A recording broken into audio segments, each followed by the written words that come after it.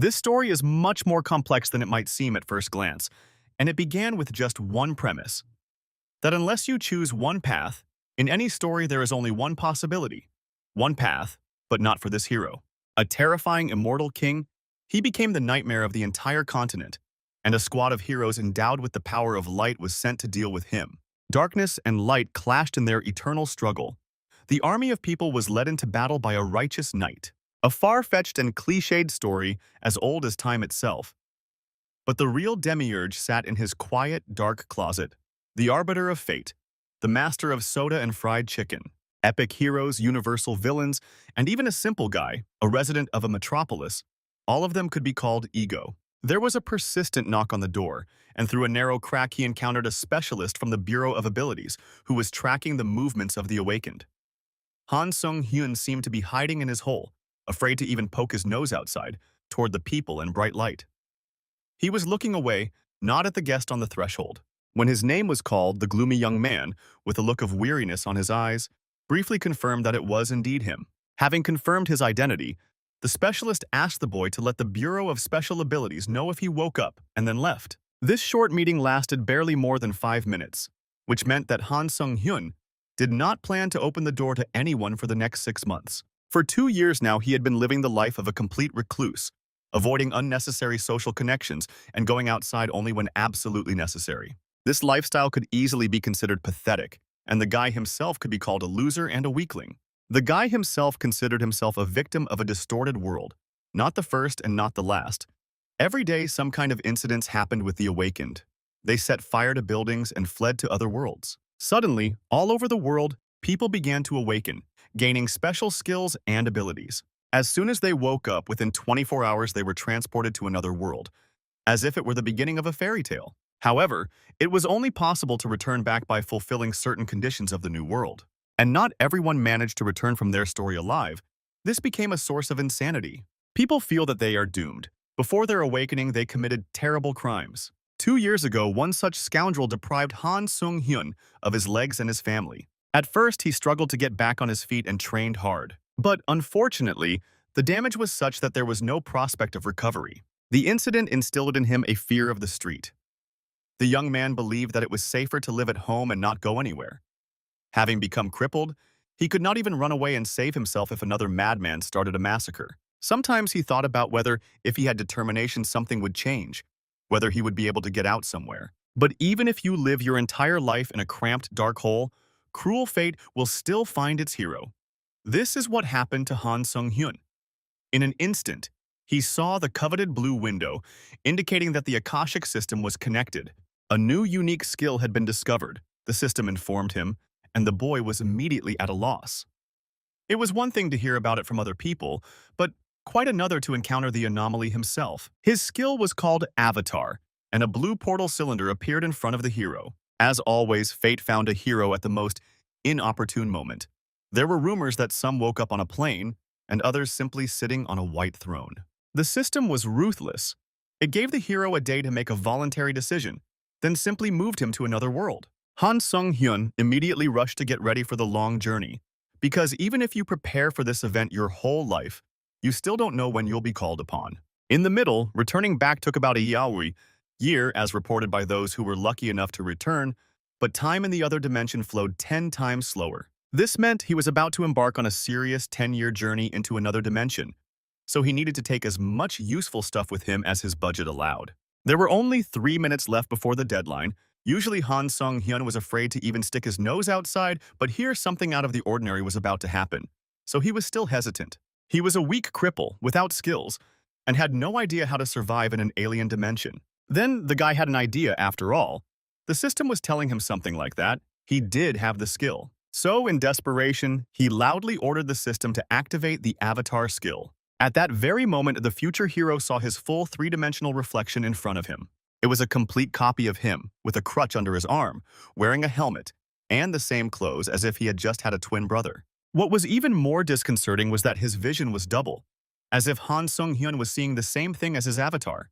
To achieve a similar effect, try placing 2 mirrors opposite each other. When he tried to move the avatar or control it, the guy felt dizzy and almost vomited from the feeling of disorientation. The system beeped again, reminding us that there was only a minute left before the transfer. Han Sung-hyun despaired. He couldn't imagine how he could use such a strange skill, especially since his avatar was just as useless. If only someone could go in his place, he thought hopefully, and looked at his twin brother again. Without thinking twice, the boy pushed his brother into the travel portal, and suddenly the system reported that the identity had been confirmed and the travel would begin. The portal lit up with a bright light, and the hero stepped back in amazement. He was completely stunned that it was possible to cheat the system so easily with the skill. Soon, his twin brother appeared in a world called Altherica in the middle of a forest edge in the wild thickets. However, at that moment, Han Sung-hyun decided that it was he who had moved to another world and not his double, because he found himself in another world and was looking at everything from the first person. The system told him that he could return at any time by spending karma points, but he could only accumulate them through adventures. There was a slight desynchronization of the visual streams, and the guy finally realized that he was still at home, but simply continued to see and feel everything from the avatar's perspective. On the one hand, he felt relieved. On the other hand, being a mind in several bodies was driving him crazy, so he begged and asked to turn it off. Apparently, this wish worked, and the guy really stopped seeing the other world. He barely managed to run to the White Throne before he got rid of his breakfast. There was one undeniable plus in everything. He remained home safe and sound. Han Sung-hyun, breathing a sigh of relief, summoned the avatar again.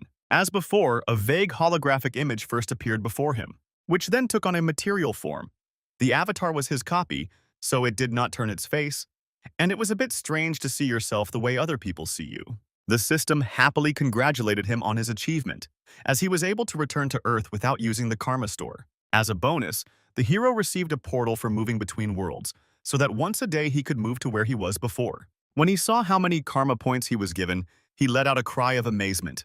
That's how he became the first awakened person to go down the road of adventure and return faster than everyone else. In total, almost 2 million karma points, a pretty solid sum, but what could you buy with it? The guy wondered. Usually, returning to Earth cost 1,000,000 points, and it took 10 years to accumulate them.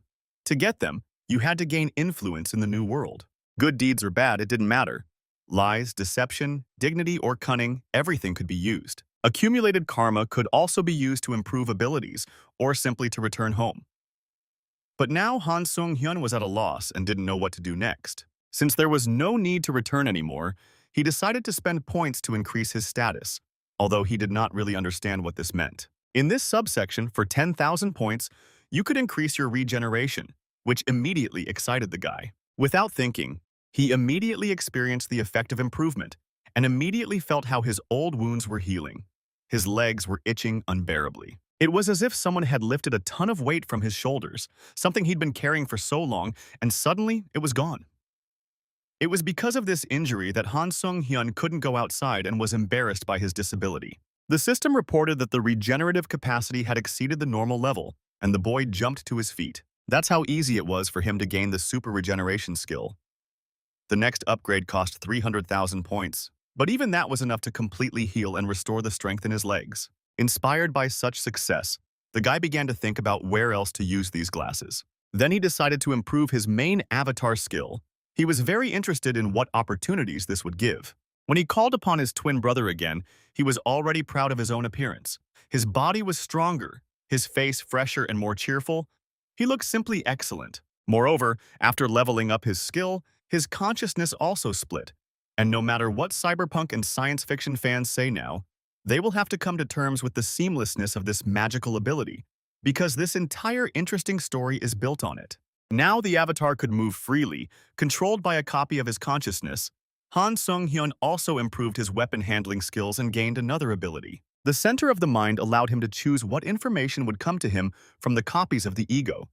This meant not only getting rid of the terrible disorientation, but also that he could not experience the pain that the avatars experienced. The new prospects filled him with joyful excitement.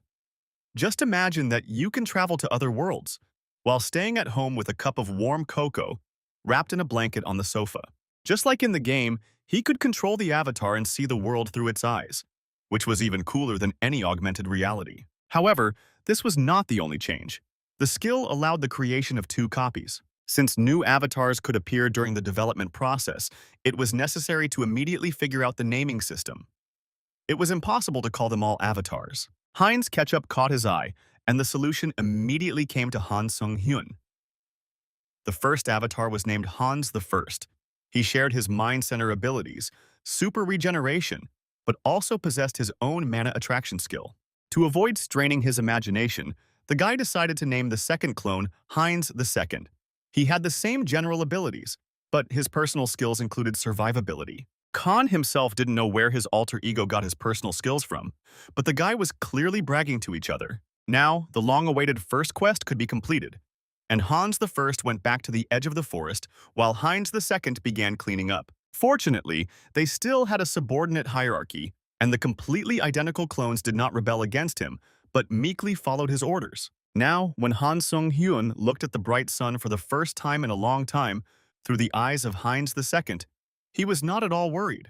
The center of the mind worked normally, and the hero moved his gaze into the body of Hans the First. He just appeared again at the same edge of the forest, but this time it was night outside, despite the fact that only a few minutes had passed since his absence. At first, it seemed to him that the forest was quiet and peaceful. The rustling of the leaves lulled him to sleep. But then a real panther appeared on the path, and sleep vanished as if by magic. The hungry beast flashed its yellow eyes and jumped on Hans the First. But he managed to snatch a short sword and thrust it into the wildcat's mouth. The panther pressed him with its mass, but the hero felt neither pain nor fear because he blocked these feelings. Hans grabbed the blade with a reverse grip and filled it with mana using his personal skill. One blow and the hungry beast fell. According to the cruel law of the jungle, it's either you or the other. And yet Hans the First was breathing heavily. Apparently he lacked skills because he wasted all his stamina in this fight. It was dangerous to remain in the open area because in the thick of the forest there could be other animals. Luckily, the lights of a village were visible nearby, perched on a steep rocky hill and looking protected. In the village, he was warmly welcomed by Elder Malcolm, a balding but strong-looking old man with a long gray beard. He praised the boy for his courage in walking at night along mountain forest paths, and the boy modestly noted that he had received many wounds from the panther's claws. Hans asked for a place to stay for the night. If possible, he would like to rent a room in a tavern. To his great joy, the headman immediately agreed, and Hans breathed a sigh of relief. Malcolm immediately noticed that this young man was dressed very strangely.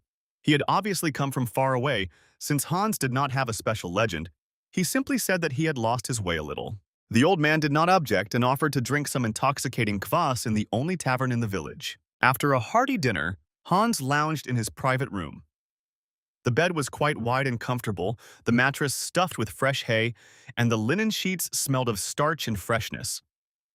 The locals also seemed kind, and after so long, it was especially pleasant to chat with someone.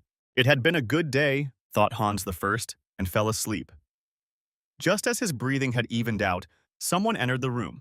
At the same time, Han Sung-hyun was enjoying a soda and fried chicken after a shower. For him, it had been less than an hour, and he had just started his adventure journey without leaving home, so he was in a great mood. I even felt a bit awkward in front of Heinz II, thanks to whose efforts the house became clean and cozy.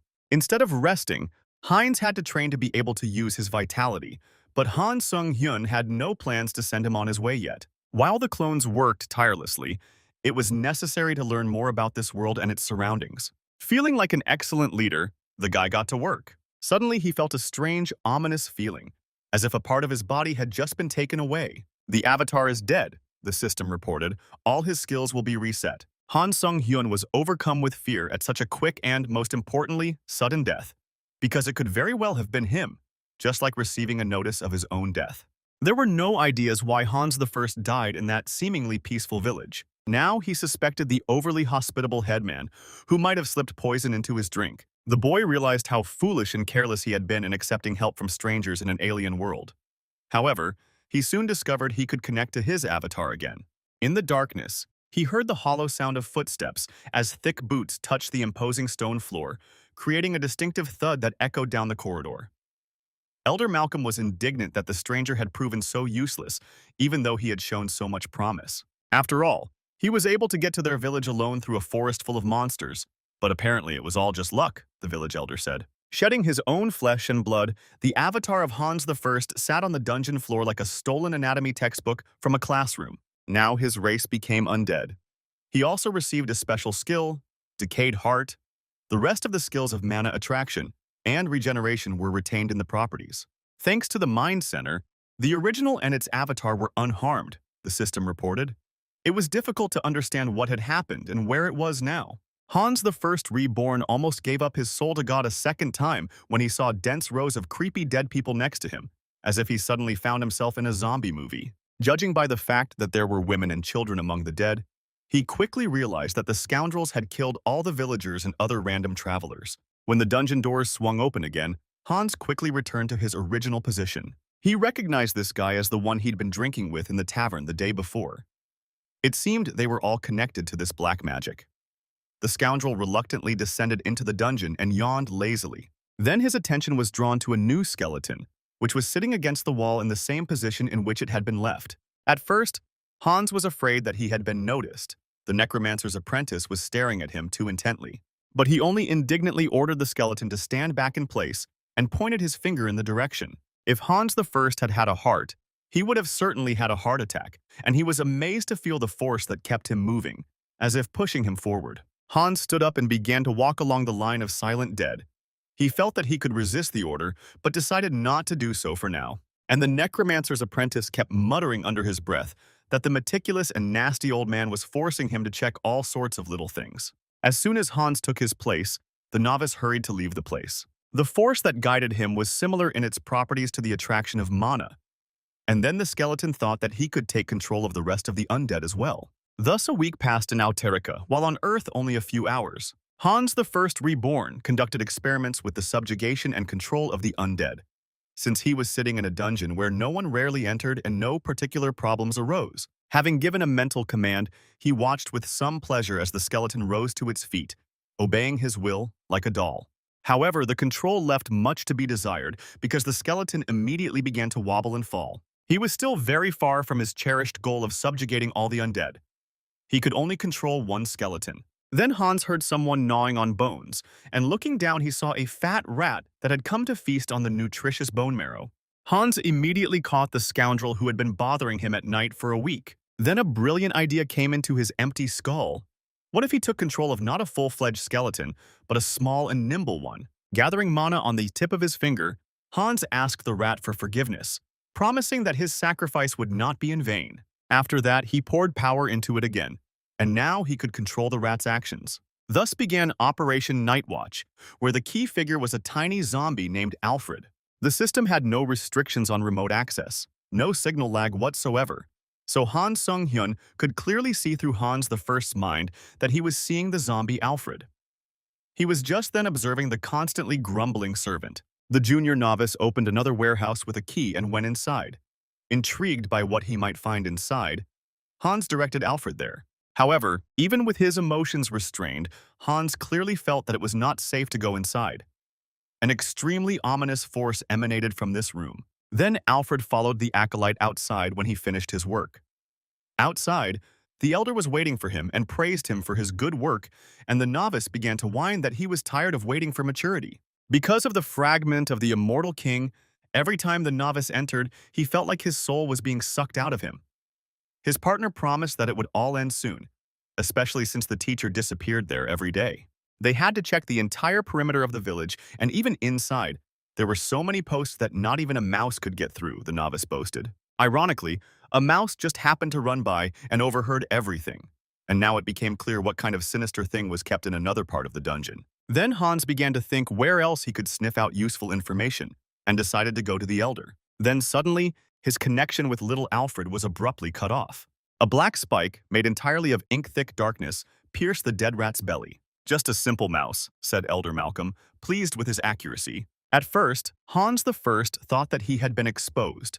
The old man realized that the rat was undead, but he did not sense any black magic near it, only a dark force. He suggested that this phenomenon was likely caused by the influence of dark mana, since even a dead rat had become undead. Malcolm wasn't a scientist at heart, otherwise he would have definitely investigated this mystery. The elder abandoned the rat, deciding that there was only one place in their village that was overflowing with dark mana.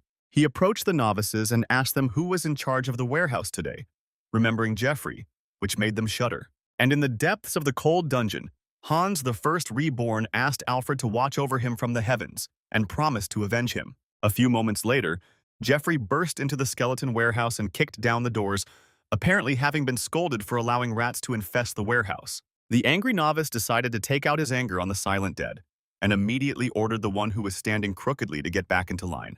As the zombie swayed awkwardly, the servant hit it in the jaw with all his might, but perhaps did more damage to himself. The green-skinned corpse lost its balance and fell, and Jeffrey began to play with it, taking out all its anger like a child on a toy. There was a special story connected with this corpse.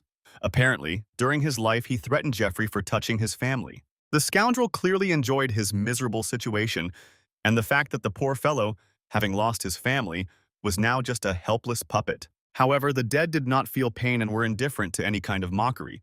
So Jeffrey gave up this business. He missed the times when they only hunted for every inhabitant of the village. The scoundrel found it especially ironic that the poor guy's wife was also there, so they were reunited in their terrible afterlife, only their children were not nearby, unlike other families. Suddenly, all his arrogance and mockery evaporated as the dead man grabbed him from behind. He bit him on the neck, as if he had suddenly regained his senses and decided to take revenge on his offender, which made him turn paler than chalk. In horror, Jeffrey ordered the dead man to stop several times, but he inexorably approached him. Then the scoundrel decided to use magic and began to read the spell. But strong, bony, mummy-like hands smelling of earth and decay covered his mouth, not allowing him to do this. As if in a terrible nightmare, the dead surrounded Jeffrey from all sides and carried out their revenge, without a single sound. And this is only the beginning, thought Hans the First, having become the Lord of the Undead. At the same time, on the moonlit night, a traveler appeared at the village guard post. He looked exactly like the recent visitor and demanded to be allowed to see his brother. The guards had only caught a glimpse of the first stranger, so they didn't notice the resemblance and began making excuses, claiming his brother had long since departed. But the traveler insisted and demanded that a meeting with the headman be arranged for him. Luckily for him, the headman himself appeared. Hearing the noise, he came to see what was going on. Elder Malcolm identified himself as the leader of the village and asked the stranger what he wanted. Then the traveler looked directly at the elder and greeted him as if he knew him. Malcolm was immediately wary. Even though a week had passed, he recognized the face of the first stranger, who seemed to have risen from the dead. A young man with a handsome face called himself Heinz and said that his twin brother should be somewhere here. While Heinz, the second survivalist, distracted the necromancer, Hans was the first to get into the vault where the fragment of the immortal king lay, taking the keys from Jeffrey. The black stone, filled with darkness itself, radiated amazing power. In his presence, the shard began to resonate, as if absorbing the energy of the undead around it. Hans was cautious because he didn't know how to behave with this artifact. Having examined all the dead people standing around, he realized that he had previously been in a waste warehouse, even as an elite skeleton. This angered him.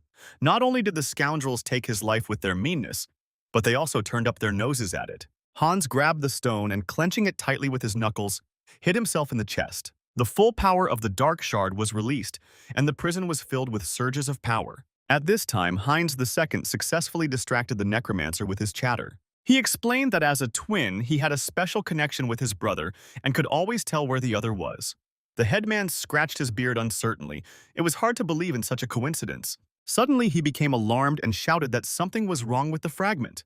Having turned into a shadow, he hurried to the dungeon and ordered the novice guards to kill the stranger. The novices immediately tried to pierce the traveler with spears, but the steel only cut through air. To their amazement, they discovered that the stranger had disappeared, vanished into thin air like smoke. A torrent of hatred, pain, and suffering fell upon Hans I. The new entity demanded to kill everyone around him. He felt chaos taking hold of him, even though the mind center was filtering out part of the flow. Perhaps no creature could have withstood such a surge of feelings. And then Hans I was reborn again. He now became an immortal mage, a lich, instead of an elite skeleton, having elevated his rank by acquiring a fragment of the king that had completely merged with his essence. He also gained the skill of demonic wisdom, granting him a gift for dark magic and an absolute understanding of it. At this time, another novice stood at his post and cursed Jeffrey, because of whom all the posts were strengthened and he had to work overtime.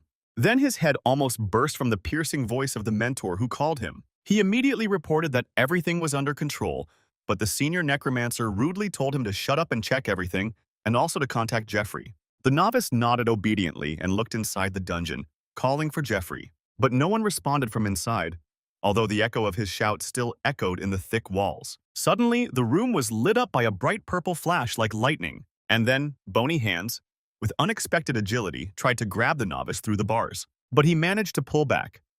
"Is the weather fine today?" asked the skeleton, grinding its teeth in the darkness. The novice was horrified by this action, realizing that the dead not only did not obey, but also spoke to him. The acolyte gathered dark mana in his hand to drive away the dead. The charge hit the thick oak door and sparks flew in all directions. However, the very next moment, thanks to the efforts of all the dead villagers, the door was simply knocked down from the inside. She fell, crushing the acolyte beneath her, and now the path was clear for Hans the First Lich. It was enough to look at dark magic to understand how to use it. This is how the demonic wisdom worked, thanks to which he was a natural-born necromancer. Soon, the entire building under which the Dungeon of the Dead was located was blown up with a deafening explosion. The way was clear, and the necromancer ordered the dead to find all the living and destroy everyone in this village. A wave of zombies gushed out like an unstoppable mountain stream. However, they soon encountered the first serious obstacle, and their onslaught weakened in counter-explosions. Hans's soldiers fell in a pile of bones at his feet, becoming a useless soup set. Malcolm Glocali no longer concealed his true form, holding a necromantic staff with a skull in it, a dark aura surrounding him. He cursed the skeleton, saying he should have been a mere servant instead of clutching the king's fragment. Hans greeted him as an old acquaintance and asked if the old man remembered him, since not much time had passed. "Thanks to him, he lost his heart," said the skeleton, and theatrically touched his chest. "But now he has a new one, which he found in the warehouse." Malcolm hissed again, for the skeleton had fused the precious fragment to such a pitiful body.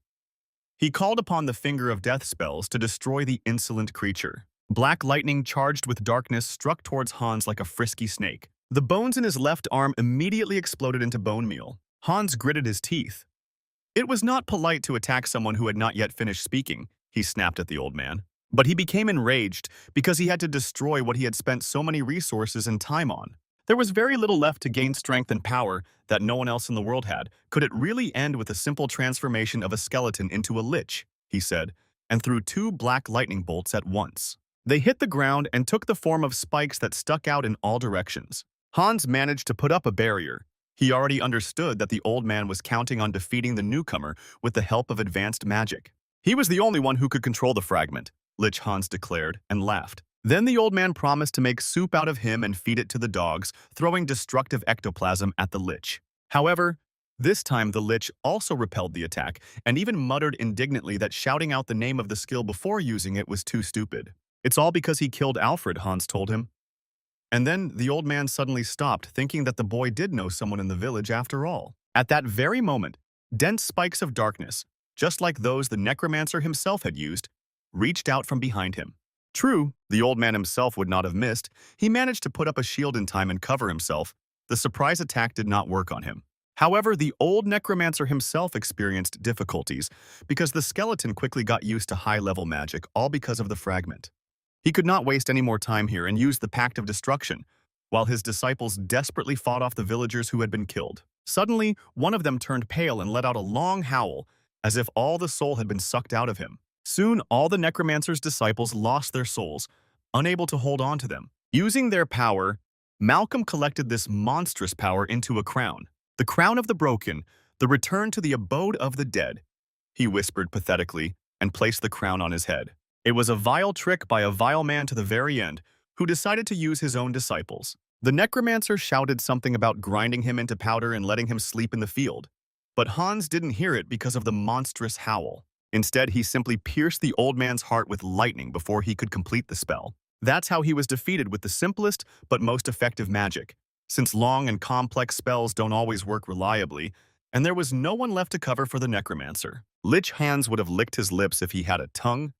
At least that's what his voice sounded like as he thanked the necromancer for the wonderful lesson in dark magic. The old man fell limply to his knees, still not understanding how he could have lost when everything was going well. "Bad luck, bad fortune," he said, and breathed his last on the ground. Lich Hans looked at the sky with empty eye sockets, in which cold lights like stars floated. "Rest in peace, Alfred," he said to the sky, hoping the rat would be happy to know that his death had been avenged. The bright silver light of the full moon illuminated the high walls of the temple castle and its mighty colonnade.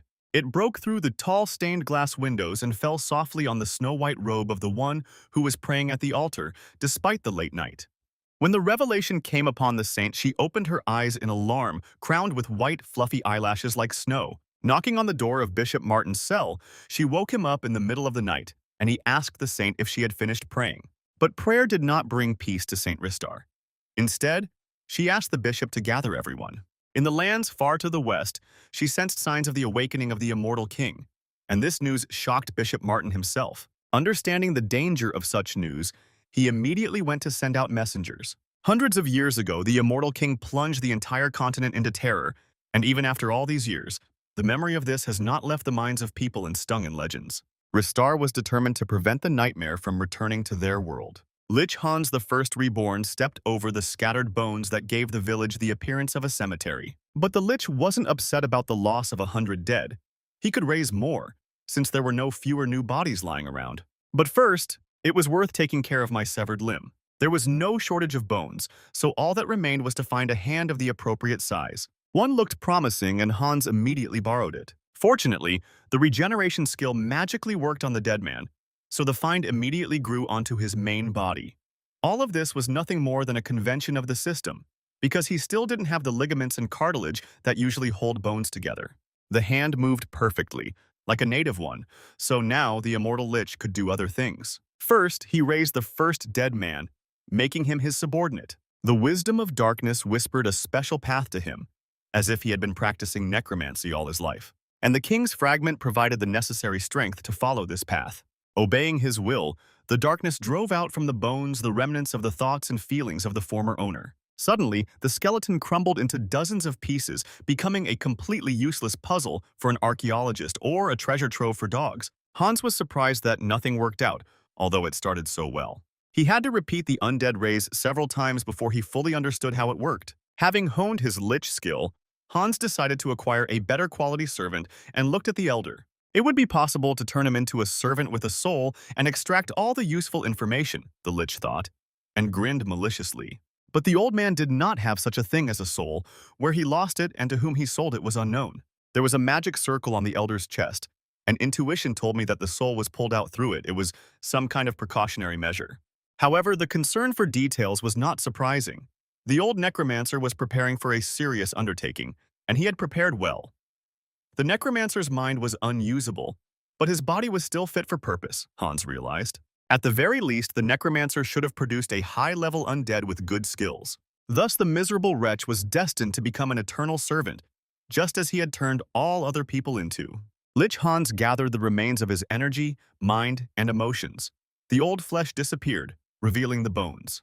And then the death mage stood before him, obediently awaiting his master's orders. It was an excellent result, and the Lich, overjoyed, ordered the bearded skeleton to answer to the name of Malcolm and obey him faithfully. When the old man hesitated to answer, the powerful Lord of Death cracked his knuckles, almost breaking his empty skull, and the magician nodded obediently. Even though the magician had lost his former memory, he could still be mocked for all his sins during his life. Hans called out to the dead man, who responded much more quickly, bowing his head obediently. Malcolm's cane looked good, so the gentleman demanded it for himself. He propped his cane on the ground and looked at the pile of bones that had accumulated there after all the unsuccessful attempts. Among them lay a skeleton with the remains of skin green from decomposition.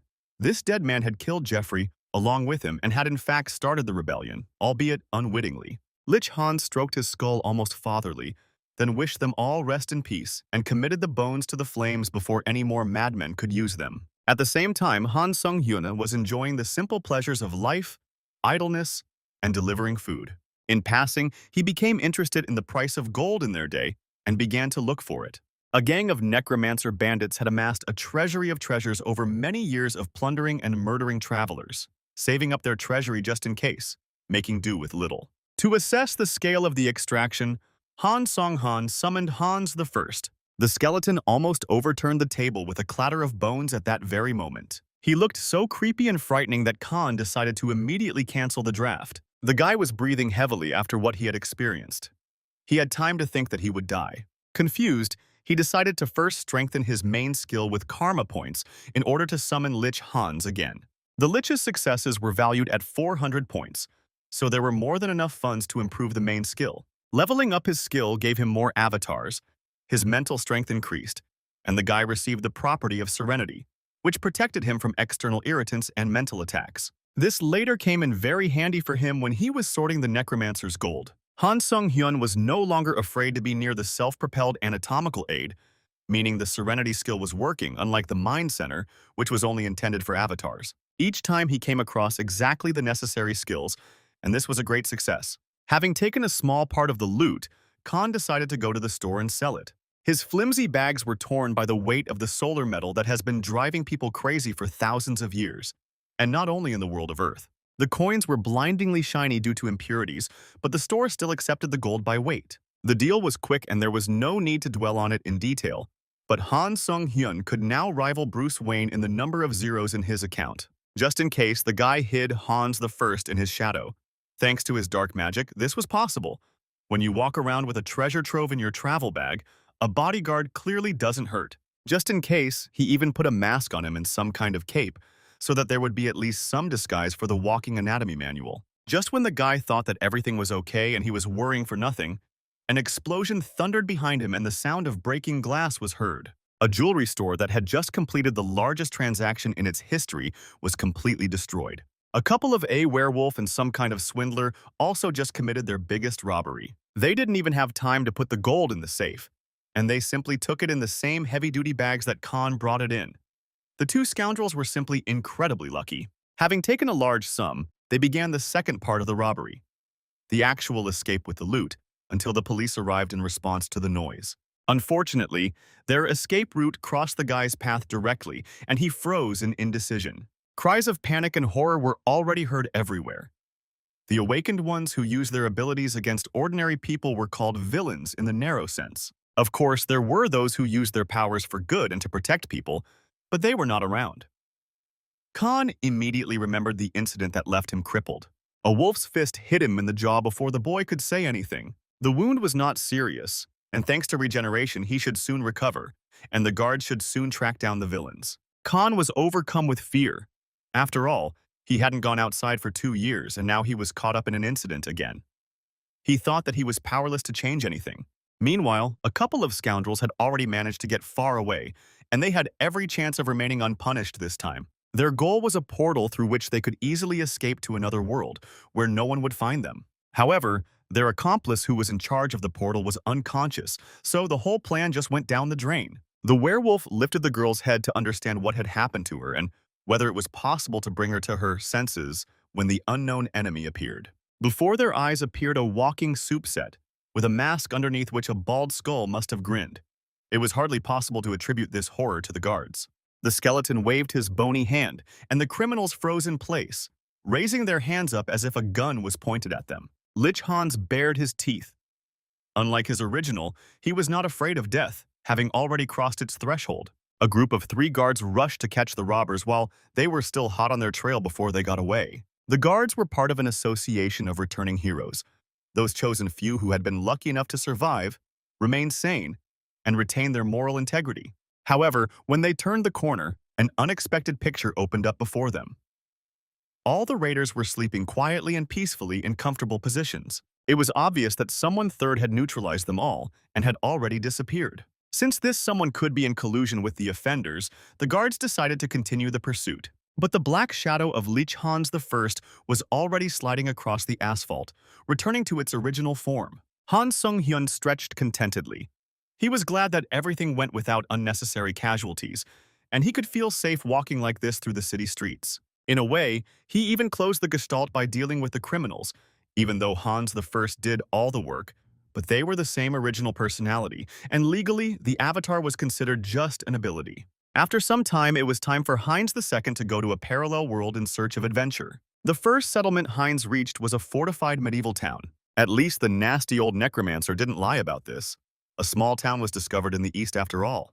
Heinz II was full of enthusiasm to begin his debut on this road of adventure and boldly entered the city gates. However, he immediately became wary. He saw no guards or people on the streets. The whole city looked deserted. No one had swept the streets for a long time. The shops stood abandoned. The first voices came from the narrow alley between the houses. They were clearly audible because there were no other sources of noise nearby. Two scoundrels who could easily have been mistaken for bandits were talking rudely to a child dressed as a beggar. The child tearfully begged for more time. A shaved gangster with a tattoo of a grinning mouth on his neck told the child that he had 3 days to bring 2 silver coins and there would be no second chance. The spectacle was so dull and stereotypical that Heinz II decided not to get involved in this scene of oppression. But the collision still happened, because the girl, up close it became clear that it was not a boy.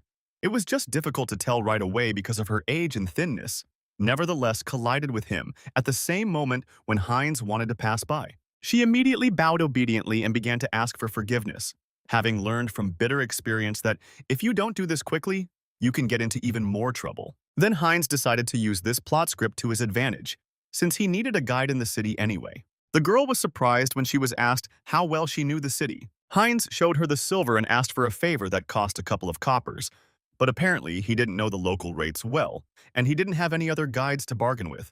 At the sight of such luxury, the hungry girl's eyes sparkled, and it was impossible not to feel sorry for her.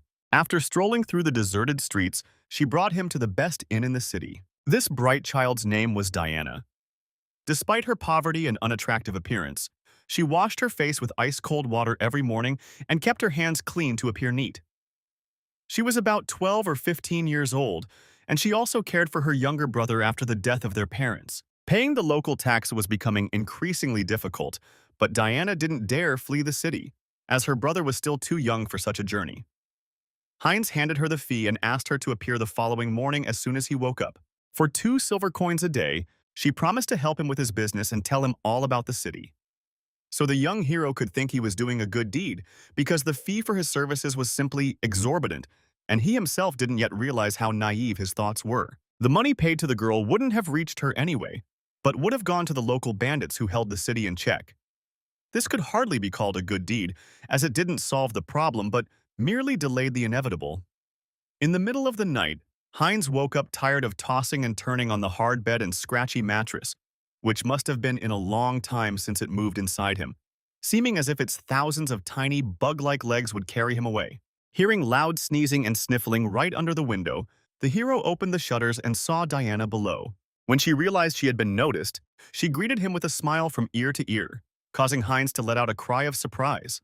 Later they sat down to breakfast and the hero asked the girl not to come so early, when the stars in the sky had not yet gone out, but somewhere closer to lunchtime. The child immediately agreed loudly, calling him uncle, although it was strange to hear such an address as the old man, Heinz believed, was still in the prime of life, but in the Middle Ages maturity came earlier, and life was shorter. The petty thief had no regard for propriety and had already set her sights on his breakfast. Heinz ate without much appetite. Diana hid one loaf of bread in her bag for her brother and thanked him for the treat. The city was called Azanta, a small town in the west of the kingdom of Talia, Heinz later learned. From the outside, it was a very ordinary medieval city, the kind you would only see in fantasy novels where the artists don't know history. One symbol, in the form of a grinning mouth, was found everywhere on the city walls. Heinz took a closer look.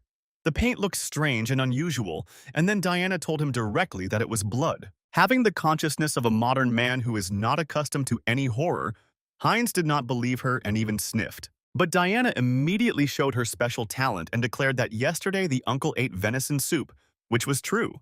Possessing an excellent sense of smell, which may have been heightened by constant forced fasting, Diana could easily distinguish paint from dried blood. The symbol of the mouth itself, according to her, meant the sign of the Varkalot Guild, which marked its territory in this way. Suddenly, Diana stopped, so abruptly that Heinz collided with her. He asked her in surprise what was the matter, but the girl became wary like a dog that smelled a suspicious odor. The smell of freshly baked bread was what had stunned her, Diana quickly explained. Heinz began to mutter carelessly that she had eaten no more than an hour ago, and again began to talk about food. So he spent several days in the city during which nothing special happened, but today Diana was late for a meeting, which she had never allowed herself to do before. Instead, two big guys approached Heinz II, the same ones he had met when he first came to Azant, one with a shaved head and a scar on his face, the other with black hair and stubble on his face without any special features. Since Heinz understood perfectly well what they wanted simply from their greedy glance, he decided to play along with the scoundrels and personally handed them a whole handful of silver. Heinz spoke as if he were some simpleton, saying he was happy to do his part to maintain public order, and the bandits were happy with that. On the neck of one of them was the same symbol of a mouth, which, as the hero now knew, was the sign of the guild. Earlier, Diana had honestly advised me not to even think about getting lost in the back alleys of the city, but rather to leave it immediately. She was very scared. Leaving Heinz, the big guys left, discussing along the way the brat they had to take on orders from above. Hearing that the bandits had seized the child, Heinz became wary, because Diana never showed up for the meeting. That's why he immediately and decisively called out to those two big guys in a completely different voice. In such matters, it was important to proceed with caution, so that if anything happened, he could cancel his challenge, Heinz thought. But then Diana finally arrived, and the hero was very surprised by her appearance. However, the big guys couldn't just leave once they were called, and they agreed to sort out the issue, scratching their fists. Then Heinz resorted to a still reliable method and asked if the money he had already given them was enough. In the end, he had to empty his entire purse of silver to avoid getting into trouble ahead of time, and for this, he scolded the unfortunate conductor for being so late. Heinz was ready to leave her without dinner today, as well as himself. But then Diana admitted that her younger brother was missing. Apparently, she had been looking for him all this time. Her brother felt better after he started eating again, but now Diana couldn't find him anywhere, and salty streams began to flow from her eyes. Now, the bandits' conversation acquired a clear context, and Heinz thought that perhaps they were talking about Diana's younger brother. When the hero shared his suspicions that it was Varkolak who took her brother, Diana's face was distorted with genuine horror. Unable to bear it, she fell to her knees, clutching her head, and Heinz hastened to console her, saying that he could help her buy out her brother if it was a matter of debt. But the girl did not listen to him. Her breathing became intermittent and her speech was confused. "Aaron will die?" she said, "because all they need is blood and money will not help here." At this point, even the hero himself became wary, although he should have guessed earlier. "The whole city is just a living warehouse with skins of blood for vampires," Diana said in a faded voice. On a quiet, moonlit night, a winged shadow landed on the ridge of a roof in a nearly ruined mountain village, more like a graveyard of bones. It looked as if the dead were clutching at a shard of the immortal king. Licking his long fangs, the vampire sighed in disappointment. He had thought of coming for the fragment himself when it was fully ripe, but wherever the one who stole it went, he left traces and it wouldn't be difficult to find him. Not only the guild of bandit racketeers, but all the authorities in Azant were controlled by vampires. No one could escape the city and hope to survive, so everyone simply meekly waited their turn to be drained. Diana, like the others, tried her best day after day just to survive. The bitter tears that had accumulated over time flowed in an unstoppable stream. But all this turned out to be pointless and hopeless, because they would die anyway. Then Heinz grabbed her by both cheeks, almost hitting her, and told Diana to come to her senses. If what she said was true, they didn't have much time to save her brother, so Heinz asked where he might be. Diana didn't believe that they were really going to help her and even stopped crying. Going alone was dangerous, but the true, just hero Heinz II told her not to worry, because he knew how to deal with such scoundrels. It didn't take long to find the bandits. They were already spending some of the money they'd taken from the hero in a nearby tavern over a game of cards, and were even enjoying the fact that they'd gotten their money without much effort. But the exciting redistribution of profits was interrupted by a sharp knock on the door, causing it to slam against the wall. The bandits recognized the simpleton who had recently appeared in the city and immediately relaxed. A tall, black-haired man with no distinguishing features patted Heinz familiarly on the head and introduced him to his accomplices. They burst into laughter, thinking the weakling had come again to part with his wallet, and even thought the guy had bribed the security guard at the entrance to the gambling house. But they didn't yet know that he was already leaning against the wall. Heinz was shorter than them, but he was not at all afraid of the bandits. He ordered them to tell him where they had put the child and warned them that he would not ask a second time. Of course, no one heeded this warning. Instead, the giant only grew more enraged that some madman was contradicting them. The army bayonet knife with which Heinz II had arrived in this world gleamed in the light of the oil lamps. Before the big guy could do anything, he received the final answer to all his questions. The very last answer. The case was simple and obvious, and it was decided right there on the spot. The gang that fed their own townspeople to the ghouls for profit did not deserve to live. They were all guilty, and the just hero delivered his sentence and carried it out. Thus, he managed to significantly reduce the bandits' forces, but there were still two left, and the surprise factor of the attack had already passed. Relying on his vitality skill to supplement his regeneration, Heinz II charged forward with a knife in his hand. Such a reckless attack stunned the bandits, although there were two of them, but their opponent acted as if he was not at all worried about his life. The one in the bandana quickly dodged to the side and took advantage of the hero's wide swing, striking him in the open side. But he didn't expect his weapon to just hit something hard, and he left himself open to a blow.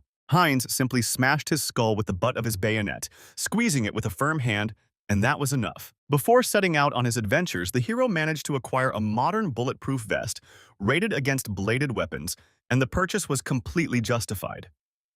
Now he has only one enemy left. The bald-headed man with a scar on his face decided to take advantage of the hero's hesitation and attack him from behind. But Heinz had already foreseen this attack and put up a magical shield in front of him, which neutralized the blow. Where did he even get magical tools from? The bandit asked in amazement, receiving the same laconic answer as all his accomplices. The shield was far from the only artifact the just hero had. He kept several more on his belt. Having quickly dispatched the entire company of bandits like mobs, Heinz felt some disappointment, as he had not tested all of his weapons in battle. But the noise brought all the gang members running, who turned out to be sitting on the second floor. Armed with sticks, cleavers, and even a two-handed axe, they all furiously rushed at the guy who had started the massacre. But the numerical superiority did not help the bandits. One by one, Heinz put them all to sleep forever, and complained that this time fate had sent him too many opponents. One knife still left a shallow wound in the shoulder, and the hero pulled it out. There were so many enemies that he lost count. Fortunately, his wounds healed quickly, ruling out death from bleeding. One member of the gang was still breathing, and Heinz stepped on him with his boot and asked where the boy was, but the robber refused to answer. Instead of easing his death throes, he began to threaten the hero, saying that he would regret it. After all, their boss would soon show up, and then it would definitely be the end for him. Heinz took all the threats with indifference. In the end, it was all nothing more than the bravado of a pathetic bandit. The hero lifted and then abruptly lowered his boot, wishing it to go to hell. After searching all the premises, Heinz found the room where the boy was being held and called him. He hid in horror further into the corner and began to beg for mercy. Then the hero approached Aaron and quietly said that it was his sister who had sent him to save her. At this time, while they were talking, a lone bat fluttered above the tavern, despite the broad daylight. Heinz was about to take the boy and quickly leave when there was a loud crash behind him, and an authoritative voice angrily asked who dared touch his food. A tall, pale man with long black hair and coal-like eyes, a typical vampire, appeared before the hero.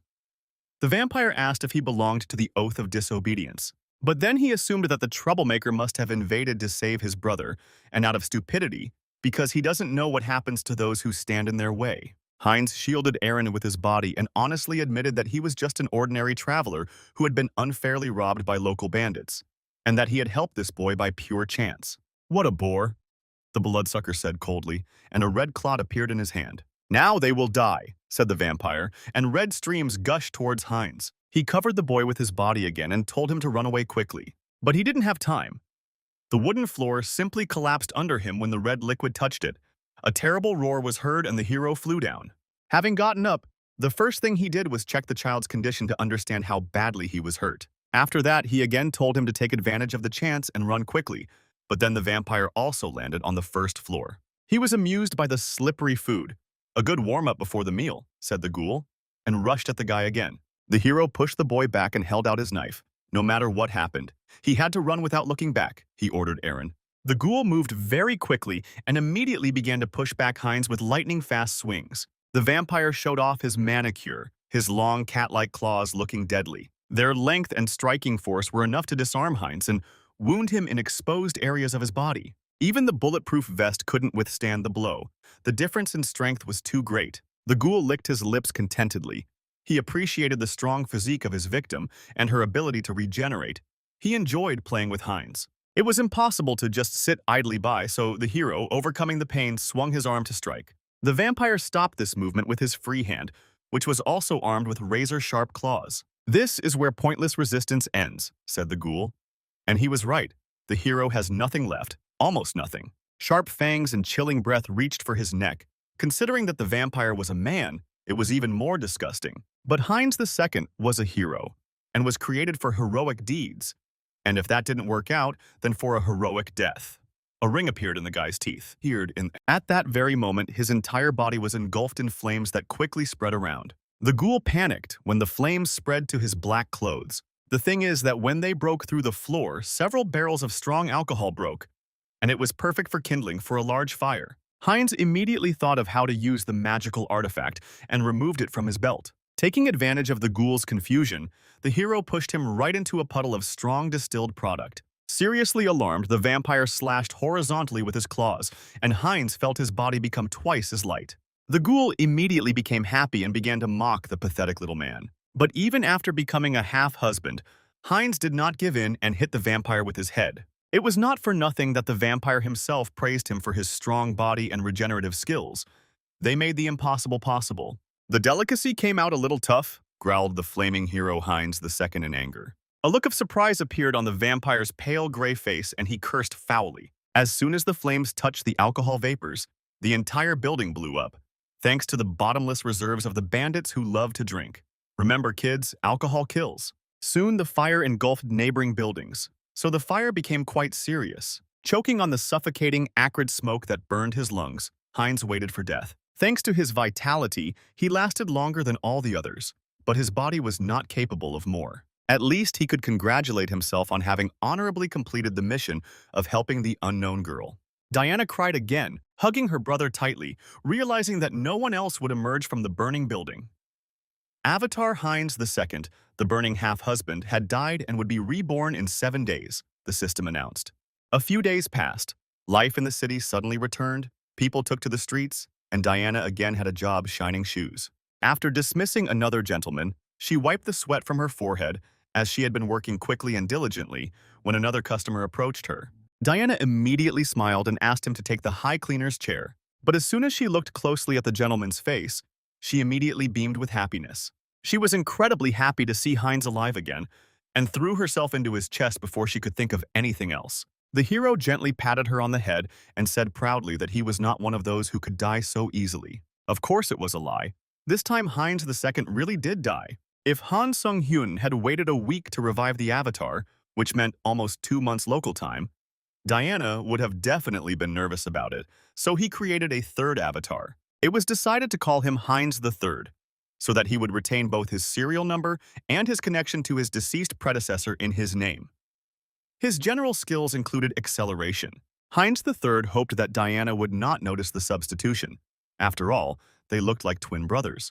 And it seems that his plan worked, because the girl never doubted his true nature. In the end, they had one soul between them, and Heinz allowed them to stand there hugging for a while longer. Finally, Diana moved away and told him that he could no longer appear here because the vampires would look for him to take revenge. Heinz III asked the girl not to worry because he had already decided everything. With the immortal Lich King Hans I on his side, vampires will no longer be a problem.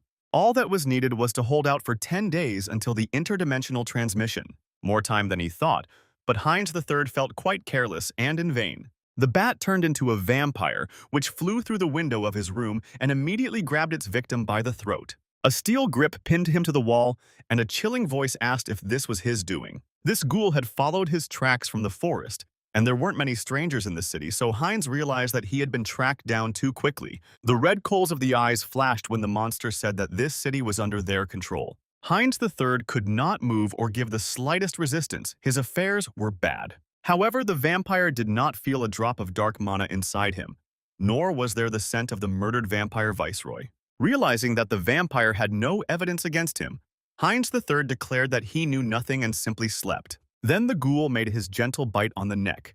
Slight dizziness usually weakens people's mental barriers. And then he repeated his question slowly and clearly, wiping his mouth. Under the influence of his magic, it was impossible to lie, and Heinz III felt like something was trying to take over his consciousness. This is how, for the second time, the Avatar ceased to be human, and Heinz III became a vampire. The legacy was received. There was little bloodshed, the system helpfully reported, but regeneration became normal. Was he really not involved in the vow of disobedience? Asked a voice that seemed to come straight from his head. The blood boiled in his veins, demanding submission to the higher vampire, and succumbing to this pressure of power, Heinz the Converted confirmed his non-involvement in the vow and was simply a traveler. More precisely, he pretended to obey because the center of the mind completely blocked any mental influences. The center of his mind acted like a kind of filter and constantly blocked the instinct of submission in his blood. Lord Virac sighed in disappointment, realizing that the search had reached a dead end, and ordered the new servant to follow him. Heinz Vampirus. The third chuckled quietly. It seemed that the infiltration of the bloodsuckers into the organization had begun successfully. A small mansion on the outskirts of the city served as something of a headquarters for the Varkalak Guild. As they entered, Heinz realized how large the ghoul organization was, and many servants immediately bowed to greet the High Lord. Others close to him looked askance at the new convert with disgust, considering him an unworthy scum. However, one of the vampires, on the contrary, was glad to see the newcomer and immediately grabbed him by the arm. Her name was Rosalicia, and she spoke as if she were slightly cheerful. Heinz introduced himself, and then the vampiress kindly handed him a glass of wine, calling it a small blood. Of course, there was no wine in the glass, Heinz realized from the smell, but he decided to swallow it anyway to avoid suspicion. He immediately pulled away from the glass because even through the filter of his mind, he felt an irresistible thirst. He had to block out the taste and smell first before he could take a sip. Heinz thanked him for the drink and returned the empty glass. Rosalina praised him. She liked this converted one. If he were human, she would gladly drain him.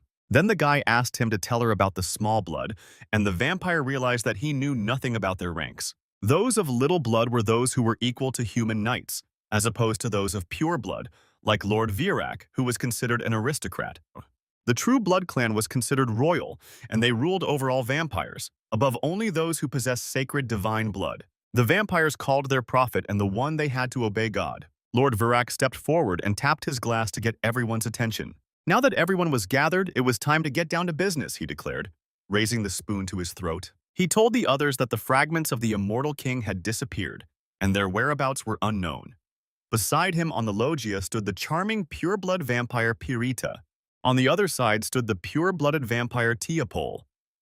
A fragment of the immortal ruler could be traced all the way to the city and was possibly already inside. Heinz was extremely surprised by this, because he knew perfectly well that the fragment stolen by Hans I was, in fact, now on Earth. It turned out the vampires had also been keeping an eye on the village where the Oath of Stumbling Necromancers had holed up for a long time. Now they were beginning a more extensive search, and each was assigned to check their own area. Despite the daylight, Heinz set out to search for the fragment with Rosalind. The sun was extremely oppressive to the vampires, despite their attempts to protect themselves from its effects. But with even the pure-blood Lady Pirita out searching, they could not sit idly by. It was surprising that the fragments had disappeared, and moving those the vampires had brought with them had been pointless, Rosalind told him, languishing in the heat. Heinz was extremely surprised that vampires had their own, and he hastened to check with Rosalind whether she possessed one. The dark mages from the village planned to unite the legacy of the immortal king and wanted to make a deal with the ghouls. It was an incredible stroke of luck for Heinz, as he realized that one of the purebred ghouls was now guarding the other fragments of darkness. He grabbed Rosalind and demanded that she give him their location, which stunned her. But she only laughed playfully, ironically stating that someone like her could not possibly have such information. But the scout Diana knew the location of the fragments, which she said when she was fed dinner. Heinz was extremely surprised by this statement, but the girl repeated it, making it clear that she knew exactly where the fragments were. The guy even jumped up from his seat. It all sounded so unexpected, although quite a lot of time had passed since then, so Diana's information could be out of date. Last year, she kept the tomb clean, the girl said. Every Friday, members of the Varkalak Guild would come there to visit the stone chamber. But every time, a terrible foul smell emanated from this room. Now Aaron understood why his sister had told him to stay away from the tomb. Heinz III thanked them for their help and said that he would be busy with the investigation and ordered the children not to show themselves anywhere. The vampire wanted to leave, but then Diana grabbed his hand and said that he smelled different now. Heinz nodded and bared his long mandibles. Her keen sense of smell did not fail the girl again, and although she was immediately horrified, he promised her that there was nothing to worry about. But what if it gets even worse and more complicated? She asked uncertainly and looked down. After which she offered her blood free of charge for this occasion and resolutely extended her hand. She actually asked me not to drink it all at once and only to take a sip, since there wasn't much blood in the skinny teenager. Heinz hit the silly girl on the head so that stupid thoughts would no longer creep in there. After that, he simply asked to tell him where that very tomb was located. The place resembled something like a family crypt or a cemetery, and there was a deathly silence. Only occasionally was it broken by someone's screams. Inside the crypt, some young man was fighting with the last of his strength, holding a sword with his wounded hand. The ghoul beckoned him with his finger, and offered to strike at least one blow, promising an easy death in this case. The desperate young man only gripped the hilt of his sword tighter, realizing that his situation was completely hopeless. In the end, he simply swung wide and rushed at his opponent without any evasions. But the ghoul only smirked, his hand turning red as he awakened the blood magic. The streams took the form of bundles and tied the young man like a strong rope. As soon as he was immobilized, the cords bit into his body and the unfortunate youth instantly dried up, turning into a mummy. Like all the ghoul's previous victims, he died too quickly, so the bloodsucker got bored. After which he ordered the servants to clean up and bring someone stronger for the next sacrifice, which he performed over the stone sarcophagus. The servants obeyed and began to carry out the will of Lord Tiapol.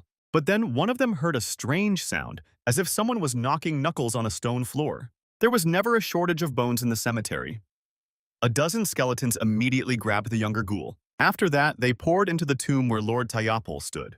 He immediately ordered his servants to deal with the undead, who suddenly stopped resting in their graves. But before the ghouls had time to run up, they disappeared from sight among the thorns of darkness.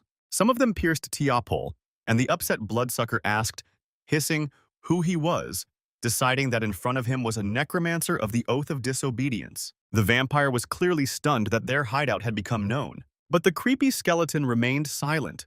Only the cold lights danced in its empty eye sockets. More and more skeletons rose from his shadow and rushed towards the ghoul. Lord Tiapol released streams of blood magic again, realizing that their conversation would still end in raised tones. With a sharp swing, he began to crush the bones that came close to him. But Hans the First Immortal was not at all afraid of this. He called upon new fighters to replace the fallen. Having transformed the skeleton's bones into spikes, Hans threw them at the vampire. The spell worked very quickly, and the hands of the dead grabbed Tiapol tightly, not allowing him to dodge.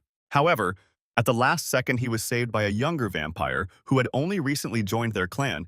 He broke the bone spikes and covered him with his body. Tiapol praised Heinz, deciding that he must have been sent by Rosalind after learning of the ambush. Outside, the battle was also raging. The vampires were alarmed and were trying to deal with the undead. Tiapol ordered Heinz to help him deal with the lich who had come to visit them and was very strong. Someone had to call for reinforcements, he said, wanting to leave the battlefield, but then he felt a burning sensation in his neck.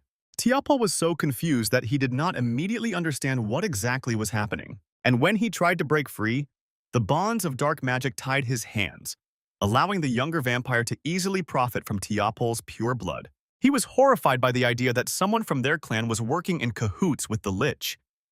Before he died, he screamed that drinking the blood of a kinsman was a grave sin that destroyed the mind. But in the end, he suffered the same fate to which he had condemned so many unfortunate people. Heinz III wiped his mouth with his sleeve, feeling new strength rushing through his veins. Thanks to the filter, he did not lose control of his mind and managed to inherit the blood magic from Tiapol. With this new power, he could break the blood barrier seal, but there was not enough time. Hans the Immortal gritted his teeth. It turns out that we need to act with brute force, Heinz III realized and grinned. The impact shook the entire tomb, and the explosion paved a new path to the surface, scattering debris and clods of earth everywhere. But the stone sarcophagus over which Lord Tiapol performed sacrifices cracked. Inside lay the second fragment of the immortal king, who fed on blood. The lich extended a bony hand. This power was his, only he could properly assimilate it. The darkness immediately broke free and almost knocked him off his feet. Even the filter of the center of the mind was barely able to cut off all the negative thoughts contained in the fragment. To overcome this darkness, it was necessary to distribute the load among all the clone brothers. The three of them tried to harness this power, while other vampire lords arrived at the tomb. Lord Varak looked up at the sky, which was filled with a gray fog, in shock and realized that he was too late. The darkness cleared and he saw something that contained the blackest magic possible. The vampires immediately attacked him with their magic and released rays of goodness. The dark heart beat in the lich's chest. Their magic did not cause him any harm. As soon as Hans the Immortal waved his hand, the first of the ghouls fell. Lord Varak froze in amazement again, staring at the silhouette of the necromancer. Before him stood an archlich, whose thin bones had thickened and sprouted spikes. The regenerative skill had transformed into a special form of immortality. He had inherited forbidden knowledge, the system informed him. Seeing the dance of death that broke out nearby, the horse under the rider wheezed with fear. A dark flame emanated from the direction where the long-suffering city of Azanta was located, the squire told his knight. Particles of darkness fell everywhere, and the servant coughed as soon as he inhaled them. The knight ordered the horses to be turned around. He already knew that this was not ordinary ashes, and he needed to quickly inform the saint about this. The black flames and coal dust were nothing more than signs of the immortal king's rebirth. The pitiful handful of vampires that remained in the cemetery completely lost their fighting spirit in the face of this nightmare. Thus, they became the first witnesses of the ascension of the immortal king. Hans I became an archlich. Possessing 2 of the 3 fragments of the king, his rank grew, and the amount of dark energy became immeasurable until the source was destroyed. The lich would be eternally reborn. The essence's traits of evil wisdom and forbidden knowledge combined, and the lich gained an unconditional understanding of black magic. With a wave of his bony hand, he summoned Malcolm's staff, and now Hans knew all the secrets.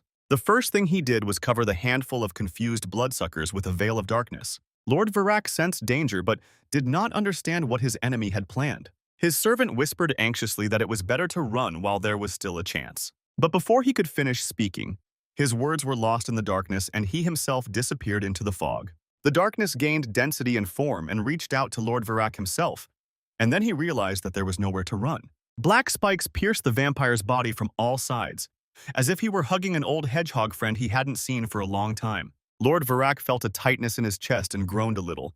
He was definitely a purebred vampire if he wasn't dead yet. However, now he was nothing more than just a wineskin with blood that needed to be taken away. Now, the vampire understood what power was hidden in just one fragment of the immortal ruler. What he didn't understand was how one mind could endure so much darkness without going mad. He simply wasn't alone.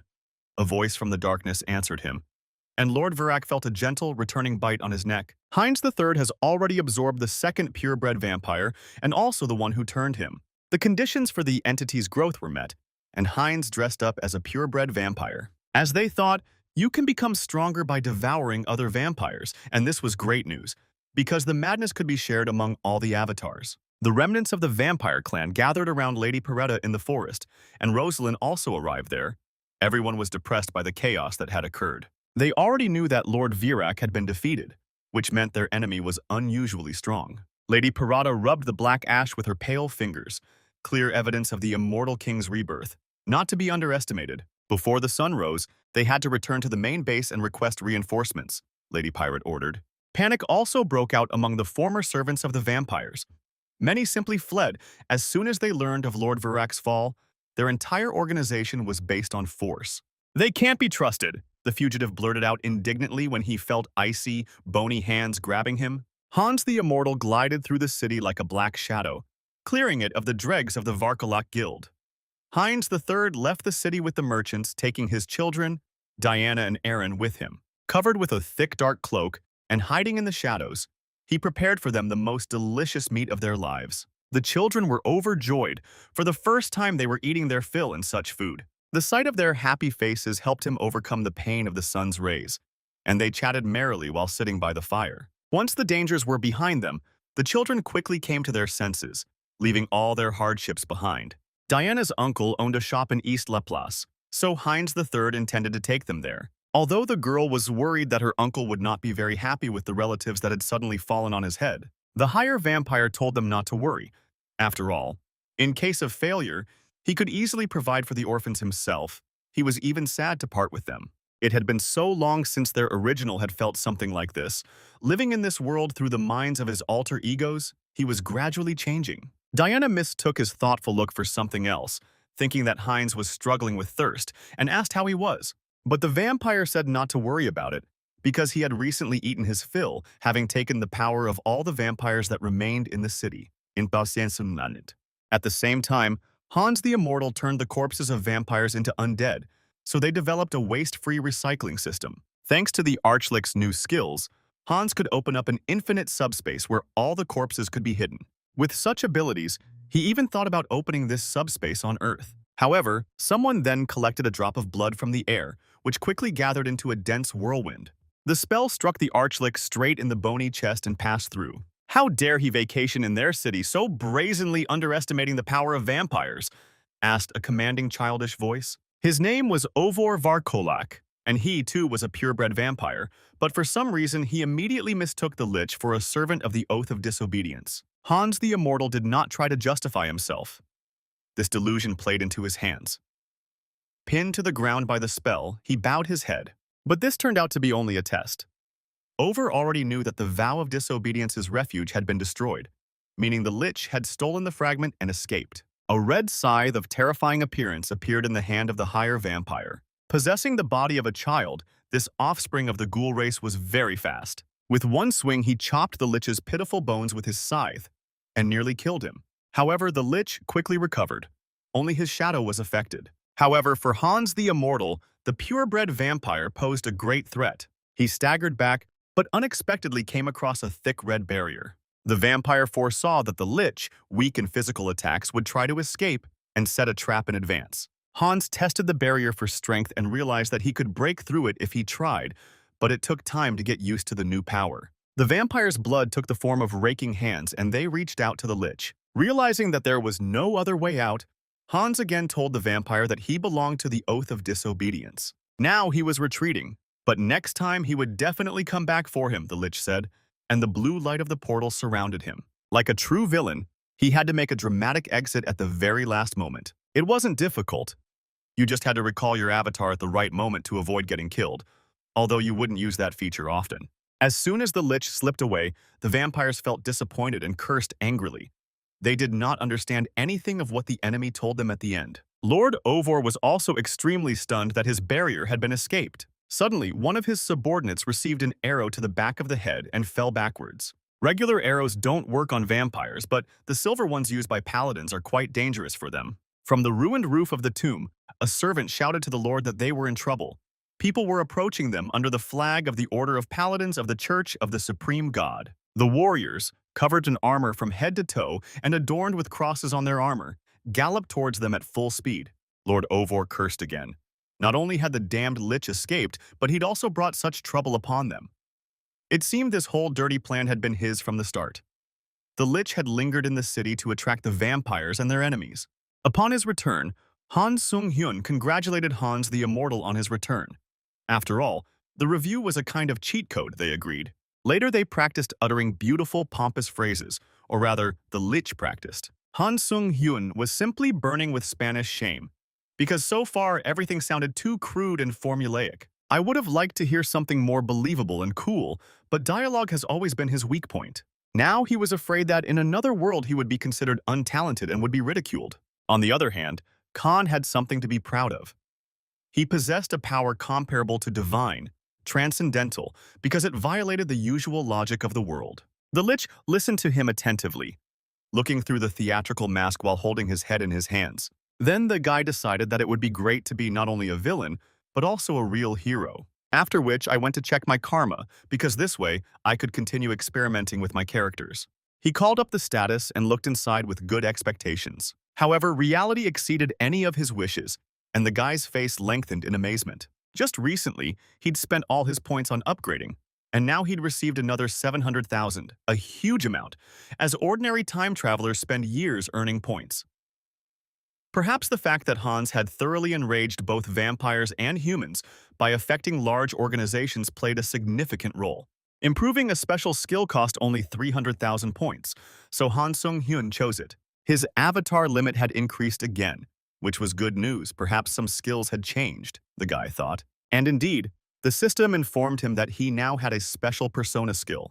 However, when he began to study the description of this skill, he was again surprised. This skill used the avatar as a vessel for emotions, so the system gave him the necessary skill again.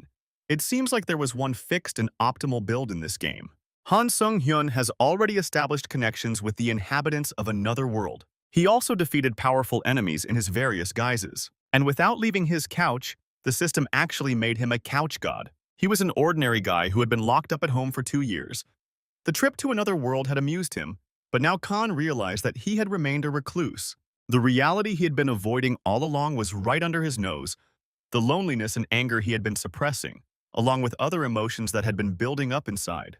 Emotions now became a force, and Khan ordered the lich to place all the sadness and loneliness into the vessel. The feelings took shape and became a black force, similar to that wielded by the lich. Having done this, Khan felt a certain relief. He hadn't shed the burden of the past. He'd simply put away what he'd previously carried around his neck. In other words, the persona skill acted as personal therapy. But then the guy wondered how Hans the Immortal would feel if he accepted this pain. The lich raised a bony fist and told the original not to worry about such trifles. Pain and despair were the eternal companions of one who had already known death once. The Khan's mouth dropped open in surprise. His words were full of pathos as before, but now they sounded much more convincing, as if the level of Hans the Immortal's acting had increased.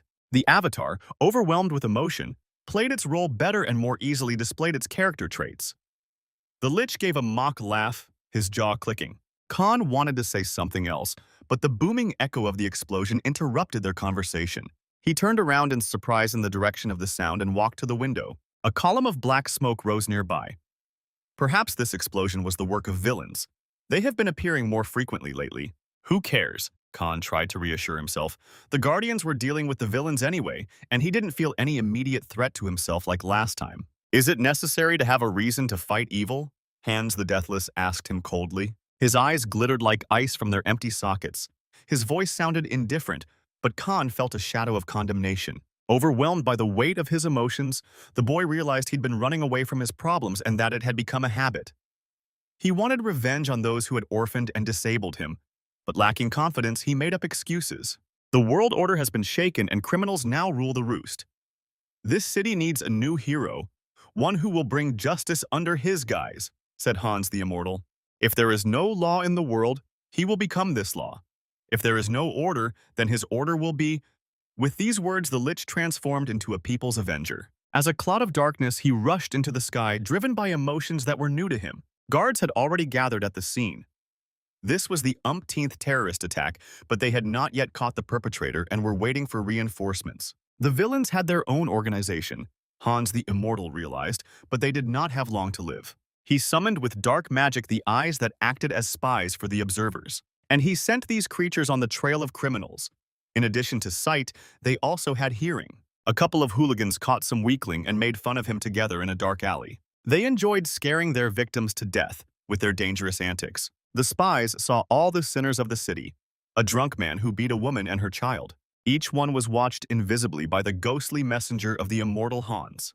He also saw petty thieves who robbed grocery stores. None of them suspected that they were being followed. Hans the Immortal has seen everyone and everything, and no one will escape his justice. The punishment for violating the order will be fear, similar to what he himself once experienced. Only the thought of the inevitability of punishment can keep people from committing crimes. Thus, the omnipresent and all-seeing immortal king embodied Themis herself. He could intervene at any time, anywhere in this city, and stop the attacker. I am inevitability itself, Hans recalled the famous phrase. All the seeds of evil will remember this day, and if they dare to sprout again, he will come to uproot them. Thus, Hans the Immortal made his presence known, making it clear that he would not give them a second chance. For the villains, the city under his influence was filled with fear. For their victims, he was salvation. This kind of practice was a good help in getting used to new abilities. But Hans wanted more, and the number of his spies and observers increased. Someone would condemn him for such interference in private life and lynching. He intended to solve the crime problem in the city in one fell swoop, and sent his spies in all directions. The lich worked tirelessly all night long. As an immortal, he did not know what it was, but in his soul, he had a pleasant feeling of a job well done. The Eye of Darkness he used was a useful skill, but it had its limitations, as its power would weaken and disappear when exposed to light. Hans couldn't flood the city with undead without frightening all the inhabitants, but during the day he wasn't such an effective fighter against evil. Even the pigeons did not respect the immortal sorcerer during the day. Having carried out a targeted bombing, the lich promised to turn them into his servants in return. But then a good guess struck Hans. Pigeons were flying in the sky, and no one was paying attention to them. They were ideal for the role of aerial drones and provided objective control. Many sorcerers used familiars. Enslavement magic allowed them to take control of animals. However, this trick didn't work with the pigeons. They still treated the immortal king like a statue in a park, with no respect. The lich spent more than one day in another world to solve this problem, taking advantage of the difference in the speed of time. He tried to create a familiar that looked like a living one, but at the same time so that it could infect others, but then the usual appearance disappeared. It was difficult to combine such contradictory effects. He needed to create an infectious enslavement magic, and Hans conducted many experiments. Now he understood why programming was such a big job. Having poured his power into the cat, he began to wait for the magic to take effect. The result was not long in coming. The cat clearly mutated and acquired aggressive traits, even tearing the metal bars of his cage. After 3 weeks of experiments, the lich still has not achieved the desired result. There was only one subject left, and the pigeon hiccuped in fear in its cage when Hans looked at it. The bird beat its wings furiously, fighting for its life, as the lich pulled it from the cage. Having adjusted the amount and balance of magical forces again, Hans used the contagious magic of enslavement. After finishing, he sighed with relief.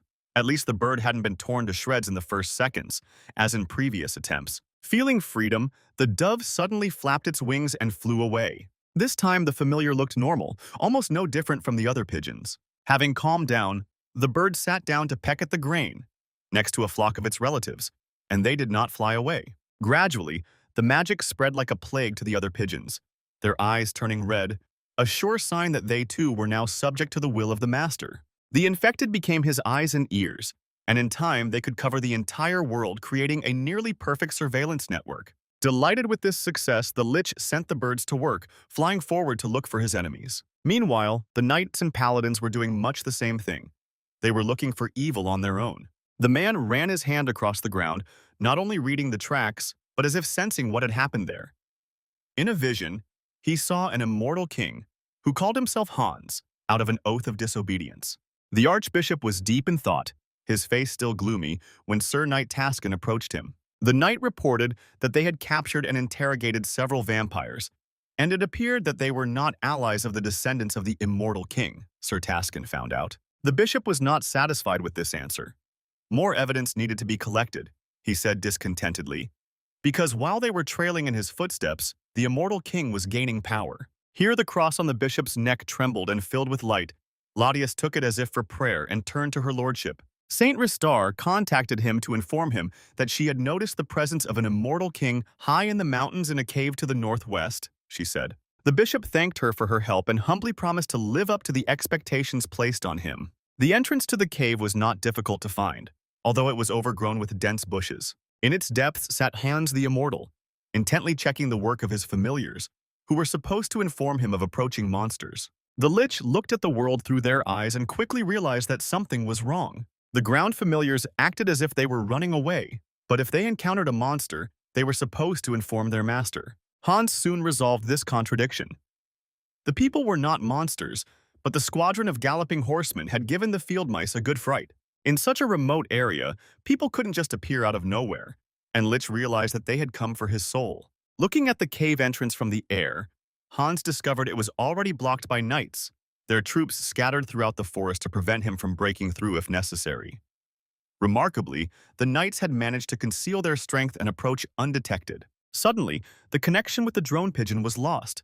An archer from the human squad shot it with an arrow, and Bishop Latium shouted loudly to the immortal king that the pathetic tricks would not work. When Hans the Immortal went out to greet the uninvited guests, Sir Taskin blocked his path, declaring that no evil could escape the sign of the saint. His sword filled with electrified magic, the knight was very confident and trusted in divine justice, calling on the lich to surrender. Hans recognized the golden cross emblem that was on the armor of all the knights. He also knew that divine power was opposed to his darkness, which meant they were dangerous enemies. The necromancers raised their hands and asked how the church ministers managed to find him here. But instead of verbal negotiations, Sir Taskin preferred dialogue with swords and attacked first. His blow brought Hans down on his knee, and the knight proudly declared that he had not given him the right to speak. "No one can deceive him with peaceful speeches," said the adamant warrior paladin. Then the lich realized that it would be impossible to come to an agreement with the fanatics. They would never believe his words, simply because he was evil by birth.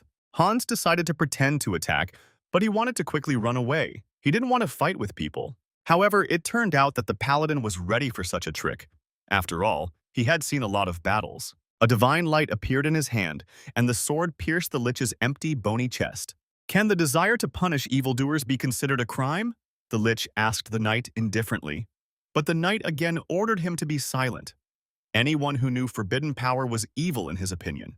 "So the dead man is just one of them," Taskin said and swung his fist of light. The lich gathered darkness in his hand. He did not agree with such straightforward logic of the fanatic. However, the light quickly dispersed the clot of darkness in his hand, leaving Hans unprotected. The price he paid was a fist to the jaw. Even though he had no pain receptors, the situation was still unpleasant. Something unpleasant was interfering with his magic. The monks surrounded the gorge and began to sing a hymn. The words and sound of the hymn had the most negative effect on the lich. He felt himself weakening. It seems that people have retained their skills in fighting necromancers and the undead after past wars. He could have simply killed everyone. But Hans the Immortal had no intention of becoming a villain. He dreamed of a just world.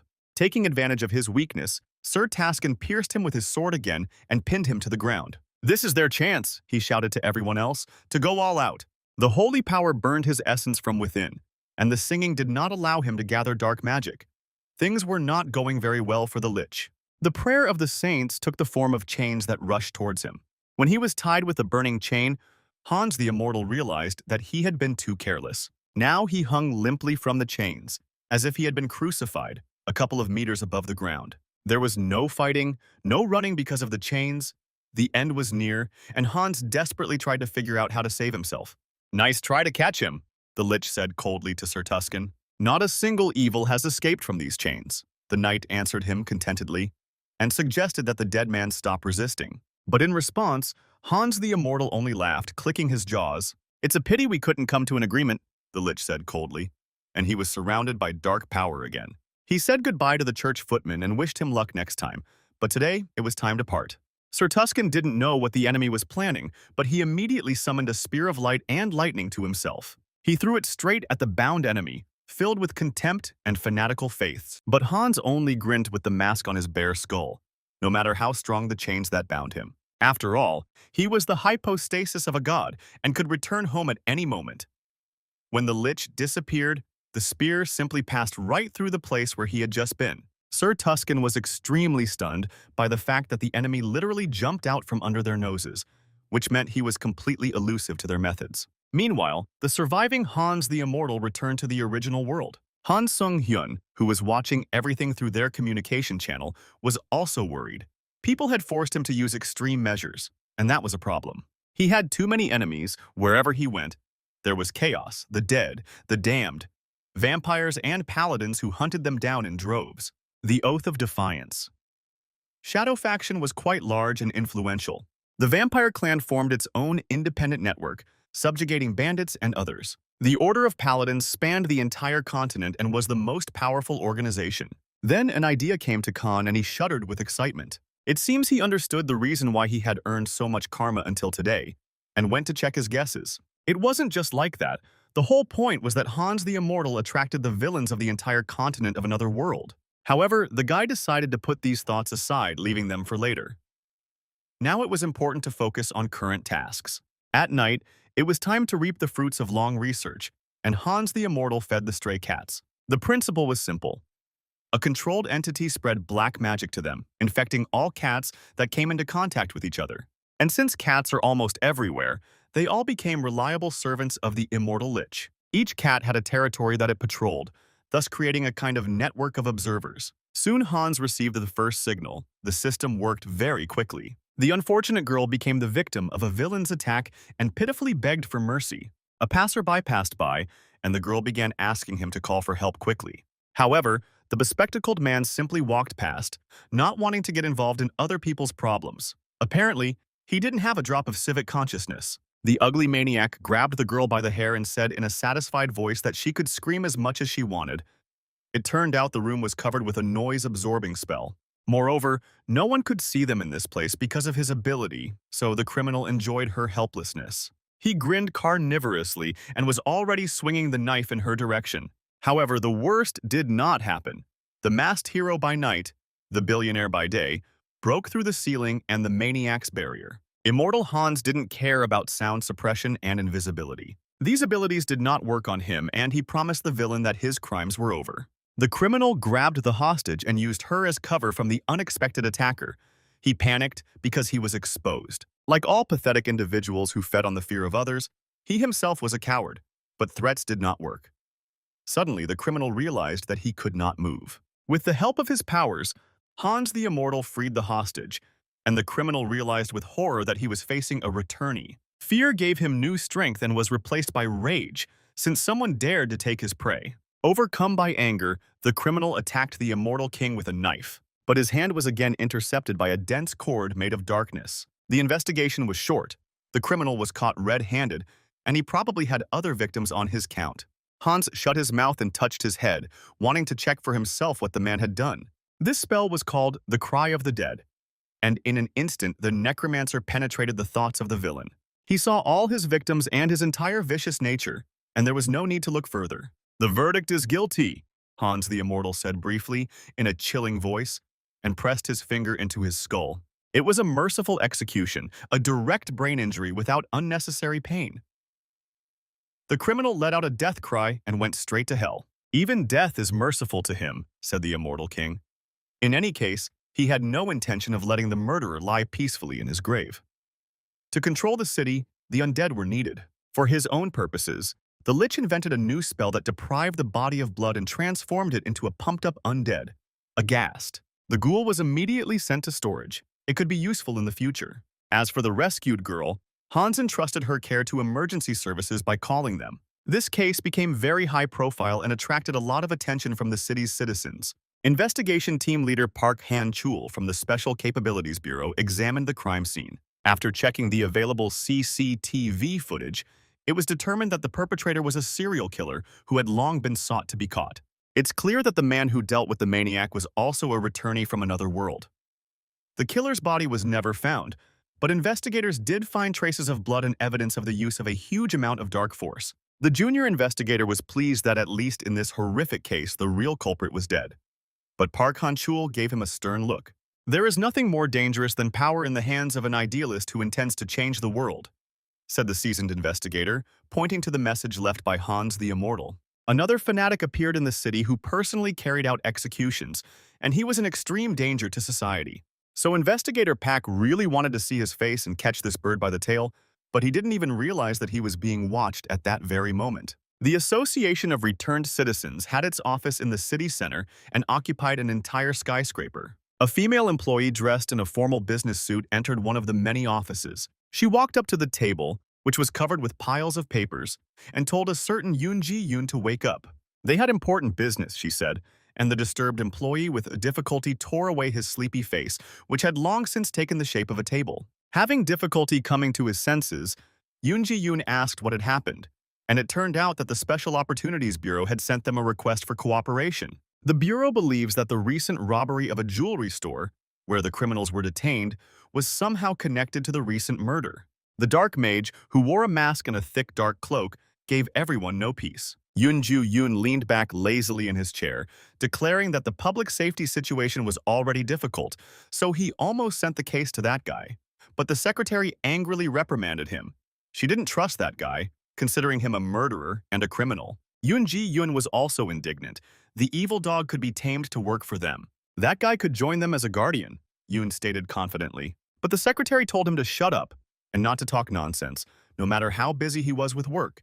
And out of indignation, Yoon again scattered all the papers on the table. Han Sung-hyun stretched contentedly as he stepped out onto the balcony for some fresh air. He was clearly enjoying eliminating villains. He punished ordinary bandits with the Curse of Terror, which was a kind of manifestation of mercy. But his main goal remained the organization of villains, which created the main chaos. Now that affairs at home were more or less settled and citizens slept peacefully at night, it was possible to turn their attention to the other world. Meanwhile, Heinz III Pureblood, together with Diana and Aaron, reached their goal. Contrary to expectations, the children's uncle was incredibly happy to see his relatives. He couldn't believe that he saw them alive, and that they were able to overcome such a long journey. Heinz was glad that his charge's uncle turned out to be a good man. If the man had behaved suspiciously, he might have had to resort to threats, but fortunately, this did not happen. The man sincerely thanked Heinz for bringing him his nephews. Diana also succumbed to the moment and began to thank him in tears. She hugged tightly the vampire who had looked after her for so long. Heinz promised that they would not be separated forever, and that he would visit them occasionally. Diana was worried that her savior had changed so much during their acquaintance, but she was reassured by the fact that she knew he was a good person. Heinz was surprised by her words and thought that perhaps the effect of the persona skill had already taken effect on him. Hans the Immortal became a concentration of negative emotions. He craved recognition, wanted to attract attention to himself, hence his love for theatrical gestures. Heinz III. Pure Blood was focused on intrigue and lies, and he had a calm and stable character. Diana pulled away from her savior and asked him where he was going now. Heinz replied thoughtfully that he was going on a sort of pilgrimage and that his route lay in Talaria, the capital of the kingdom of Thalia. This was the only reason why he came to this developed and large city. This city was sacred, and the largest church of the goddess in the whole world was located here. After walking through the streets, Heinz hoped that there was no one following him. Here he summoned Henlik IV, his new avatar, who was to infiltrate human society. It was nice to be reincarnated as a human being again and start a new story, as Henlik's previous incarnations had common features: a center of reason, a persona, regeneration, calmness. His unique trait was the warrior spirit, which granted additional bonuses to experience and skills acquired during training and in battle. That is, the typical bonus of a true hero. Heinz Pureblood handed over his things to his brother. Walking around the capital of the Holy Faith in the guise of a vampire was problematic. Henlik took a tight purse filled with gold, which should significantly reduce the difficulties of the journey, and headed to the guild. Gold opened any door, even the most impregnable fortresses, and this time it was the same. Having donated a substantial sum to the goddess, Henlik quickly gained recognition in human society. He expressed a desire to serve the goddess and become her paladin to carry out her will. Until now, his avatars were the undead, the dark mage, and the vampire. All of them were creatures of darkness by nature. So this time I wanted to play as a paladin of light, a hero who would be adored by everyone in human society. The man who accepted the young man's donation slammed his fist on the table so hard that the sound of coins could be heard. The cross on his cassock marked him as an instructor in the Order of Paladins. The warrior took a liking to such a warm-hearted young man and promised to train him. The old servant hastened to object to Sir Marco, saying that it was impossible to simply buy a place in such an honorable order of paladins which they served. But the paladin only grinned and told the scribe not to worry about such trifles. Anyone with a dark soul or whose intentions are not pure will still not endure the training required to become a paladin, and the boy was still only a rookie. Henlik smiled contentedly, confirming Sir Marco's words. He was ready for the test. More precisely, I thought I was ready, but pretty soon I was already exhausted from thirst and fatigue. The paladin's training was in keeping with the Order's glory and power. They selected the best to be always fully armed. A heavy steel ball filled with sand descended on a thick chain from above, and Henlik tried to hold it. It's been a month since these hellish training sessions began, and 100 sweats have come off him. At first, he thought the Order was incredibly cool, but on the inside, it turned out to be a society of men obsessed with masculinity, devoting themselves to training all day long. There were always strict mentors nearby who reminded me of the importance of continuous prayer during the self-torture with heavy weights. New recruits were required to recite the Codex's prayers over and over again, and to endure pain with them.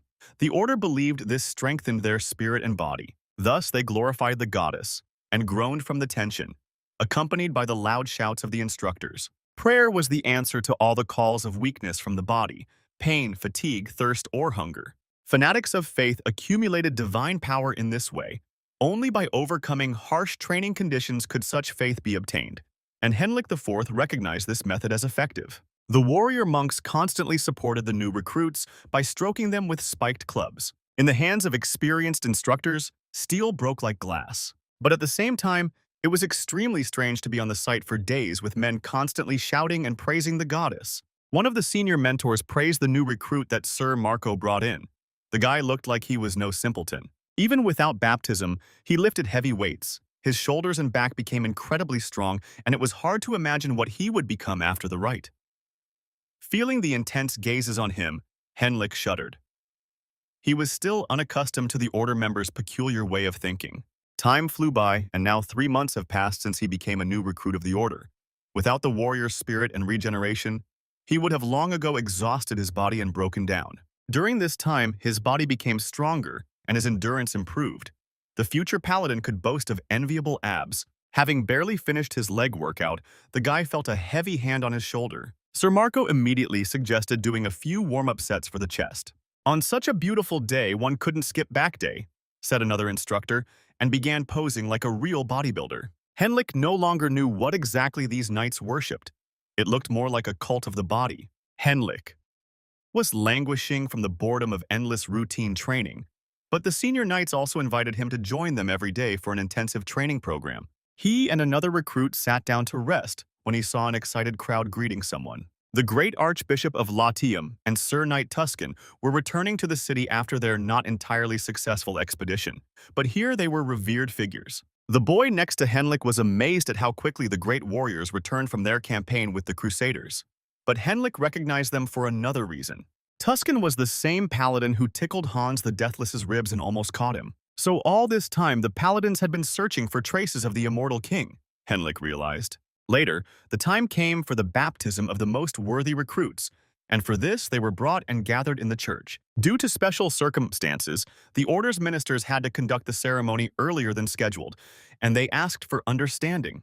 The priest unrolled a long list and ordered the recruits who heard their names to come forward. According to Henlik's friend, the ritual was performed once every 6 months, so it really was a noticeable acceleration.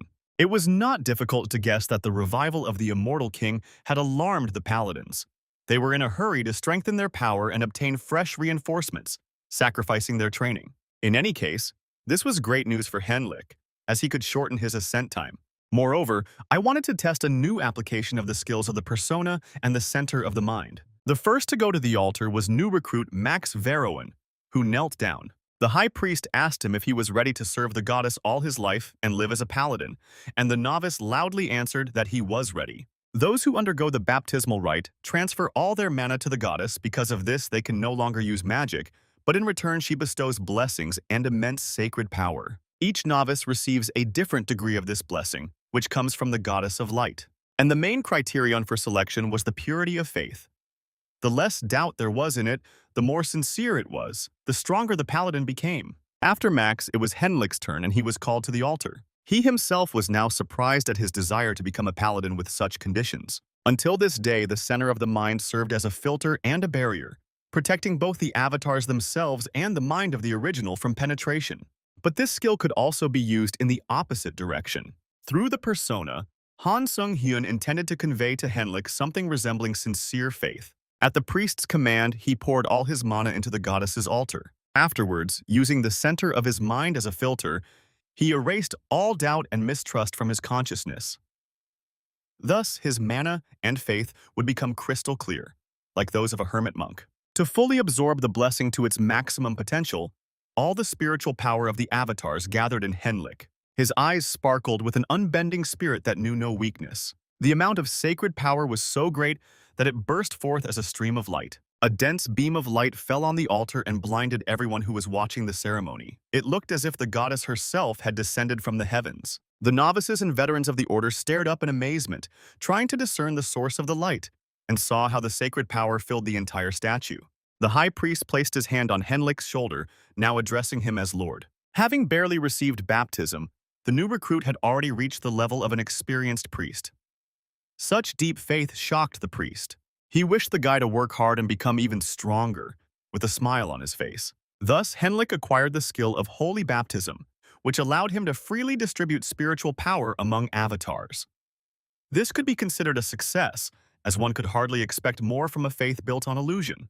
True, Henlik realized that the skill did not work to its full potential, and this saddened him a little. The goddess of this world was closer to the forces that created the system, and therefore Henlik felt a kinship between them. Earlier, when he opened his mind to her, he felt confused about all the emotions he was experiencing, and he felt something like curiosity in response, which meant that now the goddess would be watching him, because power should only be used for good. Sir Tuscan and Bishop Latium hunched over a broad map.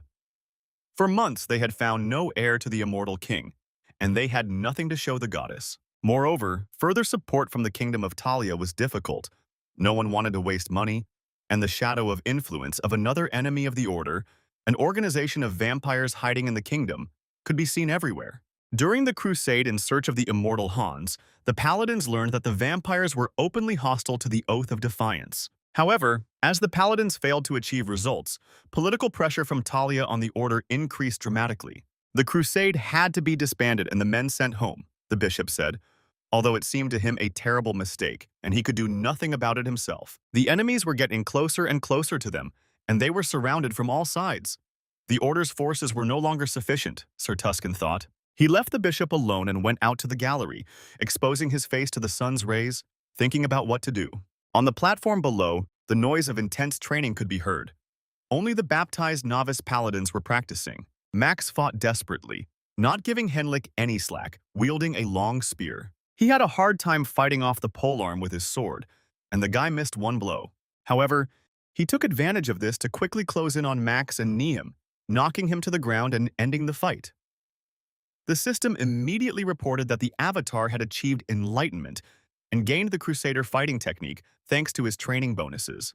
Combined with the holy power and his innate regeneration, the recovery was very quick. The wounds were healing right before his eyes, and Max, offended and indignant, protested that it wasn't fair, realizing Henlik had intentionally allowed himself to be wounded.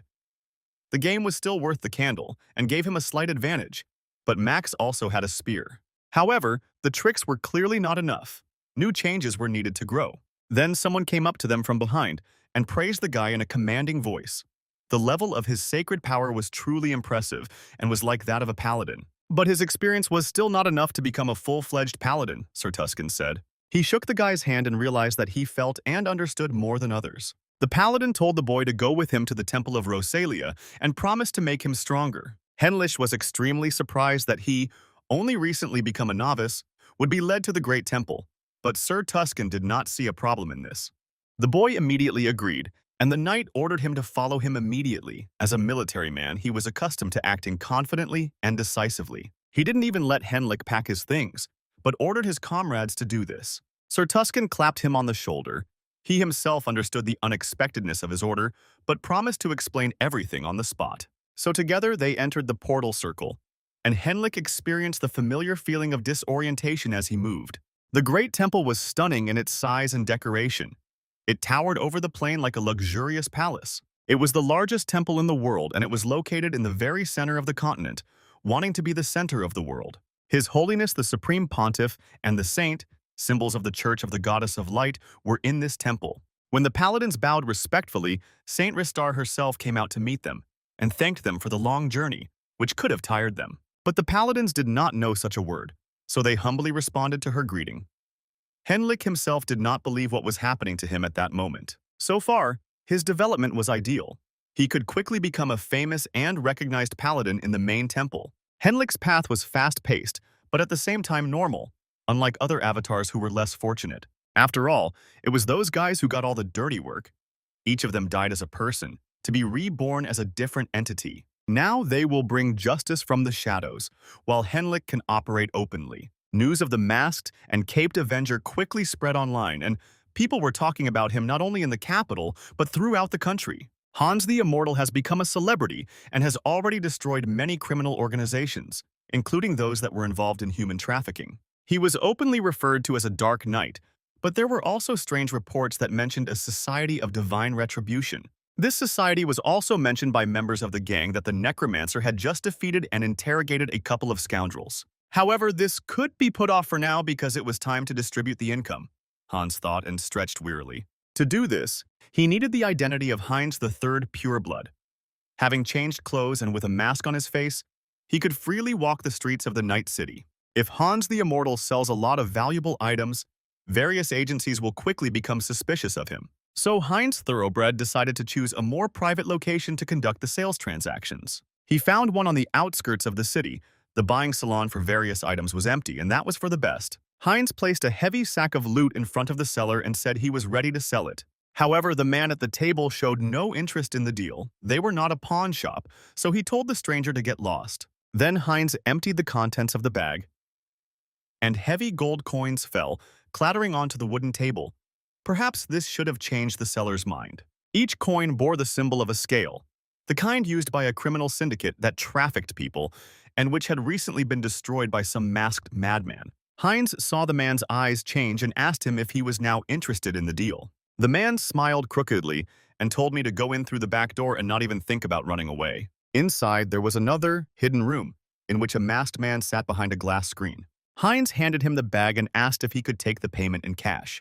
The appraiser weighed the coin in his hands and examined it to check its authenticity, then offered to exchange the gold for what Heinz was looking for. A lottery ticket for the main prize.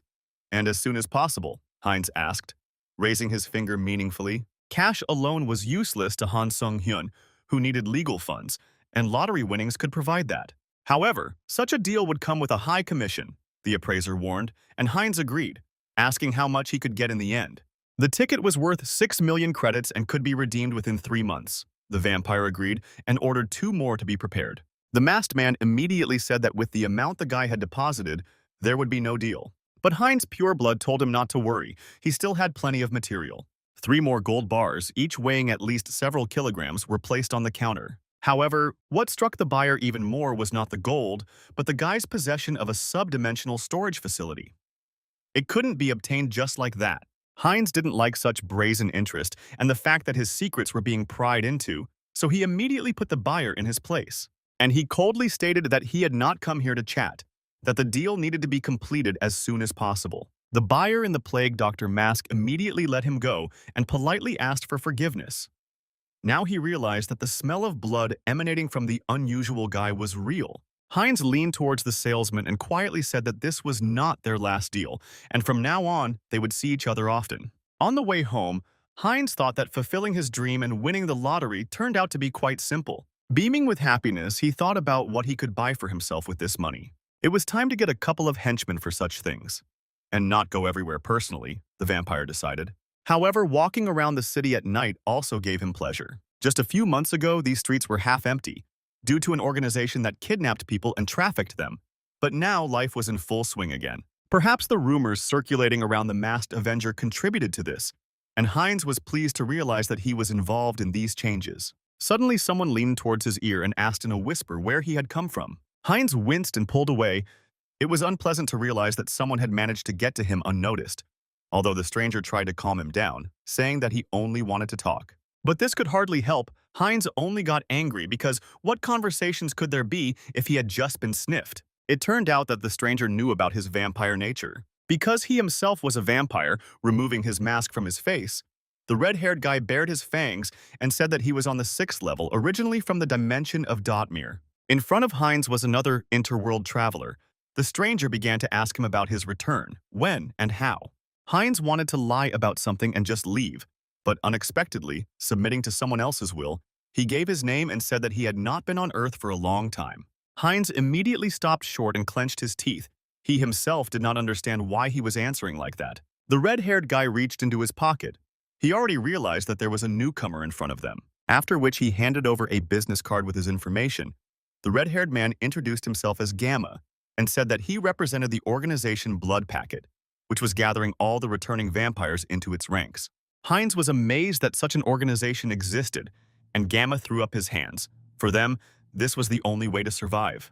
He then asked what level 6 meant, and Gamma smiled contentedly, welcoming the newcomer's interest. Instead of chatting on the street, it would be easier to visit the organization, said the red-haired vampire, and pressing a button, opened the doors of the red sports car. There was no reason to refuse, and Heinz didn't want to look suspicious, so he obediently got into the car. As soon as he sat down there, one girl in the company of investigators reported to headquarters that everything was going according to plan and they were following the target. Gamma took him to some basement with underground parking and told him that a vampire's power level was determined by his vampire factor, and it didn't make things any clearer. The factor was measured with the help of a magic circle, and depending on this, a level of power was assigned.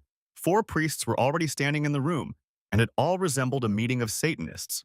The sight looked too suspicious, so Heinz became wary. Gamma was clearly rushing him to enter the circle faster. At least he could just cancel his summoning, Heinz thought.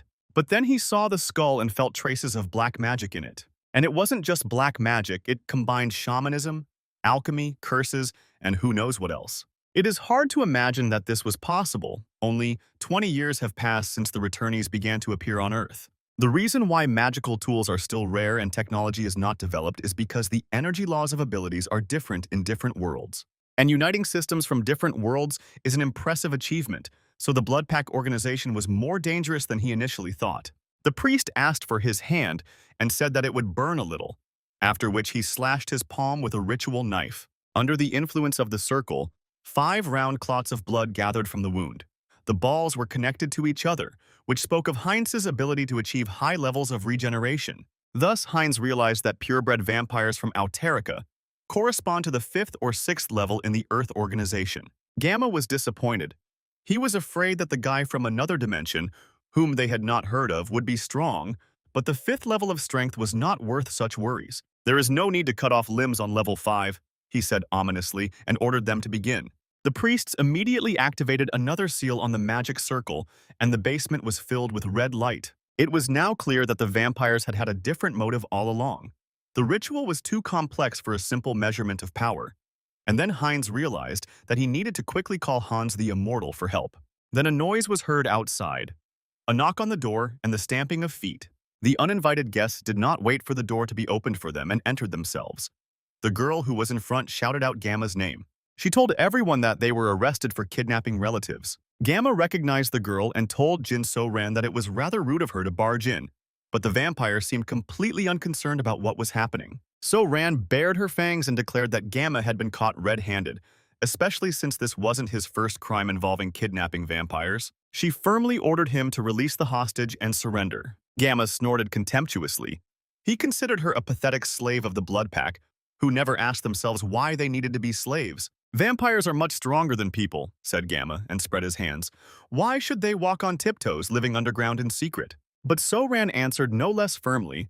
They had to live in secret because of such bloodthirsty ghouls that are incapable of living in society. But do her comrades think the same way? Gamma suddenly asked sarcastically and grinned. So-ran became wary, not understanding what he was talking about, and the two who came with her suddenly began to tremble. The bigger one hit his partner right in the face with his elbow. So-ran screamed in panic at Min-yu to stop acting like that, but the vampire didn't listen, and many sharp thorns extended from his hands. Before the girl had time to ask why he had betrayed them, long claws dug into her. The reason was extremely simple. In his dimension, Ming-yu was a lord, and in this dimension, he was dragging out a miserable existence in a basement and working as a bouncer in a bar. Such a demotion in status was clearly not something a person could accept easily. Not all vampires are as happy as she is, Ming-yu told his boss. Then the girl asked Gamma what he was planning, not a vampire uprising with the help of those he kidnapped.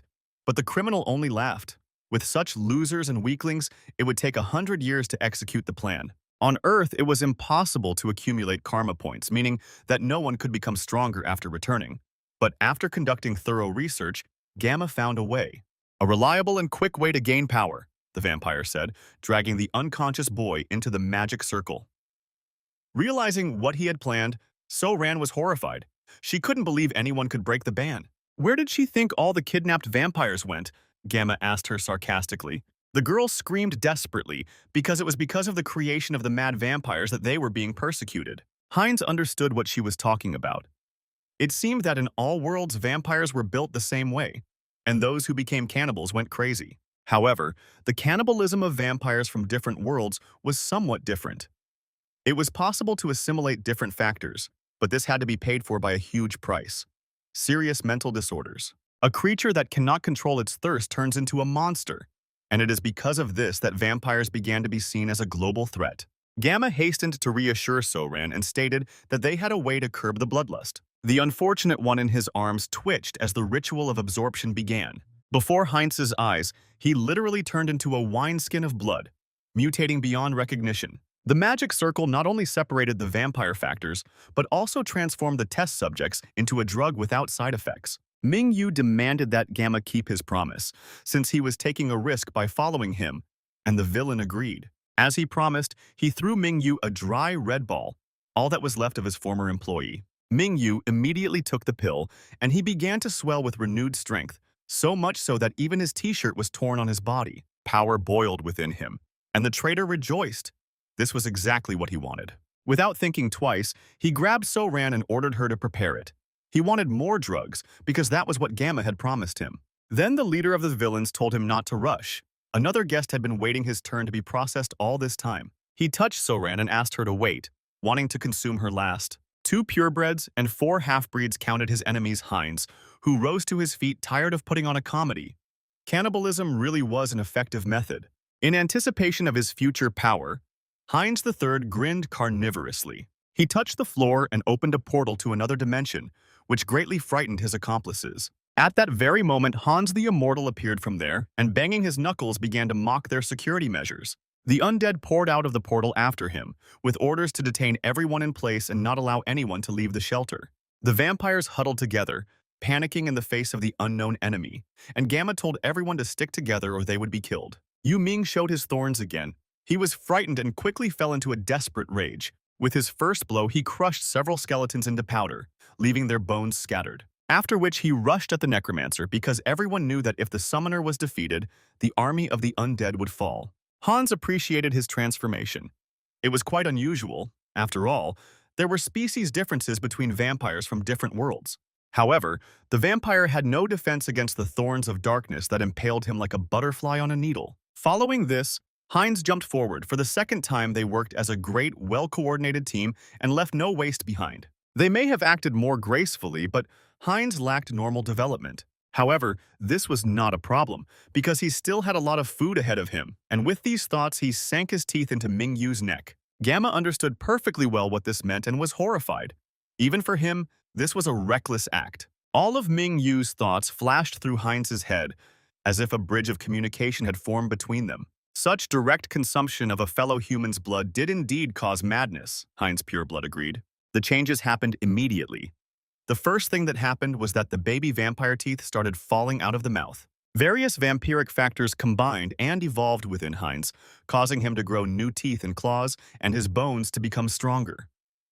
Thanks to this new ability, he could now absorb the abilities of other vampire species. Heinz released the spikes to test their work. If he had gone crazy, he would have already turned into a very dangerous monster for those around him. Now was the time to get an organization to carry out his orders, and the bloody package was perfect for this, Heinz said in the voice of a ruler. And if anyone resists his will, they will become dinner or part of the undead army, Lord Heinz warned. The vampire priests suffered the same fate as the bearer of the thorns. Afterward, the system informed him that, thanks to hybrid evolution, he had acquired the trait of insight. This ability allowed him to measure his opponent's traits and condition. Not a very useful skill, Heinz thought, licking his lips. Each vampire had a special skill called a legacy, which was based on their origin. With this ability, Heinz gained the ability to evolve and could steal the bloodlines of other vampires. A desperate cry was heard from behind. Gamma, who was still alive, could not believe his eyes. Crucified on a cross of bones, he could hardly escape, and he already understood what awaited him. But he still wondered how one could not go mad devouring related species. Heinz grinned, now in control, and offered to share the secret of common sense. You just have to not listen to the whispers that come out while you eat, the Lord said ominously. It sounded so nonsensical that Gamma snorted in displeasure and became indignant. But his torment did not last long. Heinz took his blood and acquired the skill of camouflage, which allowed him to hide his presence. After which he decided to look into the mind of the half-dead villain and touched his forehead. There he learned that the technology of divine retribution was given to him by a certain Mr. Beta. This was the second mention of the Retribution Society, and Beta was listed as Gamma's patron. Most likely, the complex interwoven ritual was also their doing, and Heinz did not yet understand what they were planning by helping the blood packet. Late at night, the vampire lord returned home in a new sports car, which became a pleasant addition to a successful battle. So Ran came to her senses later when the cool night air refreshed her face. Heinz noticed that she moved and realized that the girl had woken up. However, the little girl proved no slouch and immediately grabbed him by the throat, calling him a monster for betraying his kind. The Overlord immediately tried to explain that he himself had been captured, and if she didn't let go, they would surely fall to pieces. So Ran immediately calmed down and asked him to tell her what had happened. Heinz lied, saying they had managed to escape when a masked hero who had recently appeared in town burst into the basement. The girl took everything at face value and thanked her savior for not abandoning her in the midst of all this chaos, and her face was covered with a light vampire blush. No matter how much Heinz looked at her, he couldn't shake the feeling that he had seen this girl somewhere before, but he decided to first ask what their business was, if representatives of the same organization were constantly fighting with each other. The vampire organization had two factions, radical and moderate, so Ran explained. They learned that Gamma had kidnapped their member and followed him to rescue him, but were met with betrayal. First of all, she was glad to survive and remain unharmed. They managed to find out what the radical vampires were planning, and it was necessary to report this to the organization, the girl believed. But Lord Heinz doubted that everything could be resolved so easily, since the highest ranks of vampires were involved in this matter. So Ran asked him who he worked for and called him a savior, which confused him, and he asked her not to call him that. She wasn't upset and started calling him brother. Lord Heinz did not object and replied that he had only recently returned to Earth and therefore had not yet been connected with anyone on Earth, and that he followed Gamma because he was interested in learning about other vampires. Then the girl enthusiastically offered to join them, saying that the moderate faction does not harm people, and they have a stable supply of donor blood. Heinz decided to go with her to see it, and the girl brought him home, where So-Ran was already waiting. The girl who immediately threw herself on So-Ran's neck was named Nahi, and she heard about the attack, so she was worried about her friend. After that, So-Ran introduced him to her friend, saying that this gentleman would join their wing of the organization. So-Ran let the little girl play to show the guy his room. Apparently, the house was some kind of shelter or dormitory for vampires. On the way to the second floor, Heinz asked why Nahi looked like that, and So-Ran explained to him that the girl was not a returnee. She was born and raised on Earth, and this surprised Heinz because he thought that all vampires came from other worlds. Naha's father was a returned vampire, and he turned his daughter to save her from a fatal disease. Now Heinz understood why the government wanted to keep vampires in check. In a sense, they were no different from an infectious disease and could infect the entire Earth. Seeing his worried look, So-Ran explained that this method was not very common, as it required several times more effort. Naka's father wanted his daughter to feel confident even under the sun, and so he put a lot of effort into it.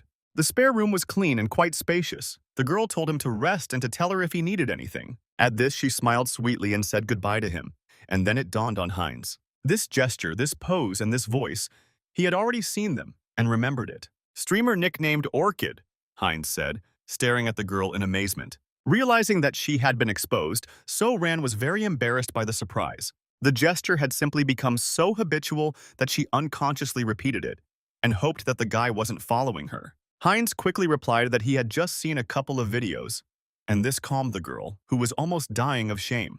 She used to go to an idol school but then quit, and when she got bored, she decided to start streaming. She was now 22 years old, but she woke up at 18. So-Ran immediately asked with interest how old he was and when he turned into a vampire. But the guy abruptly slammed the door and said that he would answer this question later. The girl stood at his door for a few more moments, not understanding what she had said wrong. The thing is that Heinz thought that So-Ran was younger than him, so he spoke to her informally. And now it turned out that she was older than him, because he was only 20 years old, or a couple of months judging by the date the avatar was created. Anyway, he now knew that So-Ra was a famous streamer and decided to search for information about her online. On her page, the girl informed her subscribers that she was taking a week off, and after that, apparently, she followed Gamma's trail. This would have been her last message if she hadn't been lucky enough to meet Mr. Heinz. Heinz slept for the rest of the day and was awakened by noise and shouting early in the morning. So-Ran was loudly complaining on the phone throughout the house, and Heinz asked her what happened when he came down.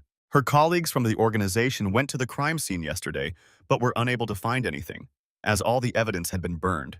They had gone a little overboard in trying to cover up Hans the Immortal's tracks, Heinz realized, and coughed sheepishly. To cover it up, he immediately asked So-Ran if she knew where the headquarters of the radical wing of the vampires was. The girl was horrified by the thought that her savior wanted to join them, but the guy immediately refuted these speculations, and he explained that he just wanted to know where they all were so that he could avoid them if possible. Hearing this, So-Ran immediately beamed. Heinz was now in the territory of purebloods, which by Earth standards corresponded to the 6th or 7th rank. He'll have to use his bloodline to become stronger to feel safe. So-Ran handed over her phone, where she'd marked areas to avoid on a map. The inspired girl offered to cook him something for breakfast, but Heinz refused, as there were plenty of excellent restaurants nearby. So he licked his lips carnivorously and decided to go and try some purebred food. The trip to the restaurant was a success. The establishment was full of snacks. One small fish was still fluttering and threatening that its formidable herring clan would definitely take revenge for such an attack. Heinz was amused by this statement, since no one knew his face. At the command of his index finger, several fragments rose into the air. Thanks to the disguise, Heinz remained undetected by surveillance cameras. After that, he leaned towards the vampire and politely asked him to tell him where his friends were. Delving into his memories, he again saw the hooded man who did not reveal his identity. And I learned that tomorrow there would be a meeting of all Gamma members at one of the villas. The gathering of the leaders of the radical wing of vampires was an excellent opportunity to catch them all at once. Heinz thought about leaving immediately, but first, the restaurant needed cleaning. A red flower appeared in his hands, a new ability from among those stolen. This skill collected all the blood and turned it into a fiery flower, thus allowing one to quickly get rid of the traces of the feast. Lord Heinz hoped to hide traces of his magic using the skill of disguise. Thus he remained elusive, at least for those who were equal to him in strength. The entire vampire base was immediately engulfed in flames, hiding all traces of the battle. At that moment, Heinz staggered and felt his heart skip a beat. His body underwent another evolution, trying to adapt to the new factors of being a vampire. The legacy had evolved to the state of true blood. He had acquired enlightenment, the ability to enhance blood flow, and his regeneration had reached hyper level, the system reported.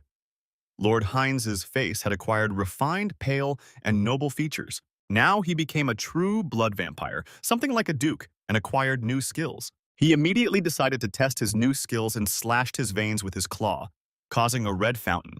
However, at the same moment, the flow stopped and returned back to the vessels, and the wound itself, despite being quite deep and dangerous, healed in an instant. Such was the synergy of the skills of controlling the blood flow and hyper-regeneration. Heinz imagined drawing blood from the surrounding world to replenish himself during battle, and realized that this skill would make him virtually invincible. True blood vampires were incredibly powerful, but just how powerful were those who had reached the level of sacred blood? Lord Heinz wondered. Meanwhile, So-Ran was busy collecting donations, delighting fans with cute poses and a smile. This allowed her to pay her blood donation bills, and it was at this unfortunate moment that Heinz walked into her room. He asked them not to be distracted. Everyone earned money as best they could, and the stunned girl couldn't even find what to answer. As soon as he left, So-Ran screamed in horror that she should knock before entering. Once So-Ran had vented all her anger on the shameless scoundrel, she was ready to listen to him, and she asked what had happened. Even Lord Heinz could not resist the woman's anger and fell to his knees. He handed her an envelope and said that a letter had arrived addressed to her. It contained photographs proving Gamma's guilt in the kidnappings and murders of other vampires. Someone sent the photographs anonymously. The girl was completely shocked and did not understand how these pictures were obtained. Suspicion fell on the mask of Haku, as the Dark Knight who had recently appeared in the city was called. It was hard to believe it was just a coincidence, since this evidence appeared immediately after she told Heinz about her information. These two could work together, the girl suddenly realized, and looked at the vampire who had managed to change his hairstyle with completely different eyes. In the evening, a couple of dark heroes appeared at the villa, where the vampires were supposed to gather and develop countermeasures against Hans the Immortal. Using his insight skill, Heinz saw that the building was surrounded by a barrier, and the ghoul mafia was sitting on the first floor, and they were emitting a serious force. However, Heinz decided to attack without any extra frills. He hid Hans the Immortal in his shadow and planned to simply break in and storm the house. One powerful jump, and here he flies inside. The special forces work with a scream. Everyone's face is on the floor. Heinz landed spectacularly and told the bandits to get ready for trouble. Imagine his surprise when he discovered that there was no one inside, although he had clearly seen the mafia before. However, behind him he heard a voice and the sound of breaking glass. The illusory barrier collapsed, and vampires appeared on the other side, who had set up an ambush for the Dark Knight, but captured some vampire. However, they did not seem very saddened by this fact. Rather, they were amused that the trap had worked. Apparently, their leader asked Beta Wan and Beta Shin who the fool was that had fallen into the trap. But they didn't know, however, the 7th-level vampire didn't cause them much concern. The villains were quite confident in themselves. It was clear that this simpleton came to them from an unknown world, said the second hanger-on. Like the first, he had only one eye. They were all second-tier vampires, according to Gamma's memories, Heinz realized. Both vampires of this class were here now, which made them dangerous opponents. But the main problem was the masked vampires, apparently belonging to the Retribution Society. Heinz still hadn't sensed their energy. The leader ordered his servants to bring the boy, and they all obediently obeyed, moving towards him. But even the shadow did not hide from the vampires. They already realized that someone was hiding there. Heinz grinned.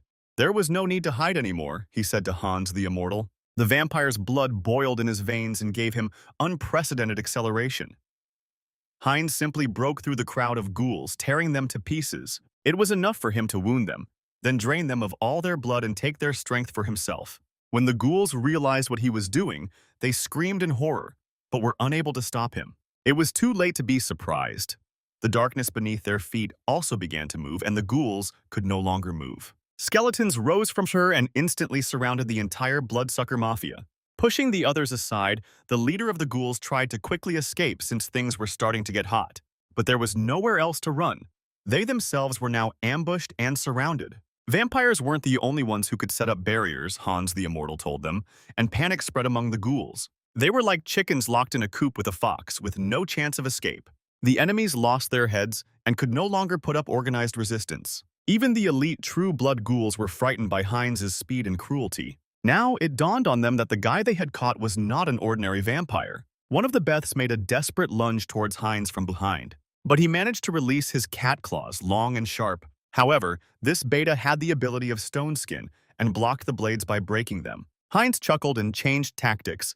He still felt he had the advantage. Since it was impossible to cut the armor, it had to be pierced, and he gathered more strength in his fist, directing a stream of blood there. The cannon blast to the chest did its job and Beta doubled over, his leather armor cracking.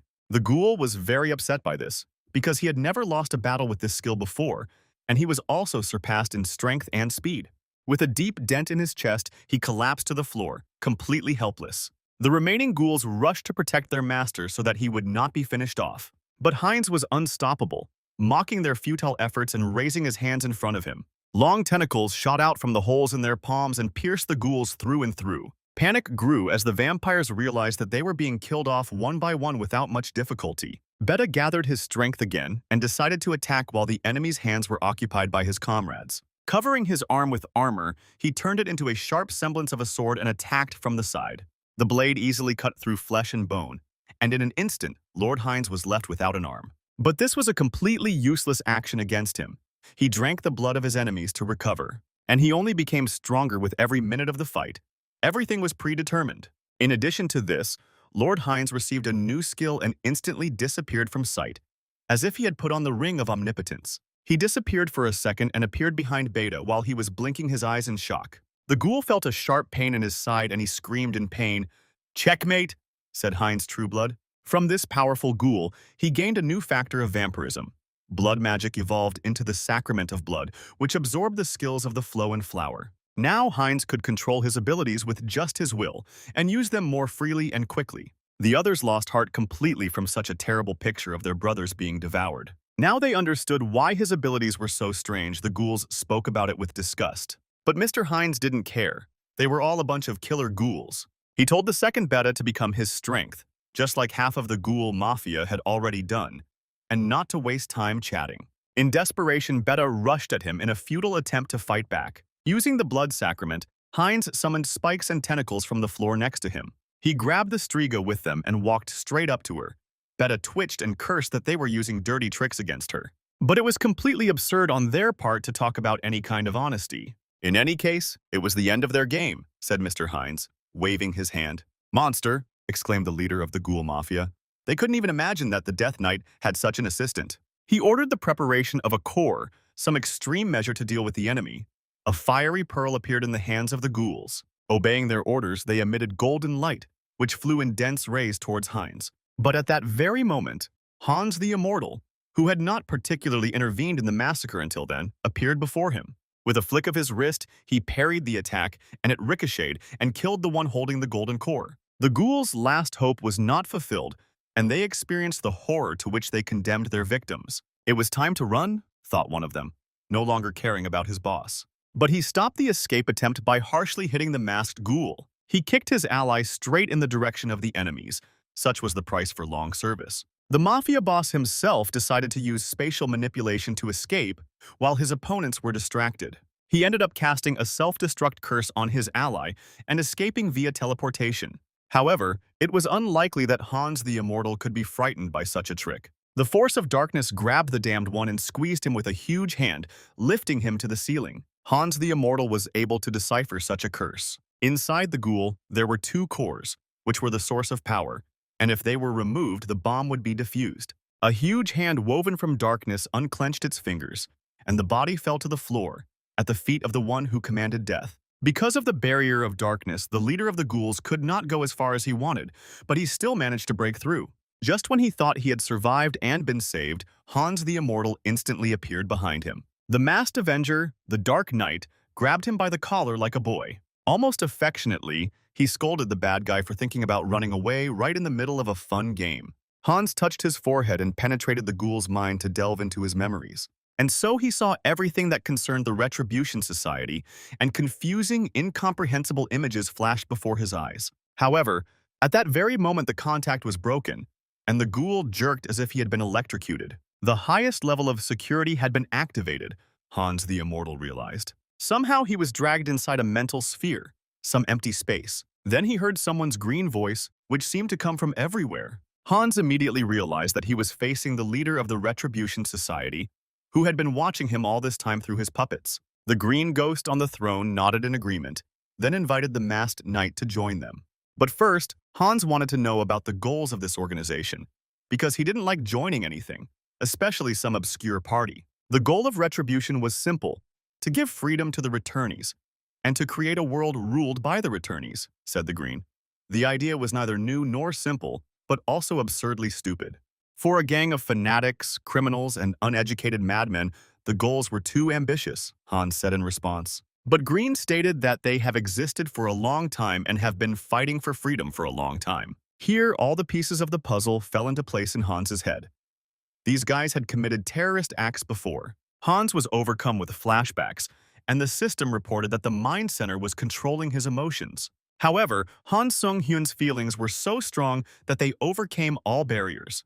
Green leaned smugly on the throne and declared that none of this mattered, and he hoped that Hans made the right choice. But instead of an answer, a heavy blow followed, which was stopped by a mental barrier. In the mental sphere, the power of the spirit exceeded the magical one, explained the Green One, and demanded an answer to his proposal. He was sure that he couldn't be defeated here, but Hans the Immortal only laughed in his usual manner, clicking his jaws. Since it all came down to a rivalry in spiritual strength, that suited him just fine. After all, he could divide and collect the spiritual power of all his incarnations into one entity. Meanwhile, in another dimension, the Paladins of Light continued their intensive training. Henlik practiced lifting a stone gargoyle while standing on a high pedestal. After doing 1,000,000 repetitions, he finally achieved what he wanted.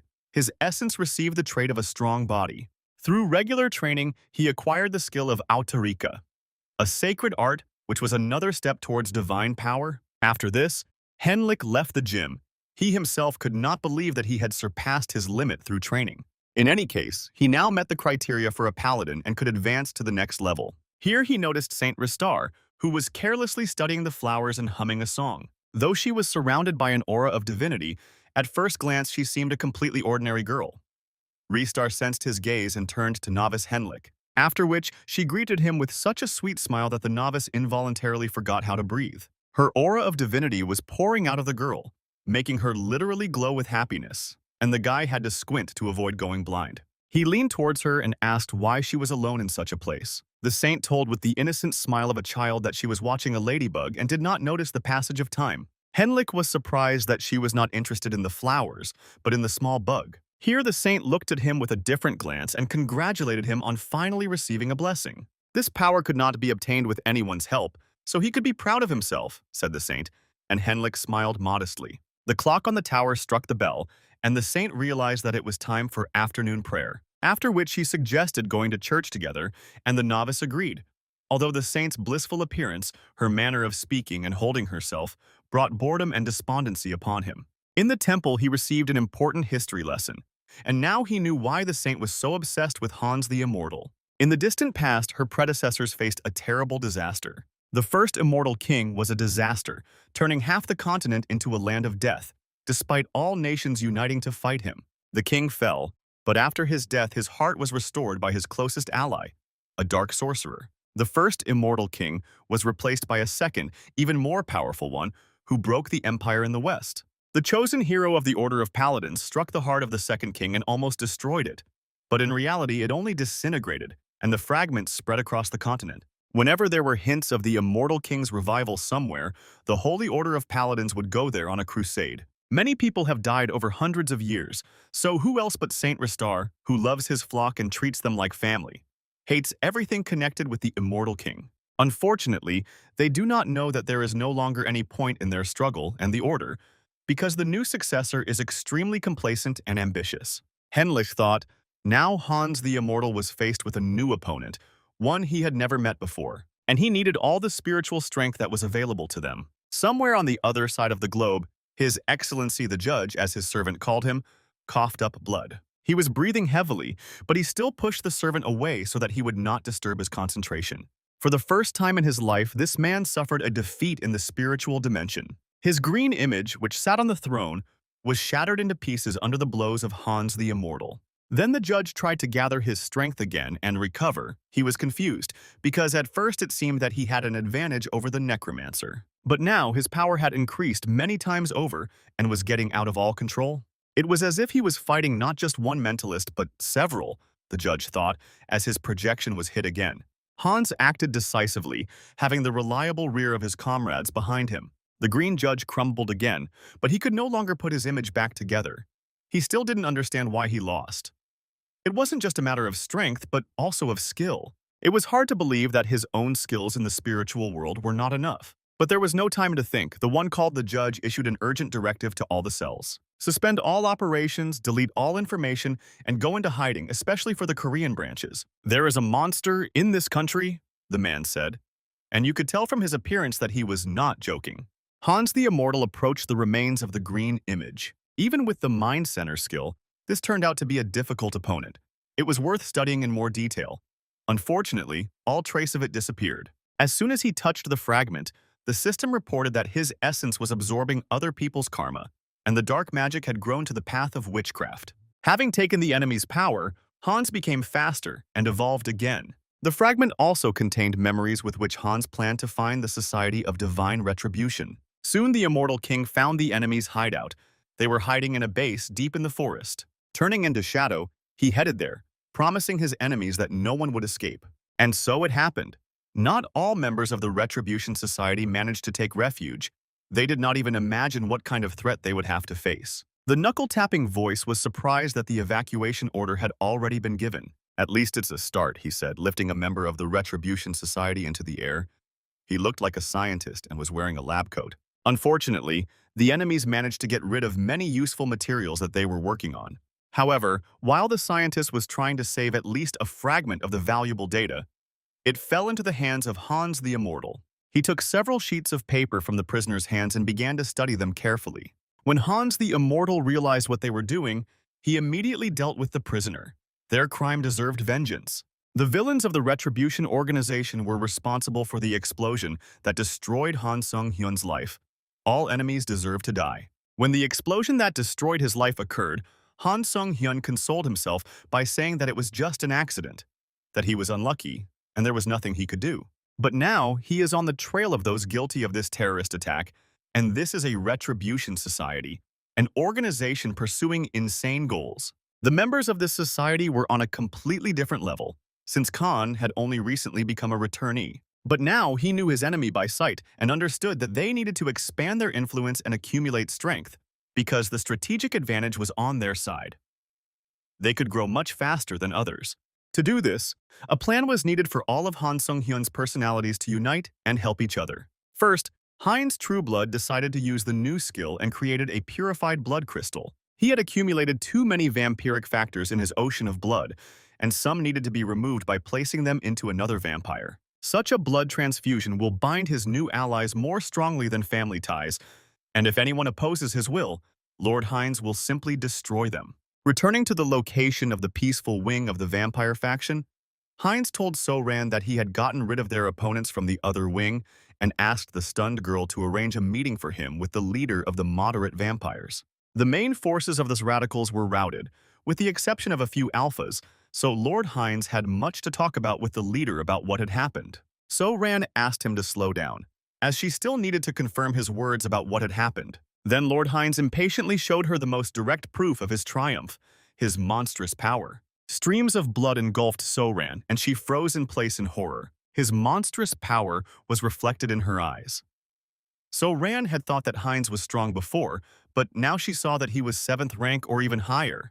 The leader of the moderate vampires was a woman. She met Lord Heinz in his office, along with his secretary.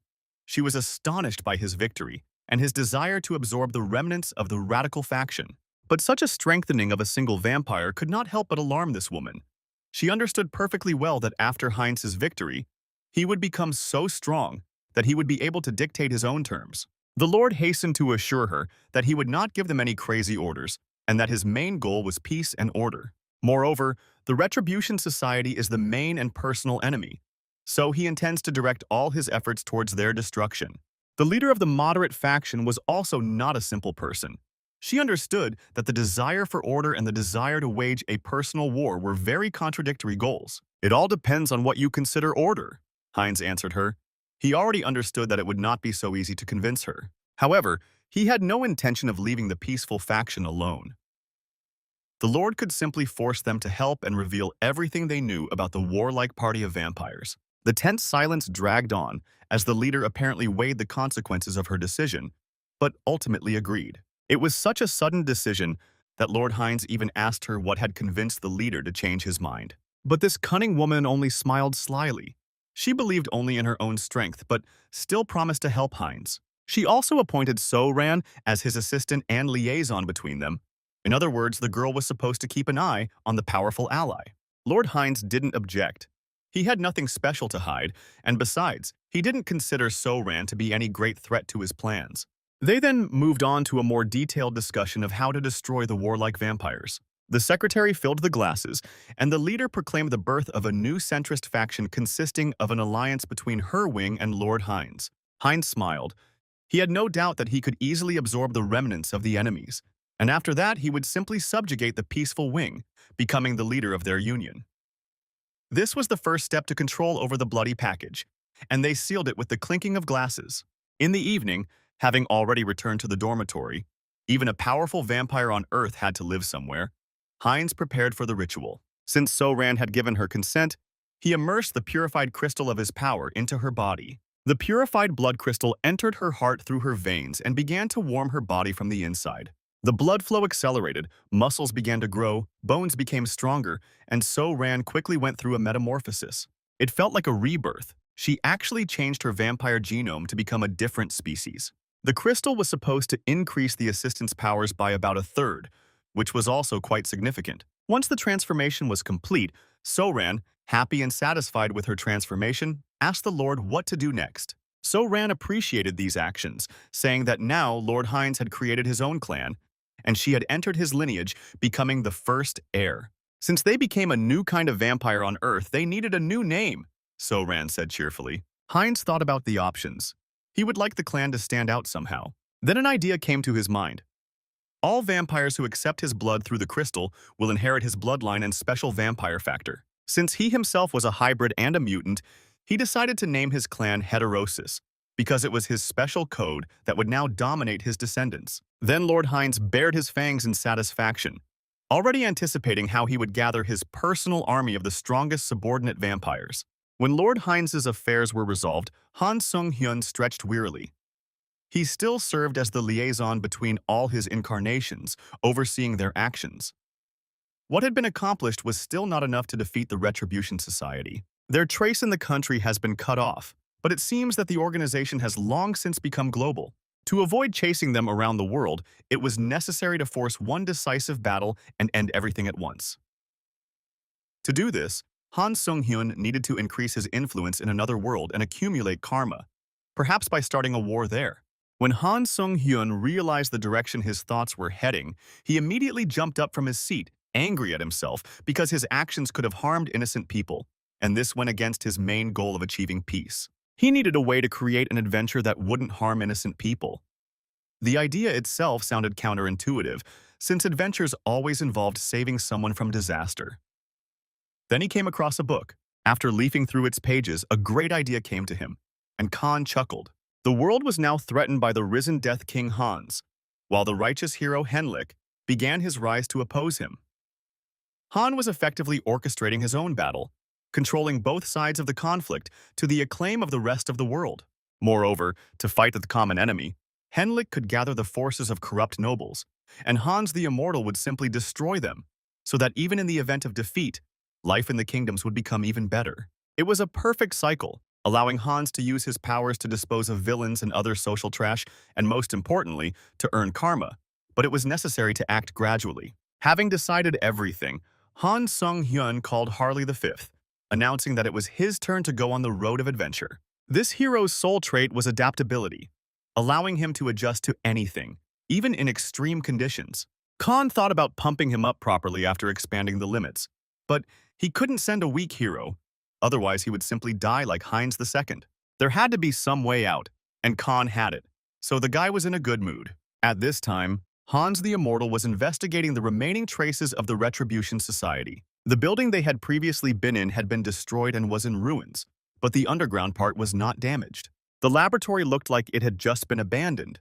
Some of the equipment was still running, and a whole dragon was swimming in one of the large test tube tanks. Judging by the appearance of the samples, the Retribution Society attempted to introduce demon genes into humans in order to gain power, but only succeeded in creating ugly chimeras. Fortunately for Hans, the enemies did not have time to destroy all of these samples, which he himself wanted to use. Hans aimed to create something that constantly absorbs strong traits and develops without limitations. Dragon's blood was perfect to start experiments with. They decided to use Harley as the target of the experiment, as he would be able to adapt and survive the procedure. Together with Hans' knowledge, they intended to turn him into the first biological weapon in another world.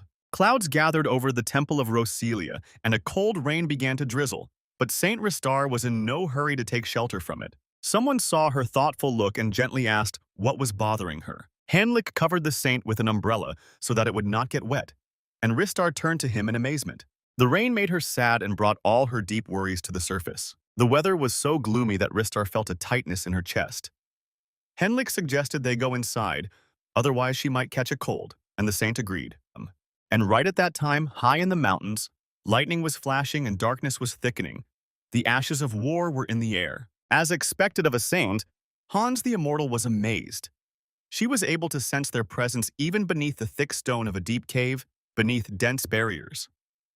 Fortunately for him and Heinz, the saint hadn't fully grasped her feelings and attributed them to the weather. Now Hans the Immortal could conduct a full-fledged experiment without fear of being interrupted by a surprise attack. Dragon blood evolved gradually depending on the prey consumed. By combining the work of the Divine Retribution Society and his forbidden knowledge, Hans could begin the process. Especially since they had the perfect test subject, Harley V said. He, more than anyone else, wanted to begin his story by becoming a supernatural being. Time passed quickly, and Henlik, having lived up to the expectations of his mentors, soon took the oath of allegiance to the order and was accepted from the novice into the Paladins of Light. He solemnly swore to protect the innocent in the name of the Goddess of Light, and received the cross from the hands of the Supreme Pontiff. As soon as the priest hung the cross around his neck, the system informed Henlik that he had achieved enlightenment and that he had received a special jumping skill. The cross was illuminated by a divine radiance, which made everyone close their eyes, and then they considered this the best sign, which meant that the goddess was really watching over Henlik and blessing him. Even if only for a moment, the hero felt the presence of the deity, as if she had touched his shoulder. Just like last time, when he went through the rite of baptism and became a novice, although it was extremely surprising because he came from another world, and it did not look like ordinary human curiosity on the part of the goddess. Henlik smiled and decided to test his new blessing immediately while he had the opportunity. The description said that the blessing of leap allowed one to go beyond the limits of space, and it was very similar to teleportation. There were no restrictions either, so the ability was simply amazing. Henlik was so moved by the goddess's generosity that he immediately offered a prayer in her honor and raised his hands to heaven in gratitude. The old priests shed tears at such piety, not knowing that behind their sincere prayers there was a completely justified calculation. Now initiated into the Paladins, Henlik had to choose a master to serve and a unit, which everyone was eagerly awaiting, wanting to acquire the promising newcomer. Each magistrate sent their representatives with an invitation to join them. They differed among themselves in their techniques and the weapons they wielded, so they had to choose wisely. The first to approach was a representative of the Order of the Shield. They used spear fighting techniques and were responsible for protecting the city from external threats. The Order of the Sun. Wolf was on the offensive, using the destructive two-handed sword technique, and even one of their representatives lost one of his eyes in battle. The third was a Thunderclaw veteran. They were responsible for security issues within the city, were skilled with a shield and sword, and most likely were more involved in politics and internal affairs, which is why they had more influence. Everyone was eagerly awaiting the guy's decision and rushed him to answer. However, Henlik immediately declared that he would not choose at all, but would simply learn the skill from everyone at once. He possessed the spirit of a warrior and had the trait of accelerated development. With such properties, there was no need to limit himself to studying only one branch of the Order's combat techniques. There was another representative who remained aside and silent, and then Henlik pointed at him and asked who it was. There was a hitch, and the knights did not know how to explain everything more gently. Then this representative came forward and stated that their order accepted only the best, and therefore he made no proposals. However, upon closer inspection, he admitted that with such a vast amount of divine power, he could probably pass the test.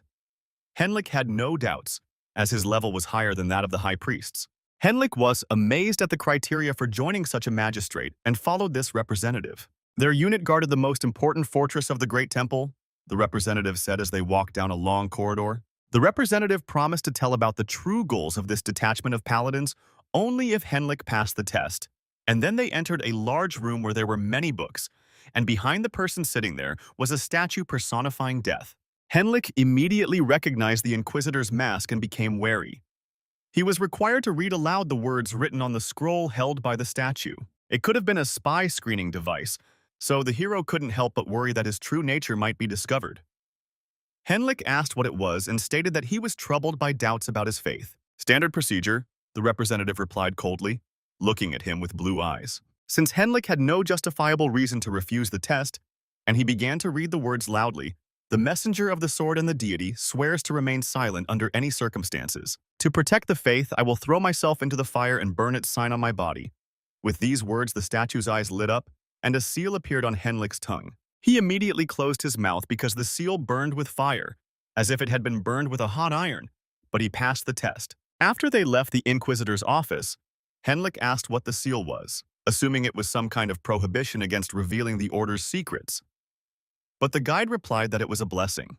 The blessing of silence that would prevent him from revealing secret information, and Henlik realized that he was right after all. When they descended even deeper, the guide led him to a massive gate and said that they were a squad of radiant counts, and their task was to guard the dungeon of the Great Temple at the cost of their lives.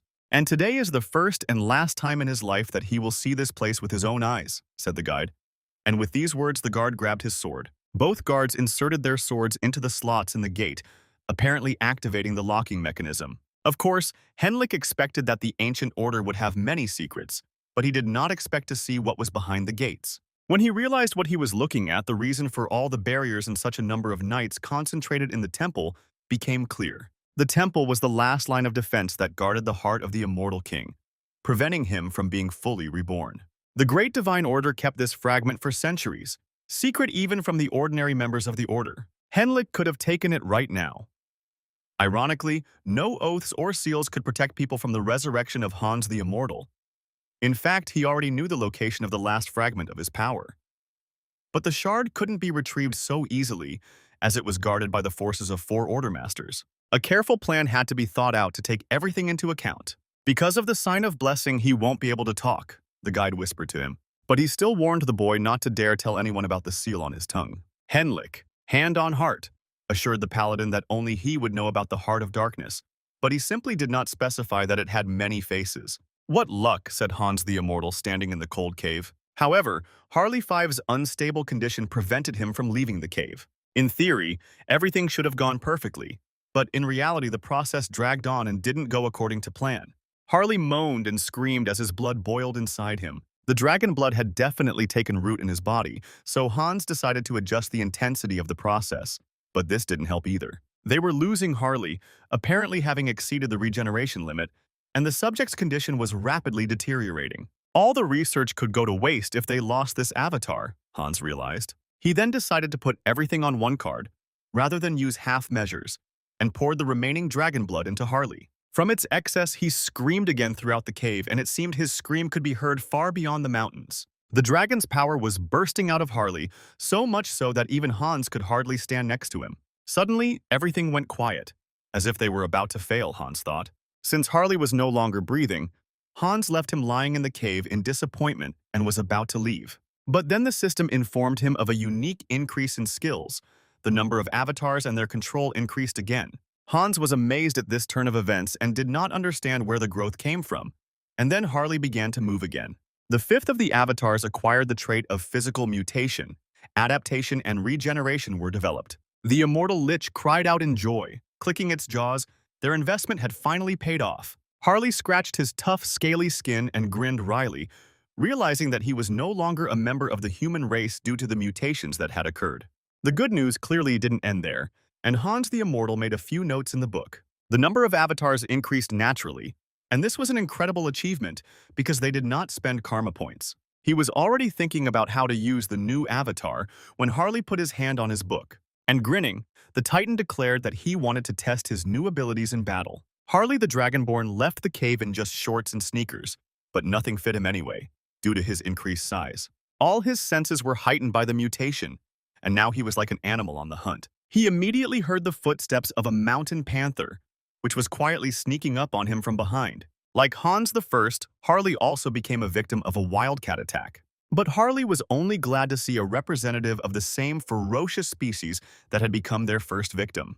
It only took one hand to stop the panther, and Harley simply grabbed her by the throat, after which he threw it on the ground with such force that a loud bang was heard. He then quickly finished off the animal on the ground. After digging around inside, Harley discovered a green mana core, which every beast has. Consuming them was the most effective way to become stronger by absorbing the powers of slain animals. The system immediately reported that the entity had achieved enlightenment through repeated actions. This effect could also be reinforced through body mutation, and Harley immediately grew up, reaching almost 2 meters in height, a strong physique that will definitely give him an advantage in battle.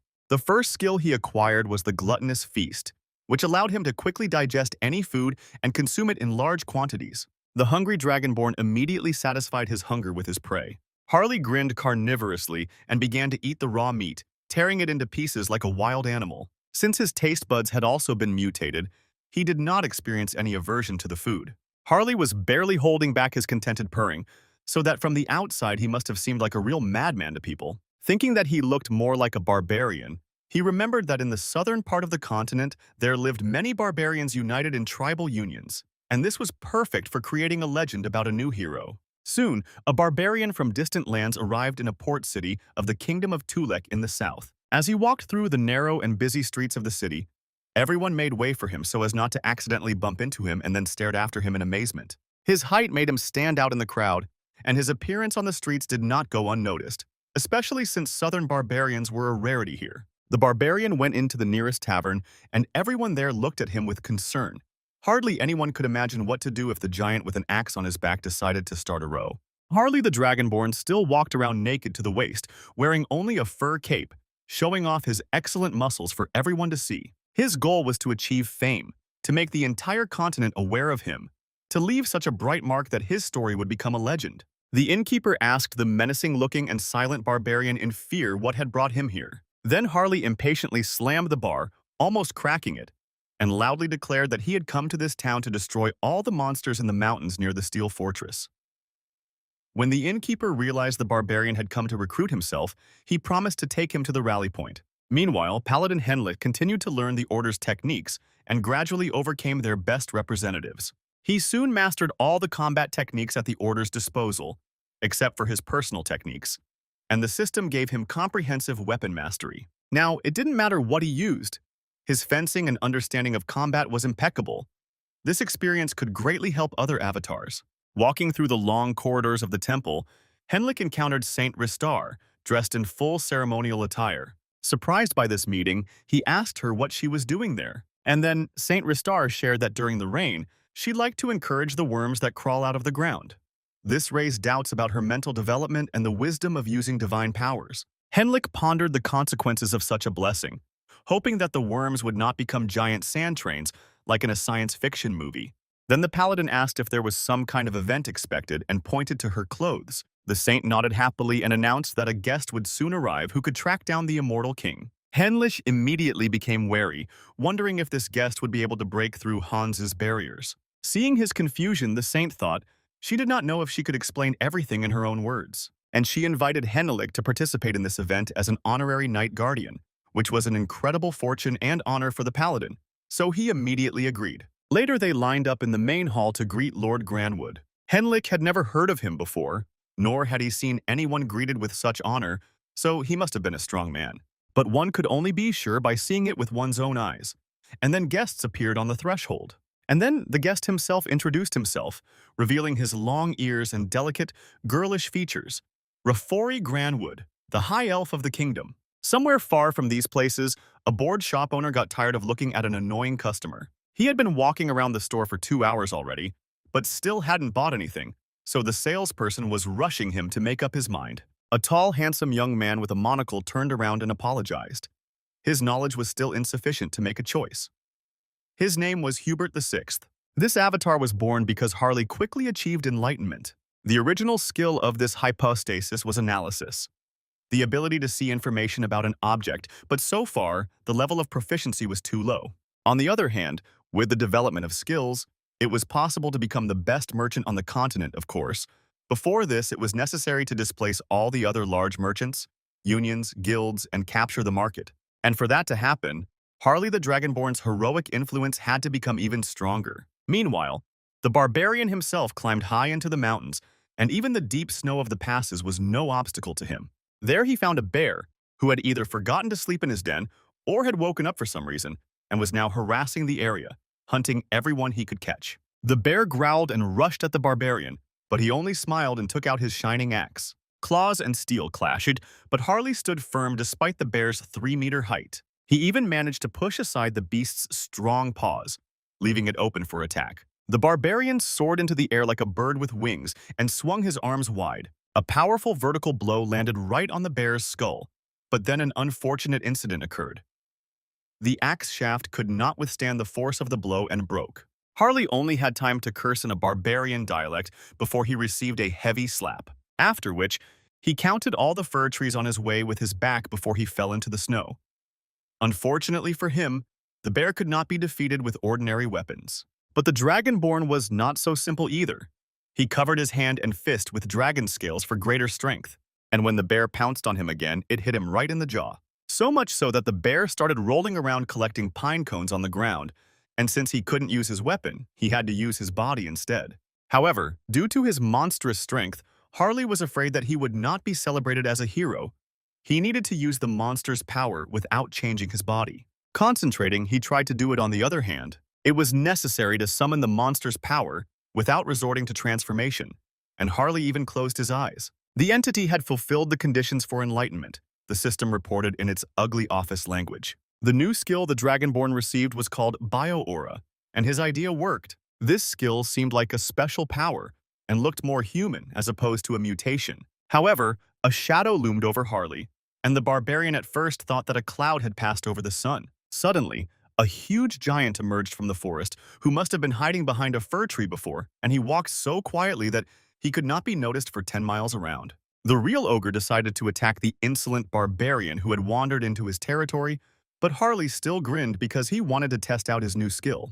The ogre lowered his leg and crushed the barbarian like a small bug, laughing as he did so. But the barbarian turned out to be stronger than he seemed at first glance, and like a rhinoceros beetle, he braced himself against the ground and held the giant's leg. It would have been funnier and more realistic if he had simply been trampled like a nail, because even the frozen ground couldn't withstand such pressure. Having gained a foothold, Harley began to push upward with all his might, and in the end, he managed to throw the ogre off himself, after which the Dragonborn took off like a spring that had just uncoiled.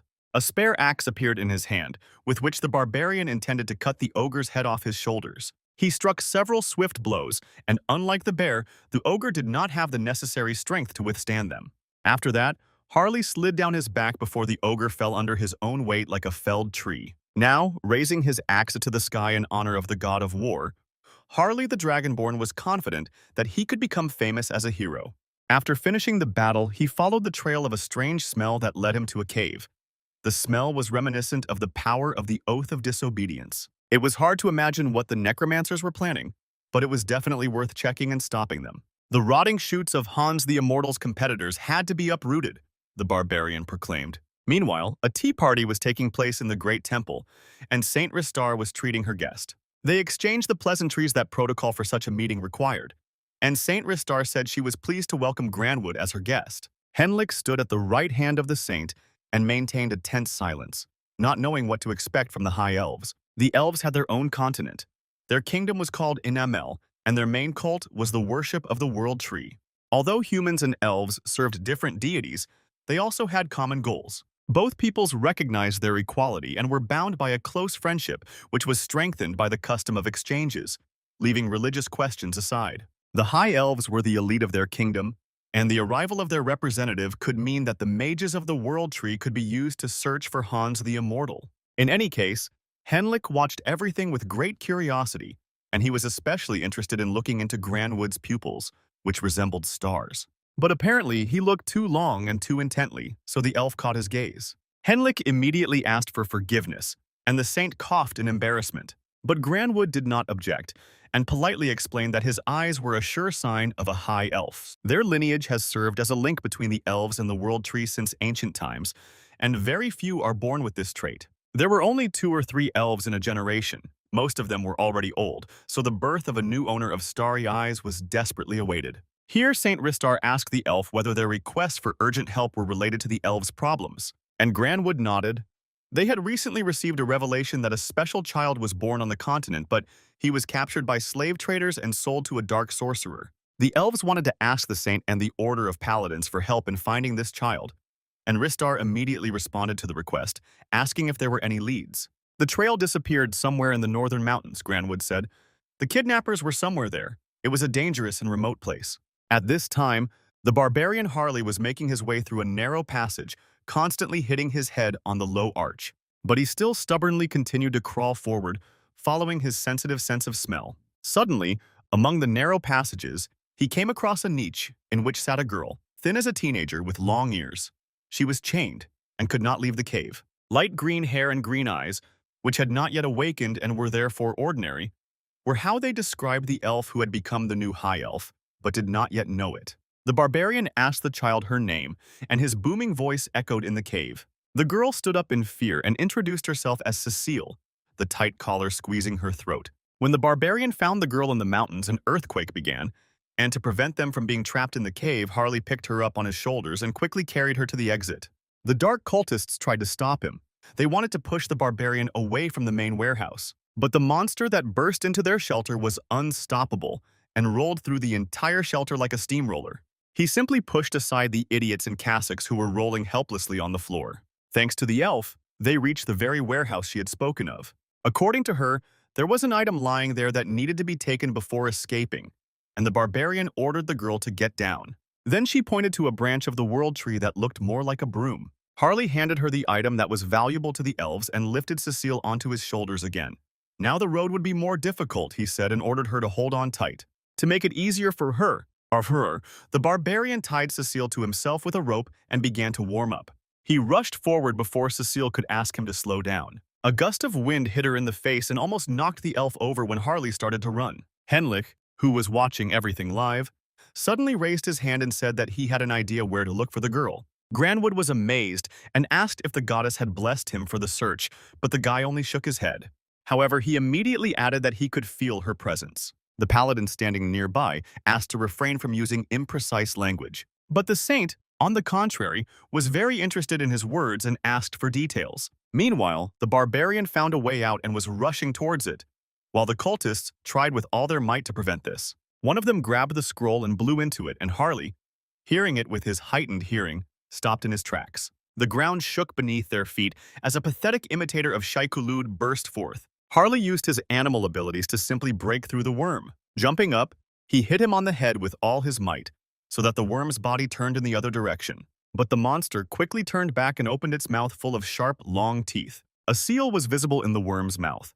Apparently, the cultists used it to control the monster. But now, it was clear to Harley why the creature from the desert was here now. He promised the worm salvation, like a true hero, and grabbed the monster by one of its fangs. After which, swinging it in the air, he threw the fish bait into warmer climes. How he managed to do this in the air without a support point is unclear, but they say Archimedes was spinning in his grave for a long time. After landing, Harley wished the bookworm a good trip and asked him not to appear in his sight again. Then he heard a deep growl behind him and discovered that he was surrounded by a pack of wolves. Perhaps each one individually wasn't strong, but when they gathered into a hungry pack, it already looked dangerous, especially since the barbarian was carrying an elf on his back. But he was not afraid of them, and simply decided to kill them all one by one, gripping the axe tighter. Taking advantage of his hesitation, the dark magicians occupied the hill and regrouped.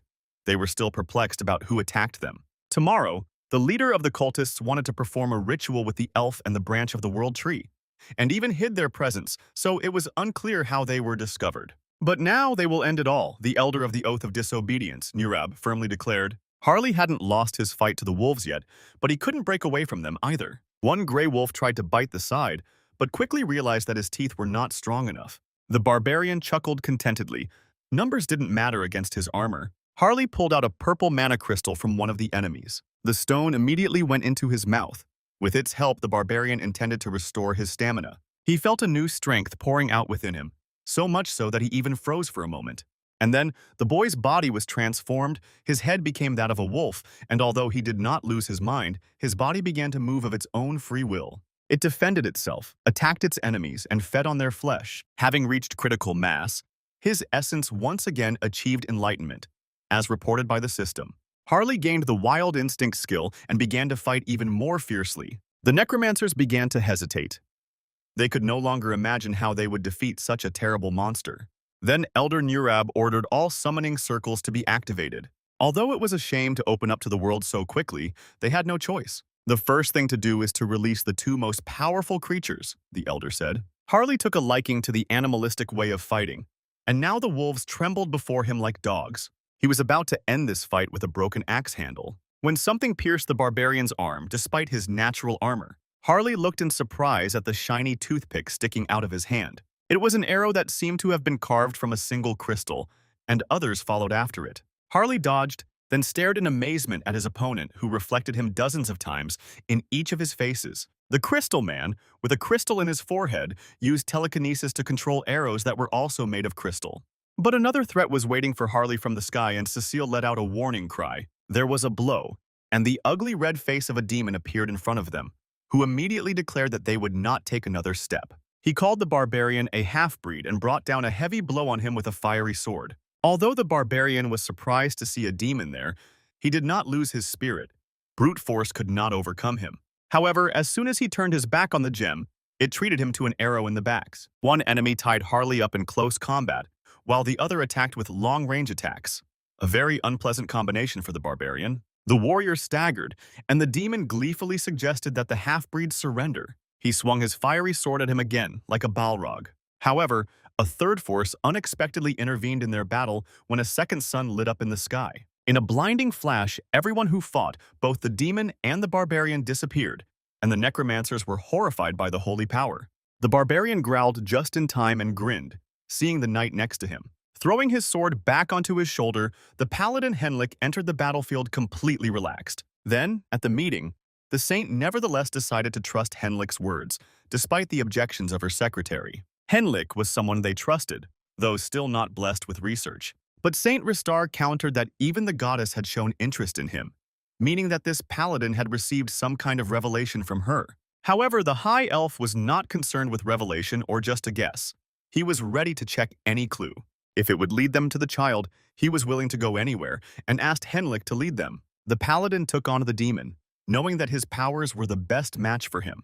His sword glowed with light like Sir Tuscan's, which was the best weapon against the demon. In an instant, the powerful demon was thrown back, and his spirit wavered. The Jedi's sword cut the demon in half, and it fell to the ground in a heap of flesh. His diamond accomplice was also quite surprised to find himself in the minority. Now it was the barbarian's turn to surprise his enemy with a sudden attack. They clashed in the center, and it turned out that the Diamond Man was good at close combat too.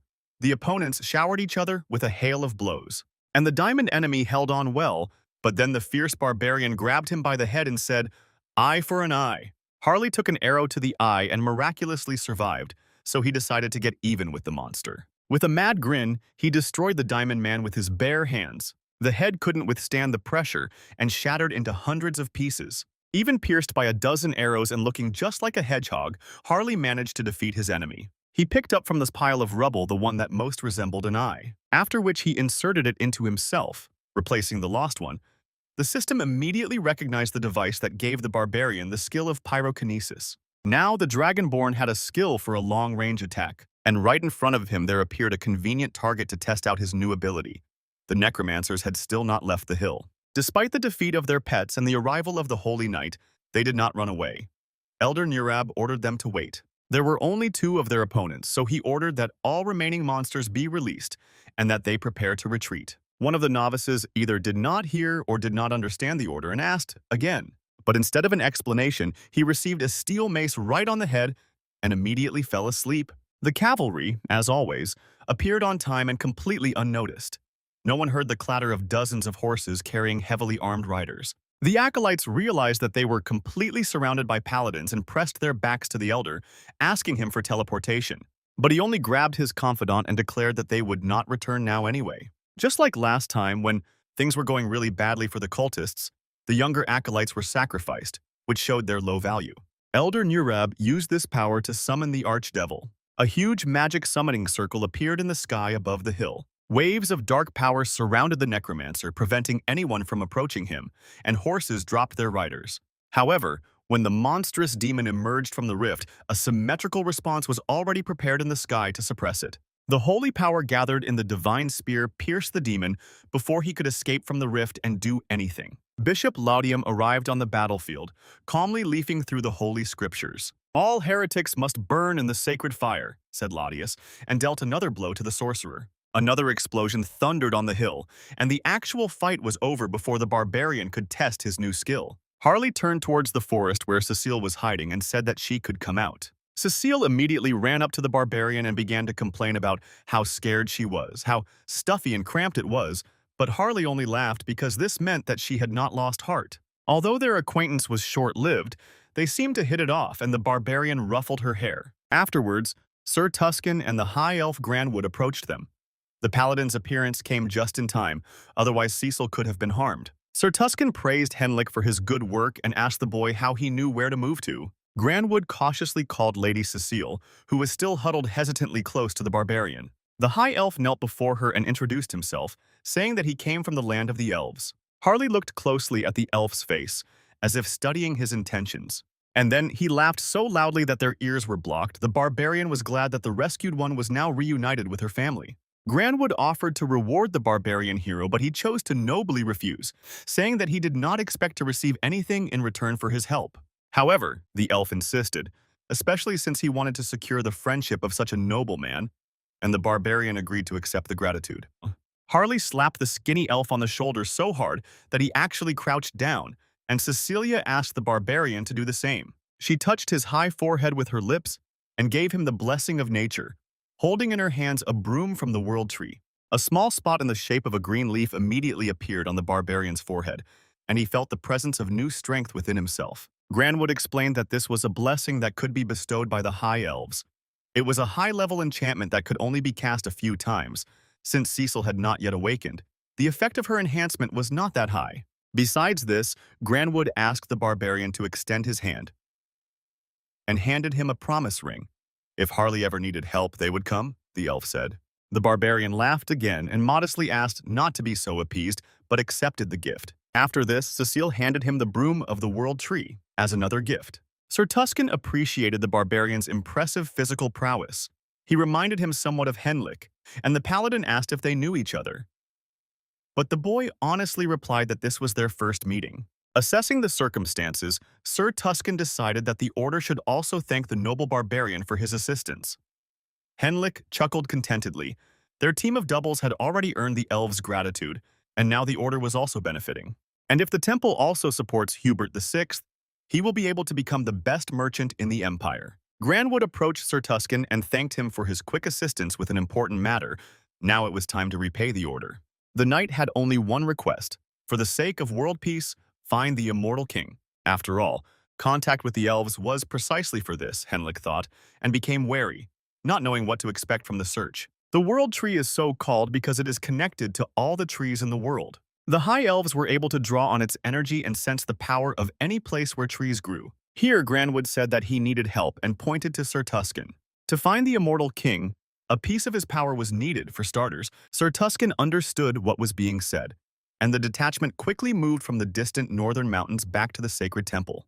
Henlik didn't think he would return to this place so quickly, but he still couldn't comprehend the level of the protective barrier. This time the path to the vault was more confusing and winding, like a labyrinth, because they were not with members of the order. Even Hans the Immortal would have had to wander around for a long time to overcome all the protective barriers. Even if someone broke through, all the paladins and priests would immediately rush to the vault. The vault doors opened, and the high elf immediately realized that before him was a fragment of the immortal king. It became clear that the elf would now find Hans and begin pursuing him. Henlik thought, all the elite forces will be thrown at his necromancer friend. But then a clever guess struck him, and the paladin grinned slyly. He had already seen how to get the last fragment when everyone was distracted and the vault was left unattended. In the middle of the dark hall, there was furniture behind which no one was sitting.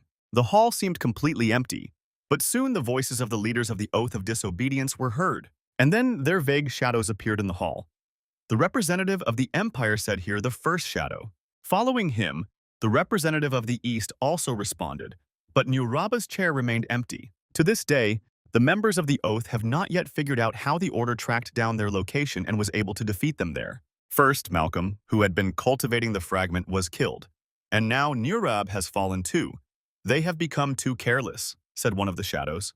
The revival of the Order should mark the appearance of the heir to the immortal king, another responded. They then decided to use the new heir to their advantage, although not everyone was happy with the idea of joining forces with the fake that had cornered them. But the others clearly liked the idea, and they bared their teeth in anticipation of their cunning and insidious plans. No matter how deep he hid or how many barriers she set up, the saint was still able to track him. She clearly felt a fragment of it, Hans the Immortal realized. In that case, he decided to hide it in the depths of his subspace storage. However, the fragment refused to sink into the void and bounced back as if it had hit ice. This was a mystery because after awakening, Hans was able to return to Earth with this fragment. Then he decided to create a subspace inside his body and transfer the fragment in this way. In this way, they would become one whole, Hans believed, but how it all actually worked was unclear. The main thing is that he got what he intended, and now Hans could use the fragment. But at the same time, he completely hid the power of his dark energy emanating from him. So this relieved him of the constant supervision of the saint, which was quite a headache. All that was left was to clean up after himself, and fire helped him with this, destroying all traces. After this, Hans the Immortal removed all the barriers that were no longer necessary. The scent of the Demon King spread throughout the world, as if telling the Order that he was here and they could come and take him. Hans himself intended to capture the last fragment of the king. And at that moment, Granwood discovered him with the help of his magic. He informed the others that the ruler was in the Forest of Monsters, in the west of the continent. Bishop Laudium immediately ordered the paladins to be summoned, who had apparently managed to disperse to the taverns after the last adventure. Here, one disgruntled knight stepped forward, outraged that he had even been invited to the operation, and he considered himself a very important bird. His name was Piraeus, and he was a paladin of the Temple of Gerona, and the knight firmly declared that he would go with them. Cardinal Piraeus was the most revered figure in the great Temple of Geron. The best men went on the raid, and this was encouraging. But even Saint Ristar volunteered to go on such an important raid together with Bishop Ladium, although he immediately objected because her safety was much more important. For the sake of the future of the Order, the saint had to remain in the temple because she was its support. After this, Laudius turned to Henlik, who took a step forward. This time, he was instructed to remain in the temple and protect the saint. And if something happens, he must save her at the cost of his own life, the bishop said quietly in his ear, after which he immediately turned around and set out on a great raid against Hans the Immortal. Henlik chuckled. There was no need to worry about the saint's safety, since she was the only one who was not in danger in his plans. Having finished quickly getting ready, everyone poured out of the temple into the main courtyard towards the portal. Soon they will face the main disaster of their world, the bishop proclaimed in his parting speech, and this nightmare will become just a terrible story. To save everyone and the world, the paladins disappeared in a bright flash of teleportation. Seeing how worried the saint was, Henlik told her not to worry so much. He assured her that everything would return safe and sound, and Ristar thought that Henlik was so confident because he had received a revelation from the goddess. Henlik smiled and simply said that he had a kind of premonition that this is exactly how it would be. After all, right now, Hans the Immortal was already standing on the threshold of the Great Temple.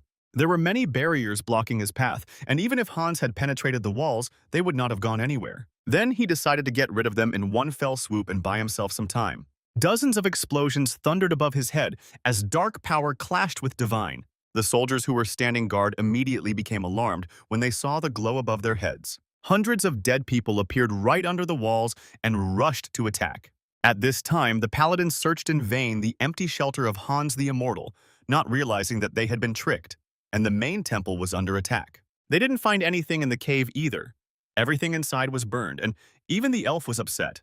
He didn't understand how this had happened, because if the enemy had moved, the world tree would have reported it. Here Bishop Laudius began to suspect something. Perhaps the enemy knew that he was being watched, and he undertook some kind of trick. After this, he ordered everyone to immediately return to the main temple, shouting that it was all a deception. The main temple was ablaze with fire. and bodies of the dead and bones lay everywhere, making it an apocalyptic sight. Without the main forces of the paladins, there was no one to protect the fragment in the vault, and Hans the Immortal got there. He opened the vault on his chest and drew upon himself the final fragment needed for a full resurrection. Bells were ringing everywhere, and the guards were running to their positions in panic, while Henlik stood calmly to the side and watched the chaos. He wished the boys good luck, and he himself followed orders to guard the garden. I just had to wait here until everyone left and then quietly hide. However, the soldiers kept coming and coming. There were clearly more of them than Henlik expected, many of them he had never seen before. Fortunately, they all did not yet know that their main enemy had already reached his goal and were running to repel the attack from the outside, thus Hans the Immortal had already deceived the forces of the Order twice. But then a divine image appeared above the temple, which attracted everyone's attention, and told the knights that the army outside was only a distraction. And the heir to the immortal king is already close to his goal, proclaimed the figure in the Inquisitor's mask. He directed everyone into the sealing chamber. Henlik was amazed that they understood everything so quickly. It was necessary to intervene somehow before this turned into a disaster, the paladin realized, and followed. The saint, with a detachment of guards of priests and paladins, quickly walked to the vault. They already knew that the enemy was at the gate. They didn't understand how Hans the Deathless had gotten into the vault so quickly, and Ristar suggested that he might have teleported, but no one could know for sure. The saint was horrified by her miscalculation, because the immortal king was so close, and she did not even understand anything. And when she was already completely in despair, a cheerful, confident voice was heard from behind. Henlich apologized for being late, the roads were congested, and announced that he was taking command. Seeing him, Ristar was immediately inspired, almost crying with joy. Meanwhile, the dead reached the Inquisitor, who, with his foresight, prevented their surprise attack, but at the cost of the entire undead army being destroyed. Even old Malcolm was finally freed from slavery and retired, even though his strength was equal to that of an intermediate boss. Hans the Immortal wished the necromancer to burn in hell for all his sins. But now, finally, the path to the fragment was completely clear, and Hans got what he had been waiting for so long. The shard responded to his call and trembled, though it was still held by the shackles. However, when Hans finally absorbed it, he still didn't get the feeling of completion. As if something was missing, he didn't even feel like he had become stronger. Perhaps more time was needed for the complete fusion. At that very moment, a squad of guard paladins overtook him, and they immediately entered into battle. But Hans stopped them with just one movement of his hand and dark power, after which he threw the paladins back, right at the feet of the saint. To avoid losing them, the priest from the squad immediately applied healing. Divine power clashed with the darkness in the warriors' hearts. But Henlik couldn't just stand there and do nothing, so he rushed into battle himself. The saint objected and held him in place. First, it was necessary to analyze the power of the immortal king, she said. Once again, Henlik's plan to stall for time while they fought the dead man failed. A new wave of dark power hit the paladins. Hans called on everyone to surrender. He had already absorbed the fragment and would not give it to anyone. The easiest thing to do would have been to destroy the paladins, but Hans was a just hero and could not take the lives of innocents. While he hesitated, he was pierced by spears of holy power, and this attack was familiar to the king. Saint Ristar possessed such a fast and powerful spell. If he hadn't strengthened his regeneration, the fight could have ended at this stage. The first thing Hans decided to do was to destroy the center of the entire paladin leadership. But the priest reacted very quickly and protected the saint from the dark attack. Having recovered from the initial shock, the paladins not only defended themselves well, but also immediately counterattacked the dead man.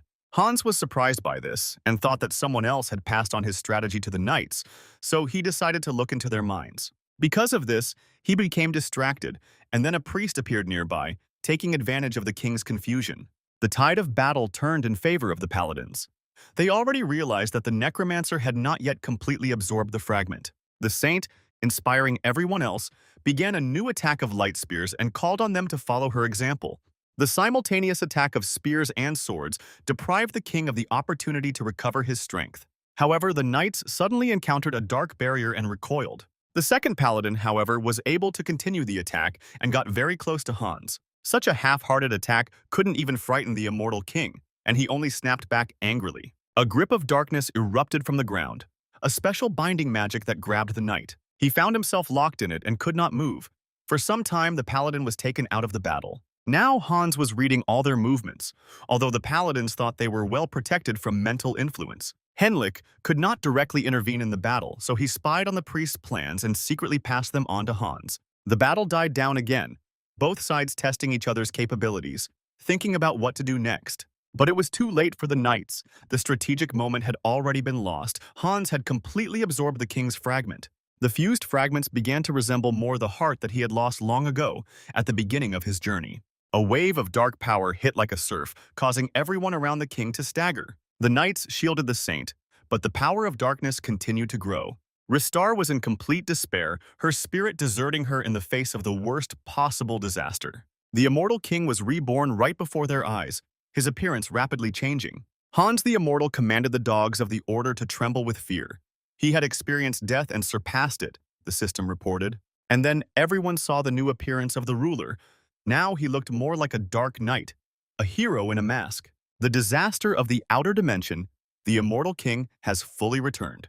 At that moment, the reinforcement soldiers reached the underground storage facility and stopped in horror. They saw the king in all his terrible splendor, hovering above the earth like a deity by the power of darkness. The sacred space of the temple still suppressed the power of the king.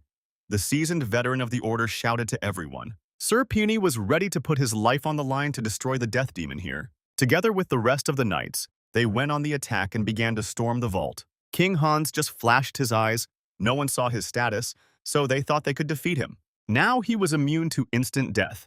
His skills had evolved to an immortal heart, making the king invincible. The king waved his hand as soon as the knights came close enough, after which he used the Eye of Darkness on them, causing the soldiers to freeze in place. This skill paralyzed them with fear and did not allow them to move. It allowed them to take control of low-ranking creatures, so the knights suddenly saw how they were being devoured by corpse worms. Sir Pigeon knew this skill and ordered the soldiers not to look the enemy in the eye. King Hans's attack didn't end there. He used magic again, this time to summon. The bones and bodies scattered everywhere, of which there was no shortage, began to gather around him. "Rise up, Legion," proclaimed King Hans, and a horrifyingly hideous bone golem appeared above him. Almost immediately, this giant began to attack the knights, who had been unable to move before. The heavy blow sent them all rolling across the floor like bowling pins in different directions. "It's a shame, but it's time to end this," King Hans said to the saint, who was still inactive, but desperately trying to pull herself together, realizing that the entire continent was under threat. Then she turned to Henlik, who had been acting as a reserve and a bit of a spy all this time. Ristar asked to accept her cross and removed the relic from herself, after which she told him to retreat and defeat the immortal king when he became stronger. Now the main task of all the paladins was to let Henlik go, because he was their new hope, the saint declared. She asked them to protect him at the cost of their lives, so that he could get out of this place safely and escape. Obeying her command, the paladins rushed into the attack with abandon, like a swarm of angry bees. Their discipline was to be commended. Sir Penny immediately broke through to King Hans, wanting to finish him off with one blow, or at least distract him. However, such a rear attack could no longer surprise Hans, so he immediately detained the paladin. As the knight was gripped by the hand of darkness, he whispered that in any case their goal was achieved. They saved Henlik, their main hope, while only the old, worn-out knight was dying. King Hans did not argue. He was completely confident in his superiority, and he was about to crush the knight's skull, or rather, he was pretending to do so. When he himself received a blow from a gauntlet, such a simple attack knocked him over and made him roll.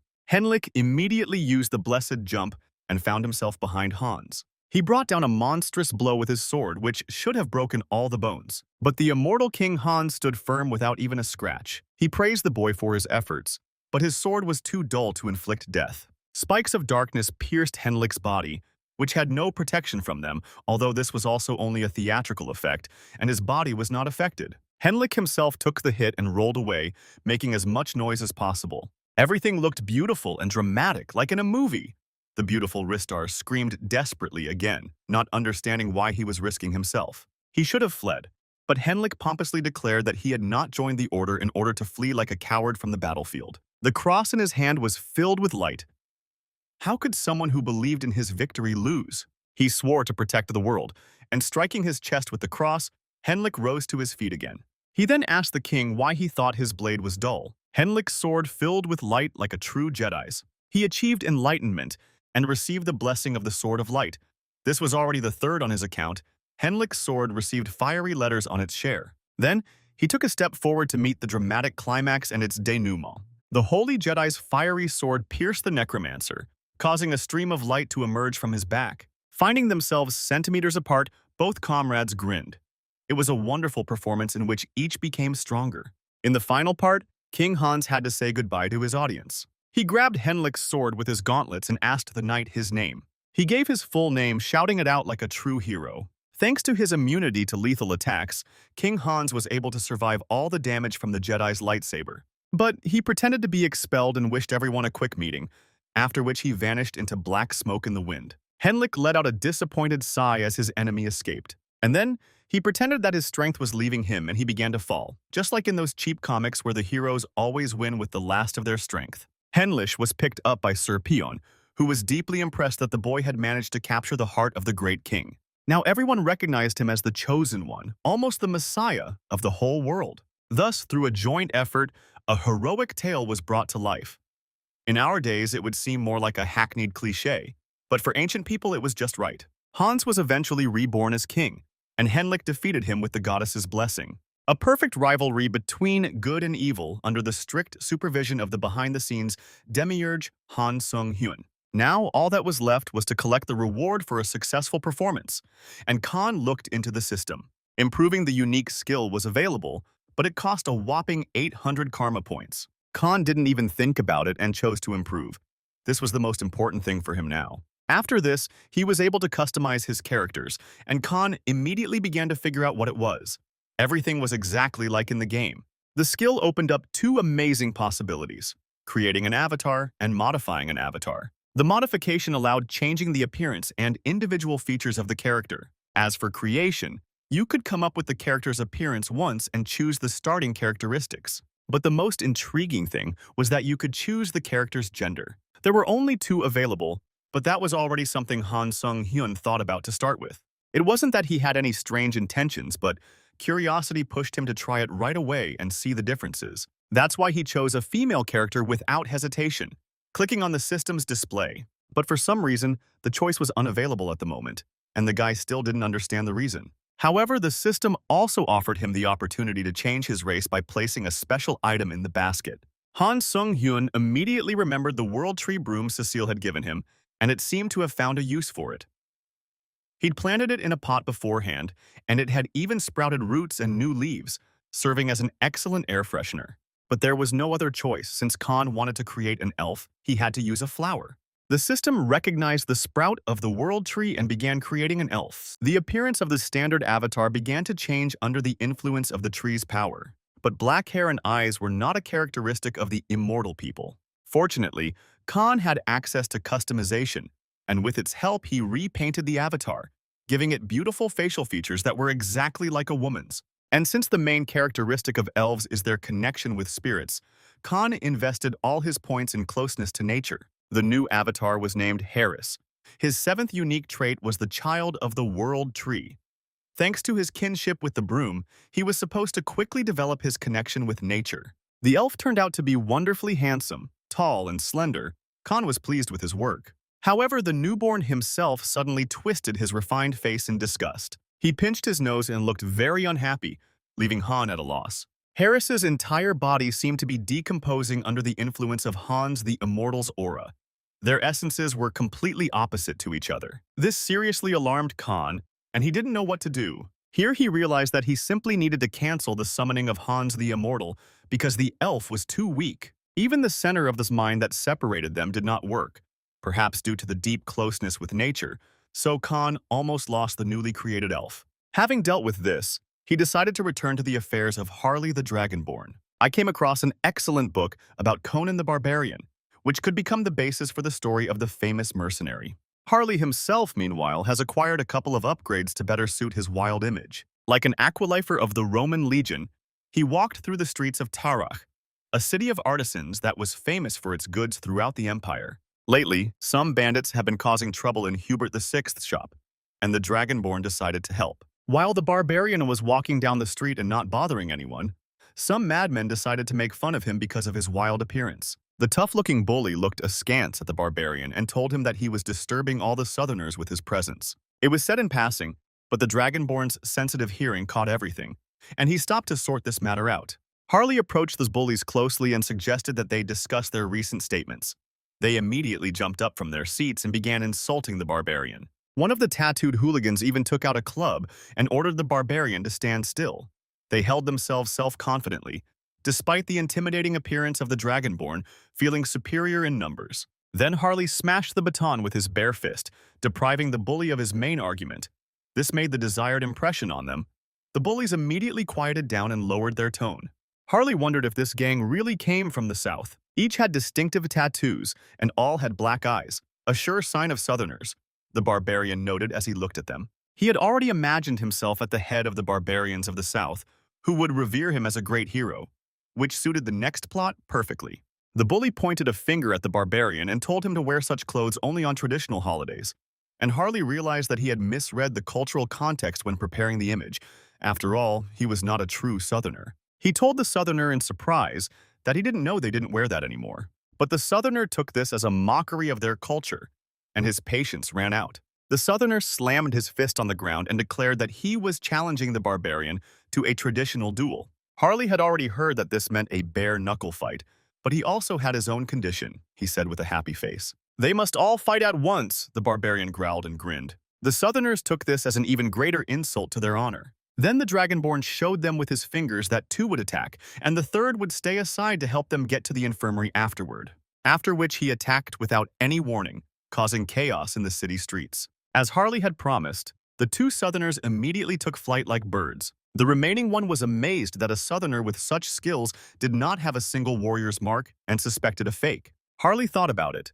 He had no idea at all about the culture and customs of the people whose representative he wanted to appear to everyone as. Then the Dragonborn declared that he was, of course, a southern barbarian, but he had a reason why he did not wear the mark. 20 years ago, his tribe held a ritual duel to choose the next chief, and Harley's father won this fight with honor, defeating his opponent with a crushing blow. He raised his hand to the sky with honor, and the crowd greeted him with a wave of jubilation.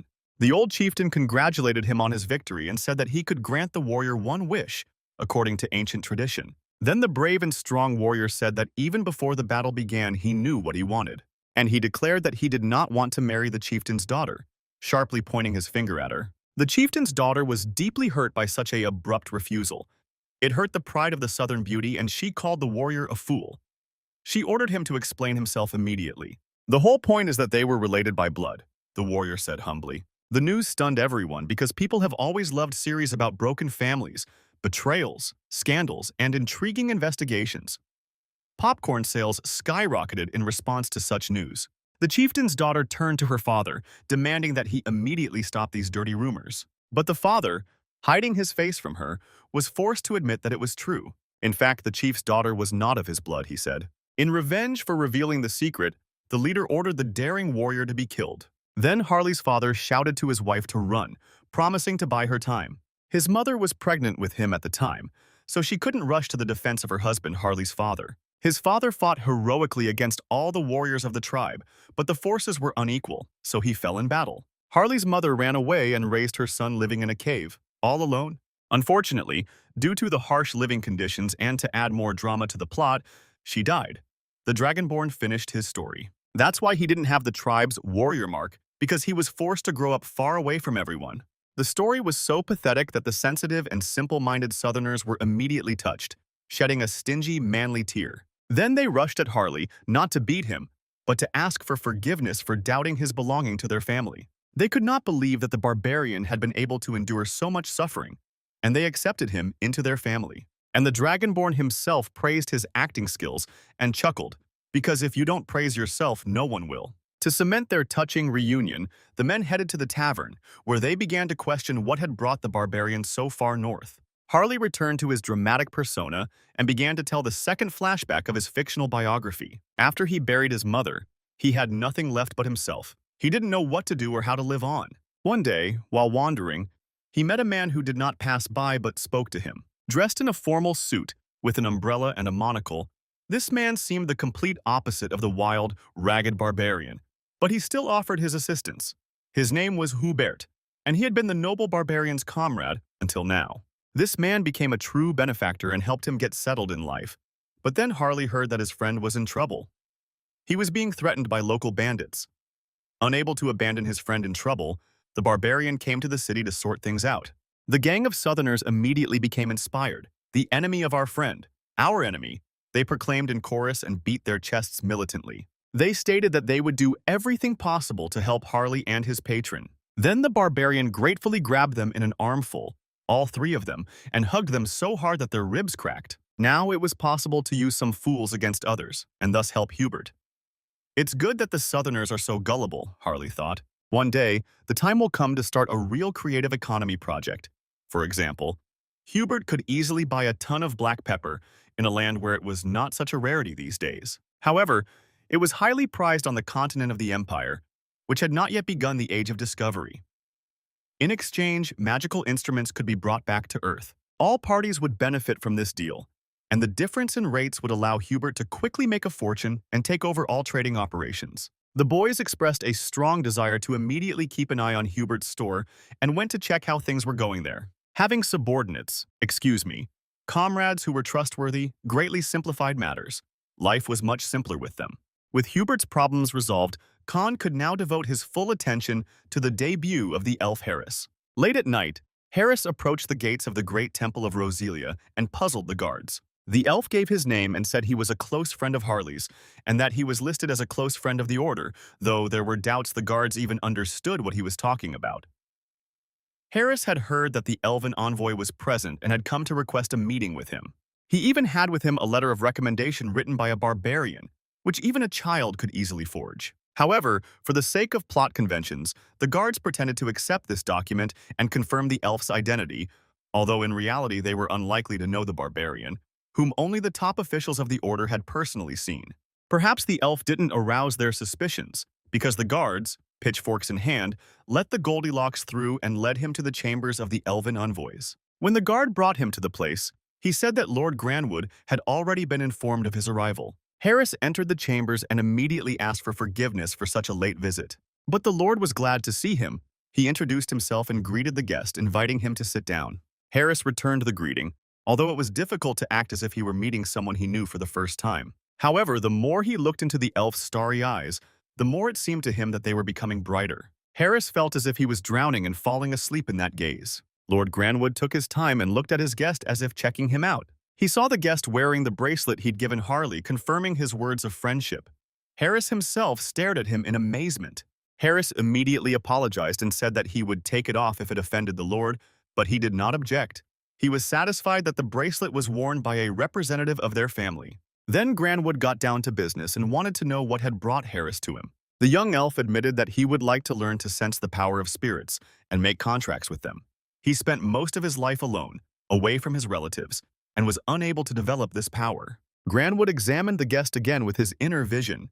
His high-level abilities left no doubt. Then he suggested that Harris go out into the fresh air, and he followed the Lord. There Lord Granwood admitted that he could not train the boy, since he would soon have to leave this place. However, he immediately offered a convenient alternative: to go to the kingdom of the elves with him.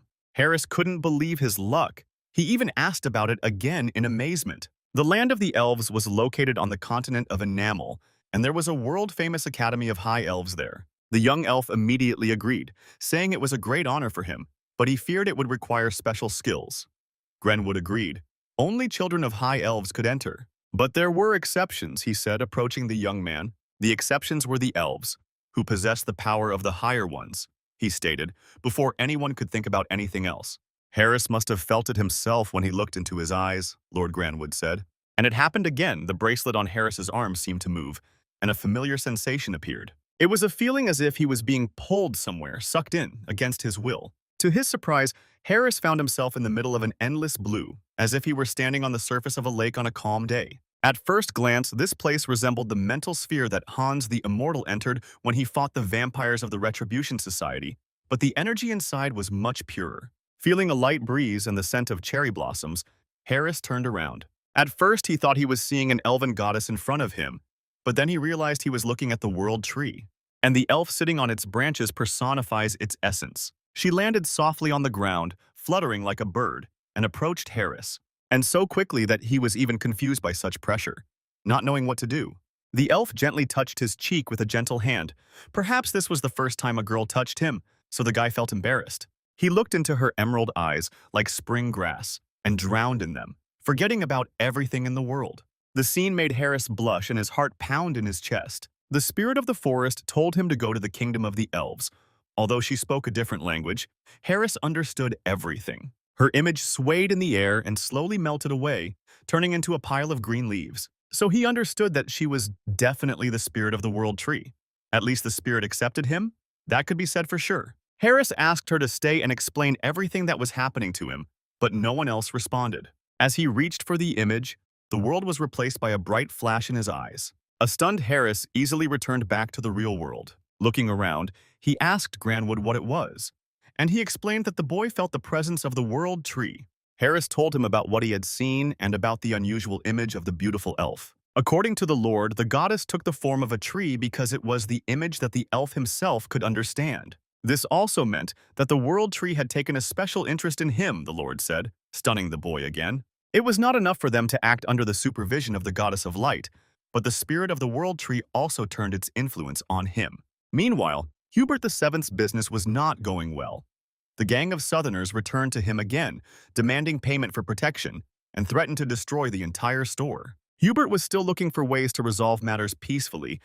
He even offered the Southerners some tea and the supplies that had arrived that week. But the hooligan knocked the cup out of his hands and refused the offer in the most rude terms, instead suggesting that the merchant either get out of this place or die on the spot. They would have been better off choosing tea, the merchant replied with a slight smile, not at all afraid of the hooligan's sharp knife. And all because behind him there was already a reliable roof from among those who just loved tea. At that very moment, the leader of the racketeering hooligans received a weighty argument not to come here anymore, right in the jaw, after which he headed towards the exit. Asking not to be seen off, he would find the door himself. A real fight was not in the plans of the cowardly scum, who were used to intimidating everyone. But it was too late to run. A new gang attacked them from all sides. After successfully dealing with the illegal racket, Harley treated everyone to dinner at his own expense, and now there was no need to worry about Hubert's affairs. Now that the Southerners saw how the great warrior fought, they began to insist that he definitely needed a mark. One of the Southerners took off his sweaty shirt and showed a tattoo on his chest. This is what a real warrior's mark looked like. According to rumors, there lived in Tarak a shaman from the south who knew how to properly apply such marks and was an expert in them. Then the impatient barbarian grabbed Luvan and demanded that he go to the shaman right now. Despite the latter's cries and protests and the late night, they ran to the shaman's house. The gangs of Southerners that flooded the city harassed not only Hubert, but also other small shopkeepers. The old woman who was selling some bottles indifferently answered the hooligans that the amount was too high and she didn't have that kind of money. Then the bully grabbed her by the collar to explain how wrong she was about them, since she wasn't taking them seriously. It turned out that this was exactly the same hooligan who had received payment with interest today and given away a couple of teeth as change. He had definitely had a bad day, so he had come to take it out on the old woman. The racketeer started shaking her over the counter and told her to look for money anywhere. Dentist bills are no joke. But then he suddenly fell silent and looked away in amazement. The hooligan immediately recognized the brute barbarian, and the meeting with him did not bode well. Harley gave the racketeers the remaining amount of the old woman's debt, thus paying off her debt once and for all. All this time he did not let go of Luvan from his arms, so the Southerner became quite seasick, and the barbarian himself declared that he would like to make a mark. The noble barbarian had no intention of doing anything to the bandits, and said that they themselves should think about their behavior when they woke up. The old woman sighed heavily, looking at all this mess, but accepted the barbarian. They sat down at the table of her modest home to discuss the mark the barbarian wanted. On the one hand, the mark gave a huge amount of power, but on the other hand, the price was his life force. Luvan had already told Harley everything on the way to the shaman. Having assessed his strength, the shaman said that she had not seen people with energy like a monster for a long time. With such endurance, he could withstand the mark of the main military lord. Harley was immediately inspired and impatiently demanded that such a mark be made for him, but the shaman declared that she could not do it. It was a technique that no one had mastered for hundreds of years. She even had to cover her ears from the barbarian's scream, and even his mood dropped from the refusal. Then Harley just wanted the mark of a great warrior like Luvan's. But the old woman had problems with this one too, she said, and the barbarian swore in disappointment. The shamanka now had few materials. Quite a lot of time had passed since she had done this. But what's even more important is that to receive the mark, one had to perform a feat, achieve an achievement. If he wants the warrior's mark, of course, the old woman said slyly, and puffed smoke from her pipe. She told him about a terrible ogre that lives in the Iron Mountains in the north and rules those lands. Its destruction could be considered a feat. Luvan was immediately outraged by the unfairness of such demands, since the ogre was rumored to be a monster. "One ogre head is the size of a man. It's impossible to simply kill," the southerner shouted. But Harley simply reached into the vault, looking unperturbed. After which, with a slight movement of his hand, he pulled out the skull of an ogre that was lying around there. When the huge skull appeared on the table, the old woman was stunned and did not believe that the barbarian had managed to defeat the ogre single-handedly. Harley, pleased with the effect produced, laughed.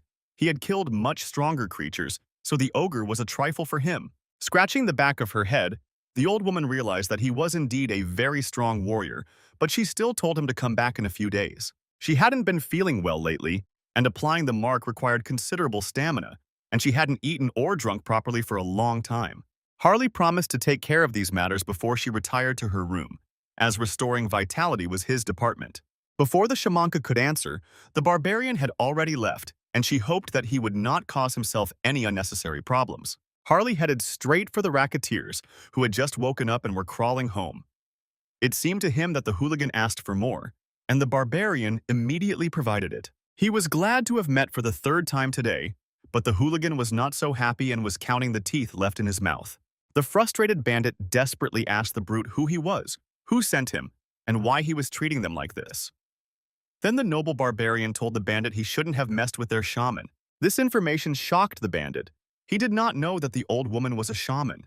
They thought she was just a herbalist from the village, and then the bandit began to tearfully ask the noble barbarian for forgiveness. Harley punched the ground next to the bandit, breaking the rocks, and made him promise never to touch the old woman again. Meanwhile, the southerner found the others and also conducted an educational conversation with them about proper social behavior. After that, they climbed into the bandit's pantry, where they discovered a solid supply of meat. Harley ordered Luvan to carry the boxes and announced that they were having a feast tonight. Having quickly stocked up on goods, they returned to the old woman, who had just finished cleaning her counter. Seeing the guys, she was surprised by their arrival and asked what they had come up with. Then, the barbarian, in a loud voice, declared that today they were celebrating the stomach and Bacchus. Having eaten and drunk well, she should certainly have gained strength in order to make a good mark on him, the barbarian stated. Here the shaman was overcome by flashbacks of her turbulent youth. In this young barbarian, she recognized her son. He would have been the same age if he had remained alive. The shamanka muttered that she would hardly be able to chew meat properly at her age. Such coarse food was not for her. But after softening, she said that she would try a little, since he tried so hard. That's what she said, but in reality she ate for 3, devouring the fried meat with a southern appetite and washing it down with fermented grape juice. Apparently, she had a very fast metabolism, because the old woman gobbled up everything they had, not leaving a crumb for the dogs. "Once my stomach was full, I could get down to business," the shaman said in a fighting voice. The process was expected to be painful, she warned, and held the needle over a flame to kill bacteria. Harley confidently told her that he was used to this kind of procedure and was therefore completely ready for it. Without thinking twice, the shaman put a gag in his mouth so that he wouldn't say anything unnecessary and wouldn't accidentally bite off his tongue. Her son was holding this toy in his mouth when she made the mark, the shaman said in a sad voice. However, when she tried to plunge it into the barbarian's chest, the hot needle broke in her hands from such a sharp movement. Here the old woman herself was amazed at the strength of his skin, and Leuven asked if there was another way. But gathering all the strength in her fingertips, the old woman ordered them to sit still and promised to repay them for the treat with meat. Therefore, with even greater zeal, she hit him with a new needle in the same place. "It's time to show them what it means to be a first-class shaman of the ancient tribe," the old woman said, the needle stinging the dragonborn's skin like a hive of bees. Having fulfilled all the conditions, he again achieved enlightenment. The system reported when a fiery mark appeared on the dragonborn's skin. The trait he received was called the battle mark of Helios, the symbol of the sun and a great warrior. This improvement was much more effective than through bio-aura and absorption of monster parts. Already at this level of the mark, Harley felt that he could defeat the orc with his bare hands, without any other skills. However, the old woman lost all her strength and her former cheerful, warlike appearance. She was so weak that she could no longer stand on her feet, and Harley asked worriedly if she was okay. The shaman answered in a weak voice that everything was fine. It was just that she hadn't performed such markings for a long time, and after some rest, she should be fine. Then Harley turned to the southerner and said that they had work. They urgently needed to get more meat for the old woman, because the barbarian wanted to finish his mark, so he was not at all driven by concern for her health. The shamanka was horrified that she would have to work again. At this rate, she could be driven to the grave. Meanwhile, Henlik V was recovering from the wounds he sustained in battle with the immortal king. Saint Ristar prayed day and night at the bedside of the feigned ill man. Serpini looked into their room, already fearing for the health of the girl, who had not eaten or rested properly for a long time. But what happened so disturbed the saint that she lost her peace and sleep. Henlik went into an unequal battle, fighting for them, without having the strength, although he was told to retreat and won. Serpini understood what the saint was thinking. It was like watching the birth of a new hero. And Ristar nodded. This young and courageous youth was perfect for such a role. Here the patient got tired of pretending, especially since they still weren't letting him rest alone. He stood up and modestly asked not to flatter him so much. He thanked the saint for looking after him and said that everything was fine now. Then Ristar grabbed his hand and pressed it to her chest, saying that she proclaimed him the champion of their great order and even the hero of all of Alterik. Now that the main figures of the continent were officially confirmed, the king of the undead and the hero, all that remained was to raise a toast to Hans, who paved the way for him to the top. Now that a hero has appeared in the world, it is time to fulfill the duties of the Demon King, with a power perfectly created for this purpose, said King Hans. He decided to spread his influence even further with the help of the infectious magic of the ministry. Now the Dark Knight clearly saw the spots of the villains that needed to be eliminated. And with a wave of his cloak, he jumped from the roof. Ambulance sirens blared through the city streets. A patient was placed on a gurney, and they were wheeled to the ambulance. Rumors swirled that this was all the work of a masked vigilante. By reading the traces of dark mana, Investigator Pak tried to find this troublemaker. An Seung-jin was a dark mage sent to assist with the investigation by the Special Ops Bureau. So far, one thing was clear. The victims had gotten involved with someone very dangerous. If you accidentally got hit by a hot hand, you could end up completely dead, said Seung-jin and pointed at the victim. He was consumed by pure dark magic that was beyond human comprehension. His body was essentially a shell, and perhaps even his soul was enslaved. Seung-jin immediately declared that if he had encountered such a monster, he would have simply given up without any options. And Investigator Park indignantly grumbled that this was not helping the case at all. And after all, Song Dijin was called the best dark magician in the country. But according to him, the Masked Avenger was of a much higher level. It's dangerous to keep such a magician as an enemy, Seung-jin said warningly. And Investigator Park thought about it. To find out more details, the sorcerer touched the victim's forehead, facing the curse directly. And almost immediately he recoiled, sensing something ominous approaching him.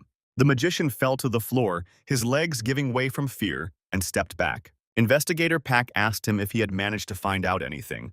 Looking at how worried the guy was, "It's better to die right now before the worst happens," Song-jun said in a dark voice. "It was all because Haku's mask saw him," he said in a trembling voice. "And if he was caught after using the spell, then it would definitely be the end for him," Song-jun realized, and fell into even greater despair. "There was only one way out," he said, and stood up abruptly. Then Investigator Pak asked if the magician had a way to win. But Song-jun only thought that if he died peacefully, he could still hope for a peaceful afterlife in the afterlife. And he stepped out the window. Here the investigator intercepted him and said that the Masked Avenger hunts only criminals. Hearing these words, the magician felt a strong sense of relief and immediately changed his mind about jumping out of the windows. On the one hand, he began to feel better, but on the other, he suddenly fell asleep, and the magician fell to the floor again. Perhaps the guy overheated from his excitement and lost consciousness, thought Investigator Pak. Meanwhile, the Death King was flying over the city. He didn't sense any trace of evil in the boy he was tracking, even though he was a talented warlock. This could mean they would meet again. Hans the Immortal quickly gained popularity online thanks to his actions, and much was written about him. Some considered him a dark knight, but Han wasn't sure he liked it, and that could become a real problem. Han's head began to ache from the heavy thoughts about how to further lead his character's course. Then someone rang the doorbell. Although Khan wasn't expecting anyone, he still looked out to check. It turned out it was his old friend who came to visit and brought fried chicken. This guy's name was Kang Tai-san. Apparently he came straight from work because he hadn't yet changed out of his police uniform. His friend wasn't at all happy to see Khan's sour face. But at the moment, Kang Tai-san was the last person the guy wanted to see, even though they were friends. After all, he served not just in law enforcement, but directly in the Bureau of Special Ops, the investigations department. Tae-san was his childhood friend. They grew up together.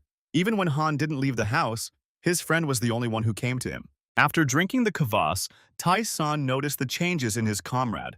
The experienced eye of an investigator was accustomed to noticing various little things. It felt like he had found the meaning of life again, because before, Khan's gaze had been completely rotten, like that of a rotten fish. "You can't cling to the past forever," Khan responded, especially since his parents wouldn't want that.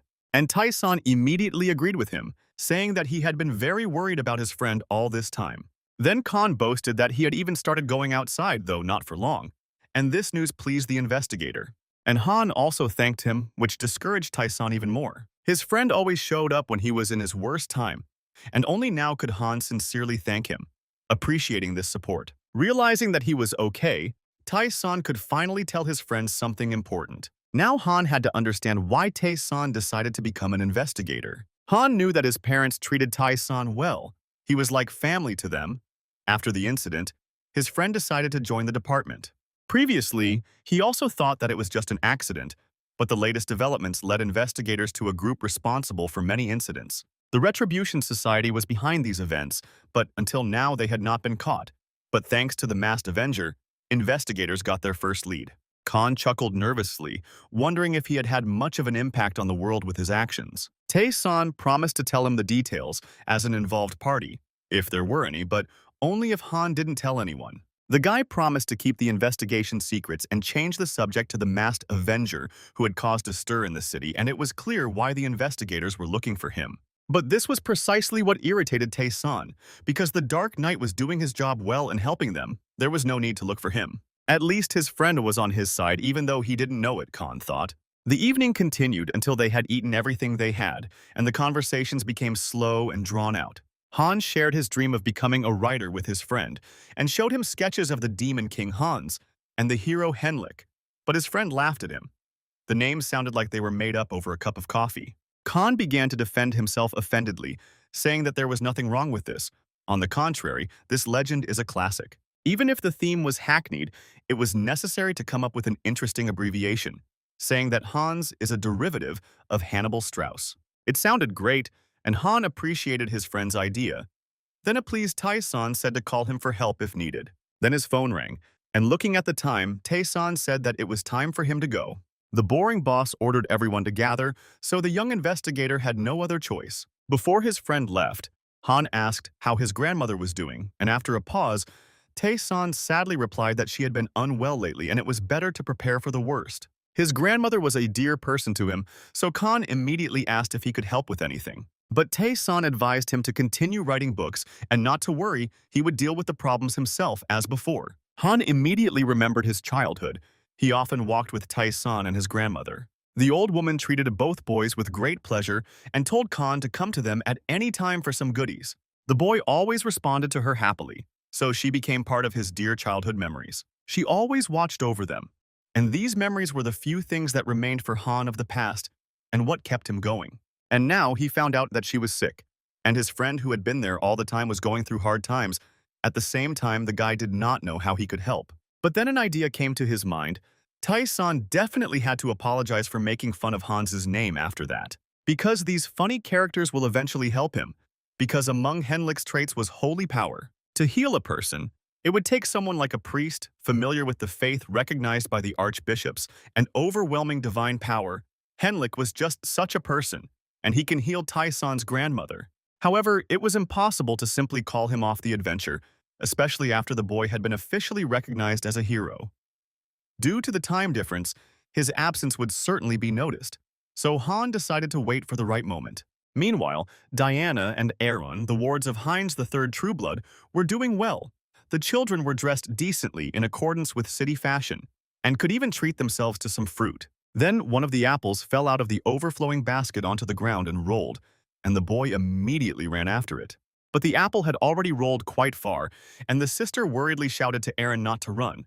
But the boy did not listen. "You should hold on to your things more tightly," someone told them, and picked up the apple that was at his feet. But when Diana looked closely at this gentleman, her face lit up with happiness. Mr. Hines himself came to visit them, He had not been seen for a long time, and the children had already missed the noble vampire. Although he had changed so much that they could hardly recognize him, his skin had become paler. His features had acquired an aristocratic refinement. Diana asked why he had been gone for so long, since more than 6 months had passed, and Hines apologized for it. The perceptive girl understood that her savior had not appeared out of nowhere, which meant he had business here. Lord Hines immediately hastened to assure her that he had come solely to visit them and was not planning anything at all. However, his excuses still did not convince anyone, and the children demanded the truth as it is. Realizing that these kids couldn't be fooled, Hines took out 2 gold coins and asked Diana to work for him as an information gatherer again. In memory of her past life, the shadow of which would never be erased from her soul, Diana happily agreed to serve the noble vampire. With her help, Hines obtained many valuable magical items and delivered them to Earth. So Ran, his heir, was amazed by the amount of treasures. She had never seen so much in one place before. Thanks to Diana, Hines not only acquired the highest quality magical items in Talia, but also gathered information from Brokoslak, who had been sitting quietly for some time. So Ran informed him that the pepper had already been loaded into the warehouse, and now Hubert had something to trade with. In addition, Bishop Hines announced that he had completed the purge. All people on the execution list had been identified and executed, regardless of where they had been hiding. Now all vampires in the country were safe and could look forward to a peaceful life. From that moment on, nothing stood in the way of the exchange of pepper for magical items. Lord Hines entrusted the management of the entire newly created heterosis clan to Soran. He had other matters to attend to. The girl was embarrassed because she had never done anything like this before, and she felt out of place. But Hines was so reluctant to personally deal with the tedious bureaucracy and paperwork that he hastened to convince his henchmen otherwise. He assured her that she was competent enough and that he trusted only her, which meant that Soran should be able to handle it. The naive girl didn't understand that Lord Hines didn't have any replacements anyway, so she was inspired by this advice and promised to try her best. When Bishop Hines stepped outside, he sighed heavily. There was no way around drama, and now he understands more about what business owners feel. However, now his hands were free to expand the influence of his still small clan. Thanks to the information Diana provided him, Lord Hines understood where the source of his blood was. The Brokoslak vampire base became his next target, and Hines arrived there at night. He distracted the guards and quietly opened the door. Thanks to his invisibility skills, his arrival went unnoticed. Inside, Rosalia was enjoying various drinks and the idleness of life. Apparently, things were going well for the vampires, since even after all the losses they felt so at ease. The only thing that upset the ignoble vampire was the need to drink alone. Then Lord Hines took off his disguise and revealed himself as a company. Today he met many familiar faces. Rosalind didn't immediately recognize him and asked in surprise who he was. Then Hines introduced himself. Not understanding anything, she filled a glass of wine and again asked him to explain who he was, blaming it all on his bad memory. However, there was a catch. Rosalind cut her finger, and a couple of drops of her blood fell unnoticed into the glass. She feigned hospitality and offered the glass to Hines, but he declined. Then Rosalind attacked him using blood magic. She splashed the contents of the glass to grab the intruder. After this, she wanted to immediately destroy the one who dared to invade their territory. But for Lord Hines, all this was nothing more than a game. He easily dealt with the magic of the fetters and threw Rosalind away. After demonstrating the skills of a true blood vampire, Hines took control of her magic as easily as his own and captured the vampire. Rosalind realized that she was facing a very powerful ruler and told him that he was violating the boundaries established by the agreement between the true bloodlines. Then Hines realized she truly didn't recognize him and decided to use this to his advantage. He immediately declared that he belonged to one of Brokoslak's branches, so the agreement didn't apply to him. Rosalind didn't believe him and asked him to stop deceiving her, but immediately stopped herself. Lost in thought, she suddenly remembered that one similar clan did exist. Lord Hines declared himself to be truly of that clan and asked her to cooperate with him in exchange for granting Rosalind his power. But even so, the proud vampire refused to obey him, claiming she had no reason to do so. Then the Lord quickly explained that she had no option to refuse and grabbed the stupid girl. Soon, like Soran, she received a blood crystal with his genetic code and immediately felt that she was now subordinate to a different master. Now he could ask her about anything. And because of the power of her bloodline, she could not resist him because Hines had effectively included Rosalind in his clan. Rosalind told him that Teleria was now ruled by a true blood, Lady Frisia, and she was quite powerful. Frisia's main feature was undoubtedly her demonic gaze, with eyes as cold as mountain lakes. That morning, as usual, Lady Frisia settled down to tea outside, ignoring the sun, which was scorching for vampires, a sure sign of a higher vampire. She used the time to observe the human world. She enjoyed watching the bustle of people, as miserable as ants, who swarmed every day in the struggle for life. The Protestant Church had recently expanded its influence in Rafalasi, the butler's servant informed her. But Lady Frisia told him not to worry about it because this kingdom already belonged to Brokoslak, who was hiding under the guise of human nobility. She thought that all she had to do was put pressure on the kingdom and the issue would be resolved instantly. But before she could finish speaking, the butler quit. The one who took his place asked if she was Lady Frisia, and the noble vampiress calmly noted that she had never seen him before. Lord Hines wiped his mouth and immediately realized that this was not a purebred lady, but merely a collateral branch. Frisia still chuckled calmly, calling him a pathetic mediocrity who doesn't know his place. And almost at the same moment, her eyes flashing scarlet, Frisia ordered him to kneel before her. But this had no effect on Lord Hines, and he easily rejected her control magic. Realizing that her main ability had not worked on the enemy, the vampire was stunned. Hines was warned about her skill and mockingly asked the vampire if she understood what it meant. After that, he grinned and returned Lady Frisia's own words about someone who doesn't know their place. Frisia realized that in front of her was a purebred vampire, royal blood. She again called upon her magic, not wanting to give up so easily, and desperately asked the intruder who he was and what he wanted. Hines chuckled imperiously. Weren't his goals obvious to any vampire? He asked. All of Brokoslak will belong to him, proclaimed Lord Hines, and theatrically spread his arms. Frisia must have recovered from the initial shock because she again called him a fool who didn't understand how life works. There is something he must understand clearly and distinctly, said the vampiress, who also had a weakness for theatrical gestures. She declared that she was also a pureblood and unleashed her magic on the intruder again. At that moment, Lady Frisia sped up, and Hines received a blow to the stomach faster than he could react. Feeling her success, she laughed. With such weak skills, not knowing how to defend himself, he could not even think about defeating her. Frisia was also an expert in martial arts. Frisia used a demonic gaze instead of magic, something Hines didn't expect, and she also grabbed her umbrella and used it as a weapon. The blow was strong enough to send Hines flying backwards, causing him to tumble backwards. So it became clear that this lady loved fistfighting. Laughing, she rushed towards Hines again, praising him for still being able to stand on his feet. Lady Frisia, skillfully attacking with her umbrella, left no weak spots. She was very good in close combat. Gradually taking the initiative in the fight, Frisia pressed him back. Hines was always unable to dodge and received wounds. A sea of blood exploded in front of him, hiding his opponent from view. The red cloud completely engulfed Hines, and he recognized this skill. He decided to just cut it and scatter it, so he waved his hands sharply. But Frisia disappeared from where she was.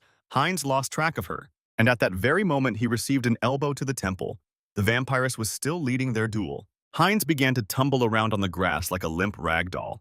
The smug vampire stood over him and haughtily declared that she was already dying of boredom. However, contrary to her expectations, their duel could hardly end there, and Hines stood up as if nothing had happened. His blood control and super healing abilities allowed him to recover from even severe injuries, such as head amputations. "This is just the beginning of their dance," said Lord Hines, looking as good as new within a second. Lady Frisia had learned her lesson. She was clearly facing no ordinary adversary who had just brought all her efforts to nothing. Such was the power of Lord Hines's hybrid evolution that he combined the genomes of various vampire factors. Besides the Vampire King, you could count on the fingers of one hand those who survived her direct attack. Lady Frisia was horrified. Hines also acknowledged her skills. Obviously, this vampire had fangs and could stand up for herself. And then he stunned her even more by proposing right during the fight. Lord Hines could make her even stronger if she followed him, but instead of completely subjugating her with brute force, he resorted to persuasion. But this only offended the noble and proud lady, so she again rushed at him, promising to turn him into a sieve, so that no regeneration would help. However, to Lady Frisia's great surprise, she suddenly found that she could no longer move from her spot. Right under her feet was a magic circle that covered the entire clearing, and Lord Hines realized that he was left with no other choice. If persuasion doesn't work, then only force remains. Everything was simple. With a snap of his fingers, he cast blood magic on her, and thin red threads entwined themselves around Lady Frisia. It was true that Lord Hines did not have any special martial arts, His main specialization was blood magic. To completely subjugate her, Lord Hines penetrated her with his finger, and Lady Frisia could do nothing. Hines gave her a blood crystal containing his genome, and it immediately began to transform her essence. The vampire writhed in pain. The crystal was actually a virus that was changing every cell of her body. A small dose was not enough for a purebred, so Hines poured a lot of his power into her. And then Lady Frisia woke up, surrounded by a thick, bloody aura. When it was all over, she indignantly asked what he had done to her and said that she would never forgive him. Lord Hines shook his hand in disgust, calling her ungrateful. She should have fallen at his feet now for the power he had given her. Lady Frisia pondered the words of her master. Now every cell of her truly felt different. Strength, reflexes, flexibility, everything had improved, as if she had entered a new stage of development. It was time to say thank you, Lord Hines told her, and Lady Frisia visibly calmed down. But this was only a pretense. She immediately tried to overthrow her master with the power that he gave her. Unfortunately for the vampire, however, this time her fist froze in front of Lord Hines's face. Her body became stronger, but all this power could not be used against him. All her blood protested against it. It was someone else's will within one's own, the most reliable control possible based on genetic kinship or slavery, depending on how you look at it. Such was the power of the blood's dominion. It was like an invisible conscience that watched over Frisia's every thought and deprived her of the opportunity to even think about betrayal. The changes deeply shook the vampiress. Even sacred blood, according to her, was not capable of such control.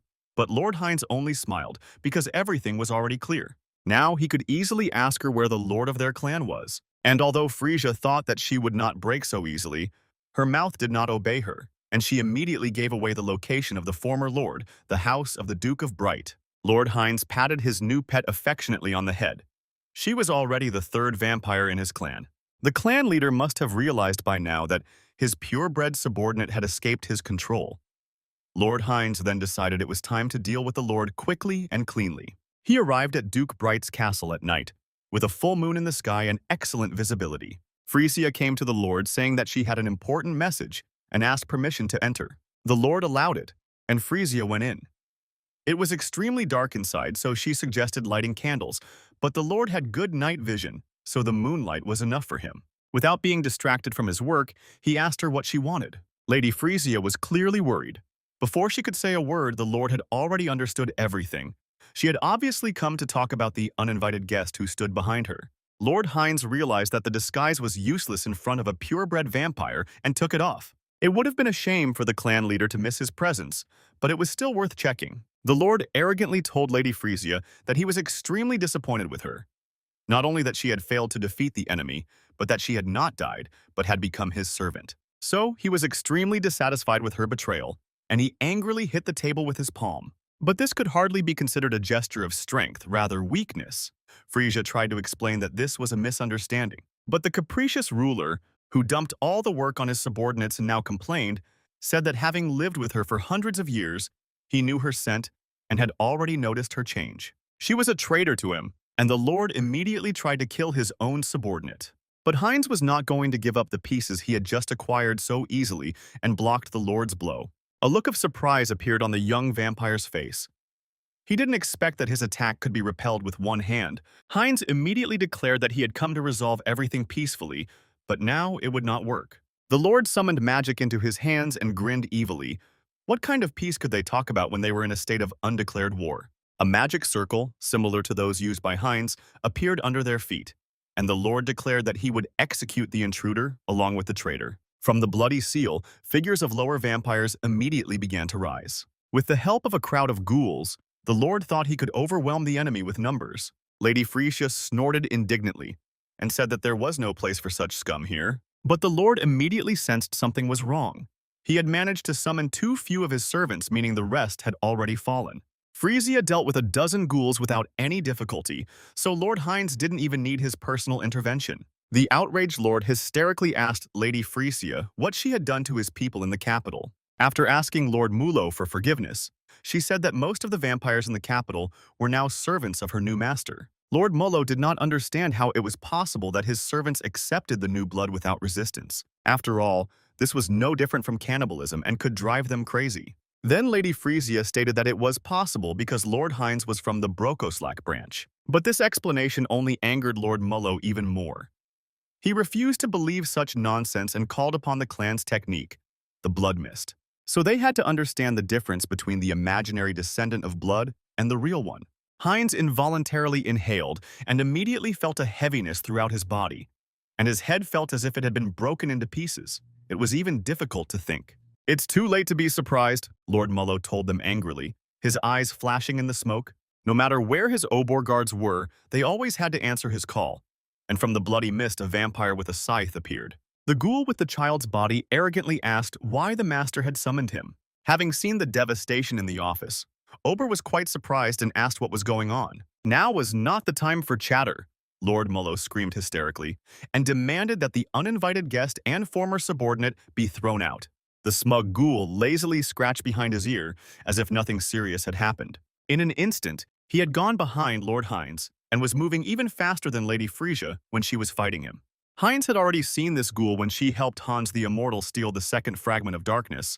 Obor's main skill was speed. The purebred assassin first attacked Lady Frisia and struck her with a scythe. Lord Hines couldn't afford to lose here, so he also used the acceleration skill and attacked the ghoul. He managed to catch it with a binding spell, which surprised him quite a bit, since he managed to do it inside Lord Mullo's sphere. After this, Hines rushed at the Lord himself, considering him the main obstacle. However, it was not so easy to hold Obor back. He managed to dispel the magic. And before Hines could reach Lord Mullo, he stopped him with a blow from his scythe. A sharp attack turned everything upside down, and Hines was forced to retreat. It was disappointing, because the end of the war was so close, right in his hands. Realizing he had no other choice, he decided to deal with the agile ghoul first, and applied his own acceleration, leaping around the room like a wildcat. He moved so quickly and dexterously that even Lord Mullo was surprised. But Obor managed to cope for now and repelled all of Lord Heinz's attacks. Then Lady Frisia stepped in, wanting to help her new master. She never liked his frivolous attitude, Lady Frisia declared when she finally managed to pin Obor to the floor. In defense of her master, she told her former ally not to cross the line and to have fun with her. This meant that Lady Frisia had already caught up with Obor, who had previously been considered the fastest vampire. Without any support, she managed to destroy all the other ghouls. Lord Mullo simply had no more strength left. Now he was completely open to attack, and Lord Hines immediately took advantage of it. "How stupid of him to enter the barrier of his own free will," Lord Mullo said calmly. He believed that in this space, no one would be able to repel his attack. But because of his vitality, Lord Hines didn't have to think about defense. He didn't care about severed limbs. With the severed hand, Hines reached out to Lord Mullo and pierced his chest. This creative use of the body itself astonished the enemy. Hines instantly restored his limb. In this sense, he had long since become a super being. The Lord smiled and reassured his enemy, magnanimously declaring that he had no intention of killing him. Instead, he slowly moved towards his neck to give it a gentle vampire bite. "It's just a favor for the title," Hines said, baring his long vampire fangs. At this time, somewhere in the depths of some dungeon, in the light of torches, lay a lonely coffin. When the lid opened, an attractive girl in a dress and a crown of thorns appeared inside. She stretched sleepily and rose slowly from her gloomy bed. She really wanted to sleep. But sleep had gone somewhere, so nothing could help, she said, yawning. Something had happened to her children, the ancient vampire with a young and beautiful face realized. Meanwhile, in the Duke of Bright's castle, everything had already calmed down. The small, victorious war was over. Lord Hines chipped and vaccinated all the captured vampires, following Lord Mullo. Now he has completely taken over the clan. We had to sweat a lot as there were quite a lot of ghouls. Now all the vampires in the capital were in his hands, and Lord Hines could take care of the rest later, calling them one by one for reprogramming. True, he didn't like the tone in which Lord Mullo answered, as if he were his equal. However, his presence really helped to quickly resolve all the issues. Having subjugated Lord Hines, he took the remnants of his clan, and now no one doubted his legitimacy. Giving a blood crystal to a higher vampire was risky, so Hines first weakened the Lord by taking his blood. Only after that could he place the source of his own blood into it. Hines folded his hands contentedly. It seemed like only yesterday that he himself was subjugated and made into a ghoul, and he began his ascent from the very bottom. Now he had the most beautiful maids and an entire clan at his disposal. This world was different from all others, thought the Lord, and grinned contentedly, surrounded by his powerful servants. Here he dismissively called out to Mullo, and he was forced to respond. Lord Hines ordered him to gather all the Brokoslak ghouls from all regions, and he obediently nodded. And Hines asked for one more thing before he left the former Lord's chambers. He needed information about the continent, the Lord said, looking at the globe. The goal was to create our own intelligence network around the world, or to enter into deals with existing ones. This was left to Hines to choose from, and with that he left his office. But Mullo suddenly started talking about the plans of the ruler, which he heard from Lady Frisia, that he plans to unite all the vampires and become their king. Since Lord Hines had proven his abilities, Mullo helpfully declared his full support. It was hard to believe such sincerity, but Hines pretended to rely on the new servant. As soon as he walked out the door, Hines shuddered at the pathos of the scene. He himself did not believe that he could say something like that. It was easy to get carried away by one's own greatness, but the more subordinates one had, the better, Hines considered. After all, the path of vampires is the path of the ruler, he thought, and grinned maliciously, imagining world domination. Now it was possible to develop a plan for a truly serious game. At this time, Han Sung-hyun was working on the image of Hans the Immortal using the customization system. Thanks to this, the Immortal King acquired horns and the terrifying appearance of a merciless Lord of Death. Finally, everything became clear. Khan chuckled contentedly and sat down at his desk. The path to establishing a vampire empire was open, meaning his influence and karma increased again. Khan again invested all his points into improving his basic skill, and the system generously rewarded him. But few of the returnees could hope to capture an entire clan of vampires. Khan was looking forward to what he would get after the next upgrade. Immediately after selecting it, 2 status windows appeared. This was surprising, because before this, the system simply threw him a new avatar. However, this time, the growth rate of the doppelganger's abilities, which was already staggering, increased. Khan still felt disappointed, because for 900,000 points, he wanted to get a new avatar for his experiments. He wanted to create another avatar of a different race.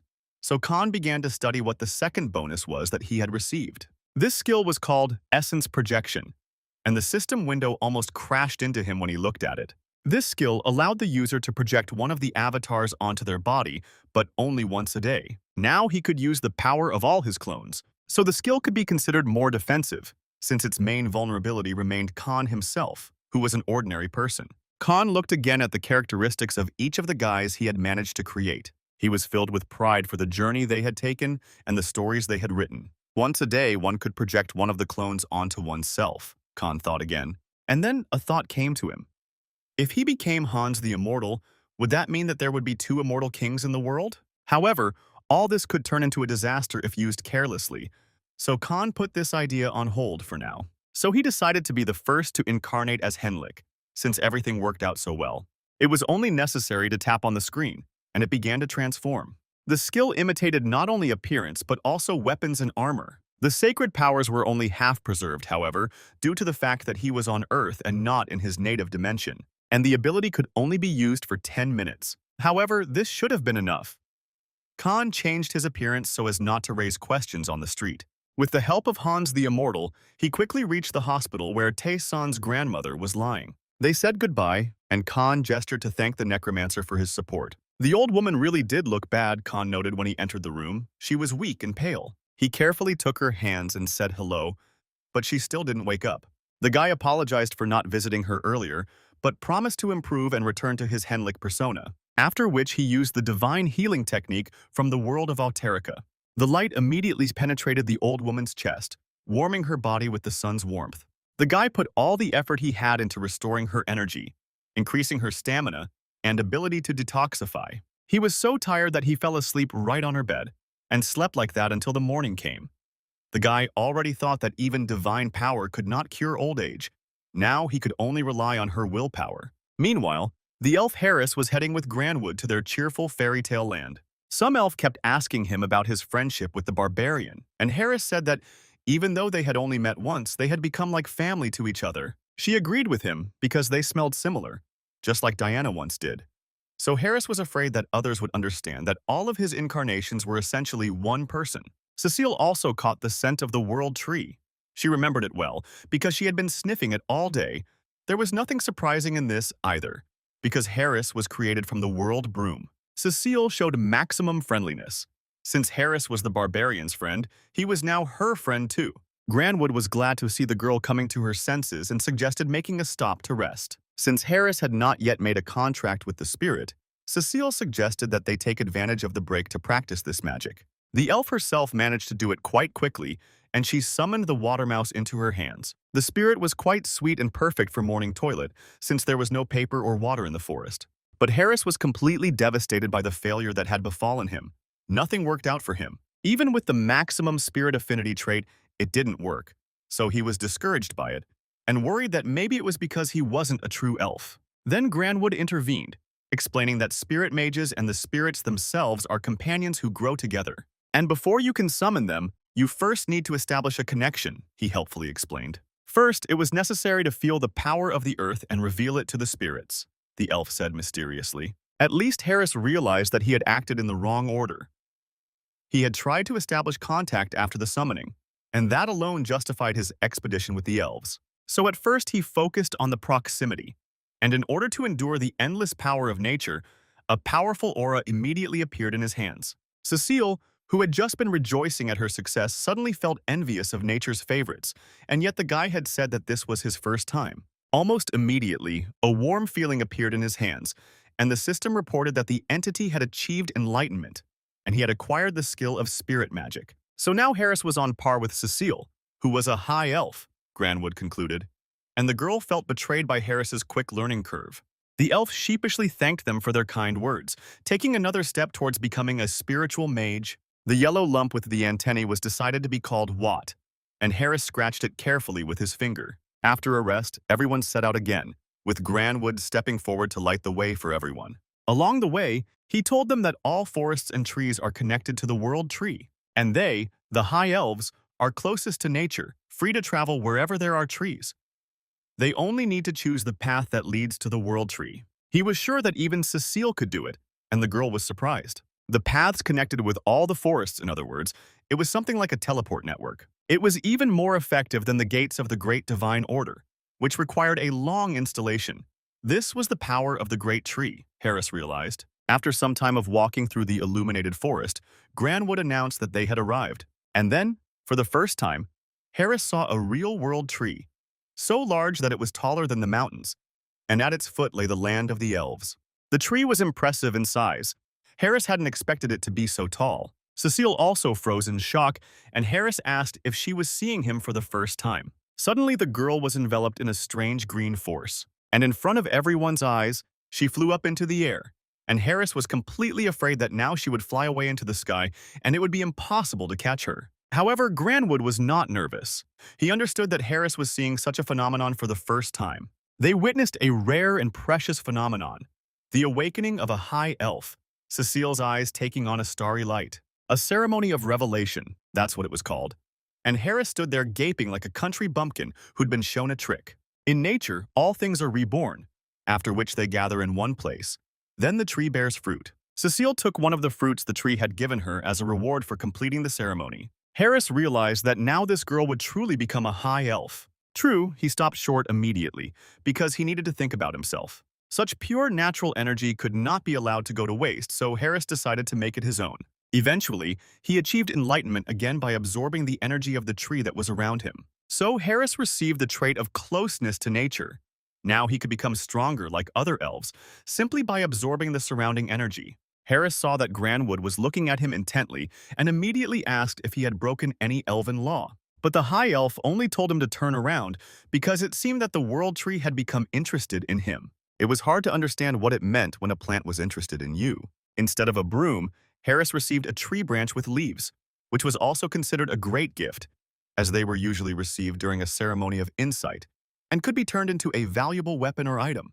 Harris immediately wondered what kind of relic Granwood had received when he underwent his epiphany ceremony. He thought it might be a gift bracelet and, in horror, suggested returning it immediately. But the elf lord explained that he had made a ring from his relic, which became a wedding ring for his wife, and now Granwood had passed it on to his daughter. Harris was surprised to realize that this elf was much more inclined to romance than it seemed at first glance. At this point, the ceremony of epiphany ended, said Lord Granwood, and they looked towards Cecile. The girl was very tired after all the adventures and was now sleeping in their arms, but she should soon recover quickly. Then Granwood breathed a sigh of relief. He was already at such an age that it was time to think about retiring, especially since a new high elf had appeared. Harris was surprised, but the Lord misinterpreted this surprise, so he told him comfortingly that he would not leave immediately. The new elf was much more concerned about Lord Granwood's true age. The capital of the elven kingdom of Drasha was located at the trunk of the tree, and under the patronage of Granwood, Harris remained at the academy. And it turned out that the atmosphere here was different from what he imagined. At first, he thought that all the elves lived like peaceful fairies and had butterflies in their stomachs. But in reality, the elves were much more emotional and did not hesitate to show curiosity, asking him about the outside world. They considered the continent of people to be savage and its inhabitants barbarians, and that it was impossible to live there in filth and with lice. So they were quite snobs. The humans kidnapped Cecile, which meant that in the eyes of the civilized Western kingdom, they were pure evil. Here, Harris realized that if he gave one wrong answer, he would be immediately hated, so he admitted that it was dangerous there, but he had friends with him. Then one of the elves slammed the table and told them to be quiet because the chatter was making it impossible to study, and everyone immediately apologized to Lady Chaperon. Under her pressure, they immediately left Harris and walked away smiling nervously. The elf sighed with relief.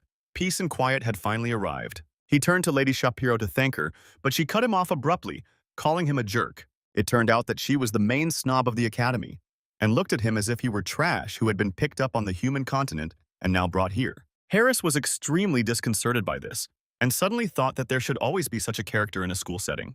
Lord Granwood read his report to the council about his cooperation with the people from the Order of the Goddess of Light, and he also spread information about the Immortal King among other inhabitants of the continent. The Immortal King could move freely and therefore appear on the land of the elves, his interlocutor answered. And yet, since they now had Lady Cecilia, it was high time to think about resignation. The beautiful-faced high elf, with stars shining in her eyes, agreed with him.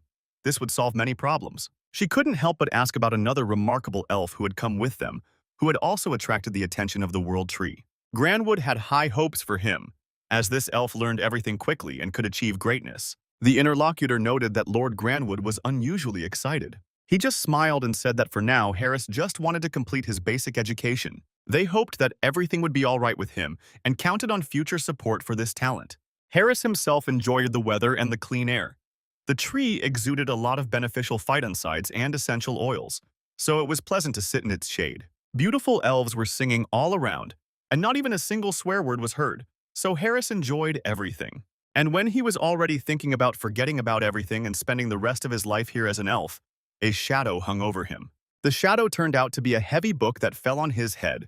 Lady Chaperon declared that he did not have the right to the luxury of sunbathing under a tree and feeding on its energy. As a former mercenary, he certainly didn't have common sense, she said, since they were in the place closest to the world tree, which was nature. Elves with a high sensitivity to this power become especially lazy because of the comfort it provides, all because of their high love for nature, Harris realized, and his eyes began to close again. He probably would have fallen asleep if Lady Chaperon's loud scream had not woken him up. She gave him her book so that he could understand everything, and she also tried to make sure that such a low-born person as he understood everything. She also angrily warned him that if the class average dropped because of him, she would definitely not forgive him. Thus it became clear that, despite her way of expressing herself, Lady Chaperon was not a bad person. Then Harris noticed a ring on her hand that emanated a familiar power, and thought that he had experienced déjà vu. Suddenly, he remembered that Lord Granwood had given his relic ring to his daughter. Realizing this, Harris let out a surprised cry, although what was wrong with that? The father and daughter had two different characters. Harris sighed heavily. For some reason, Chaperon didn't like him, but her explanations were quite detailed and helpful. After reading about this, he decided to immediately try different spirit magic. And of course, the elf succeeded on the first try. Fire and water immediately appeared in each of his hands. He named the spirit of fire Kali and the spirit of water Pascal, without asking if they had their own names. Besides this, Harris knew one trick that even Watt could use to raise his level. He had become a low-ranking lightning spirit, and now this lump of static electricity was sitting on his hands. Once again, Harris thought that coming to the Elven Kingdom was a good idea. After that, he became determined not to conflict with anyone. The main thing was not to anger Chaperon, and the elf was confident that he would succeed. That's what he thought. But fate had other plans, and he found himself closer to his main problem than he thought. 10 minutes into the lecture, the professor told them about a way to strengthen the connection with the spirits, which was so important for the elves. Songs and dances, she said, confirming that the elves lived in a maximally infantile society. It sounded so exciting for an adventure that Harris was jumping for joy. A festival celebrating the arrival of a new high elf in the country was about to take place, and on that day, one of the main stages would be given over to the Academy's students. It was the kind of performance that Cecile herself would have liked to see. It had been quite a while since Han had participated in anything like this, so he was looking forward to showing off his coolest side. After this, the professor announced that they would have a group project since there was a transfer student in the group. Each group must work on creating their own performance, and the degree of closeness to the spirits will be assessed on the main stage on the day of the festival. And so, it all turned out that Harris ended up in a group with Chapiron, because the story lacked a schooling in subgenres. Two more elves who were on their team introduced themselves, but who cared about the secondary characters. Chapiron immediately declared that the project had completely failed and that nothing could help them. The first thing she did was ask the others if they knew songs and dances, and if not, she promised to adjust to their level. But the empty-headed elves couldn't even do that, so Harris understood why Chapiron sometimes got angry. From what he heard in class, he realized that it was not necessary to perform traditional music to connect with spirits. In this case, he stood up from his seat and decided to seize the initiative with his own proposal. He told them that he knew one song that he often sang in his hometown. The song from another continent was of interest to the elves, and Harris said his parents liked it too, which is why he remembered it so well. Even though the original Han personality spent a lot of time as a recluse, there was a time when he scored 90 points in karaoke, so he was quite confident in his skills. Chapiron looked at him sullenly, because what could a mercenary know about music? But she didn't say anything. She still didn't understand how this elf had earned the recognition of her father and the world tree, as well as the burning glances of others. But she refused to accept it just like that, so she agreed to perform his song. In case of failure, Harris himself would have to answer for everything. However, Harris himself also had a condition for her, and Chapiron was surprised. If the performance was successful, he would ask her to tell him about elven culture, as he still didn't know much. Chapiron reluctantly agreed, but warned that only if they were successful.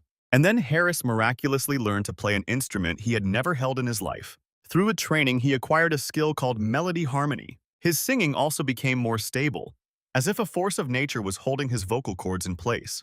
The group also appreciated his skills and clapped enthusiastically, except for Chapiron, of course. However, she was forced to admit that her spirits responded to the singing of an elf of Korean descent who had adopted his native pop culture. Seeing how she frowned, they began to make fun of her, saying that she even danced to the music with her shoulders, and the elf became very embarrassed. Here, the system informed Harris that his spirits were also developing in sync with the singing.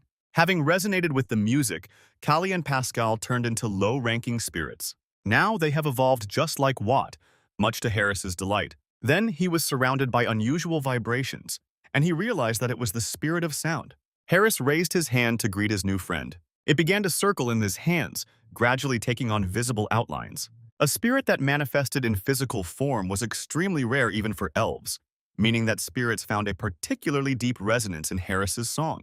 Without asking his name, Harris decided to call the spirit Decibel, which seemed to fit the meaning perfectly, but sounded deeper. A Hertz would have been more pleasant. The spirit took the form of a cute little pot-bellied creature and smiled at everyone. This spirit was quite rare, and obtaining it was a great achievement. From Chapiron's notes, it was clear that such spirits were capable of performing a wide range of tasks. "There are songs that touch the hearts of spirits," said the elf from the team. Therefore, to immediately suggest performing Harris's song at the festival, the spirits of sound should be drawn only to truly beautiful melodies. Confident of his success, Harris asked Lady Chapiron what she now thought. The proud elf had no choice but to agree with everyone. Harris decided to take charge of all the preparations immediately and lead the entire process. Then a proud elf approached him, not wanting to remain on the sidelines of the process, and she asked him to teach her to play the instrument that he used. Apparently, it was a Korean instrument. With a triumphant expression on his face, Harris agreed, knowing full well that he had won. The proud Chapiron immediately scolded him for such antics, which were not befitting of true elves. The festival soon began, and everyone gathered in a comfortable amphitheater with good acoustics, as there were no speakers at that time. Granwood was also sitting in the stands with his protégé Cecile. They came to support Chapiron and Harris. Knowing the character of his daughter, the elf lord was very worried, although he denied it. Soon the performance of the Chapiron-Harris group began. Apparently, the elf got hold of a guitar and even a drum kit, and somehow miraculously taught everyone to play. Since the story about the dead and vampires lacked the musical K-pop genre, it appeared in it. You can imagine Harris strumming his guitar and singing, but no picture can convey it. What he sang there remained behind the scenes, but the music touched the long-eared ones to the depths of their souls. Even Chaperone joined in the performances and sang well, just take my word for it. It suits the plot. No song has ever made Cecile's heart beat so fast, and it's no wonder that Korean music has become so popular among teenagers all over the world. Between the green bushes, if we run away together, the spirits will open the way. We hurry for a miracle, and together we will find ways to travel.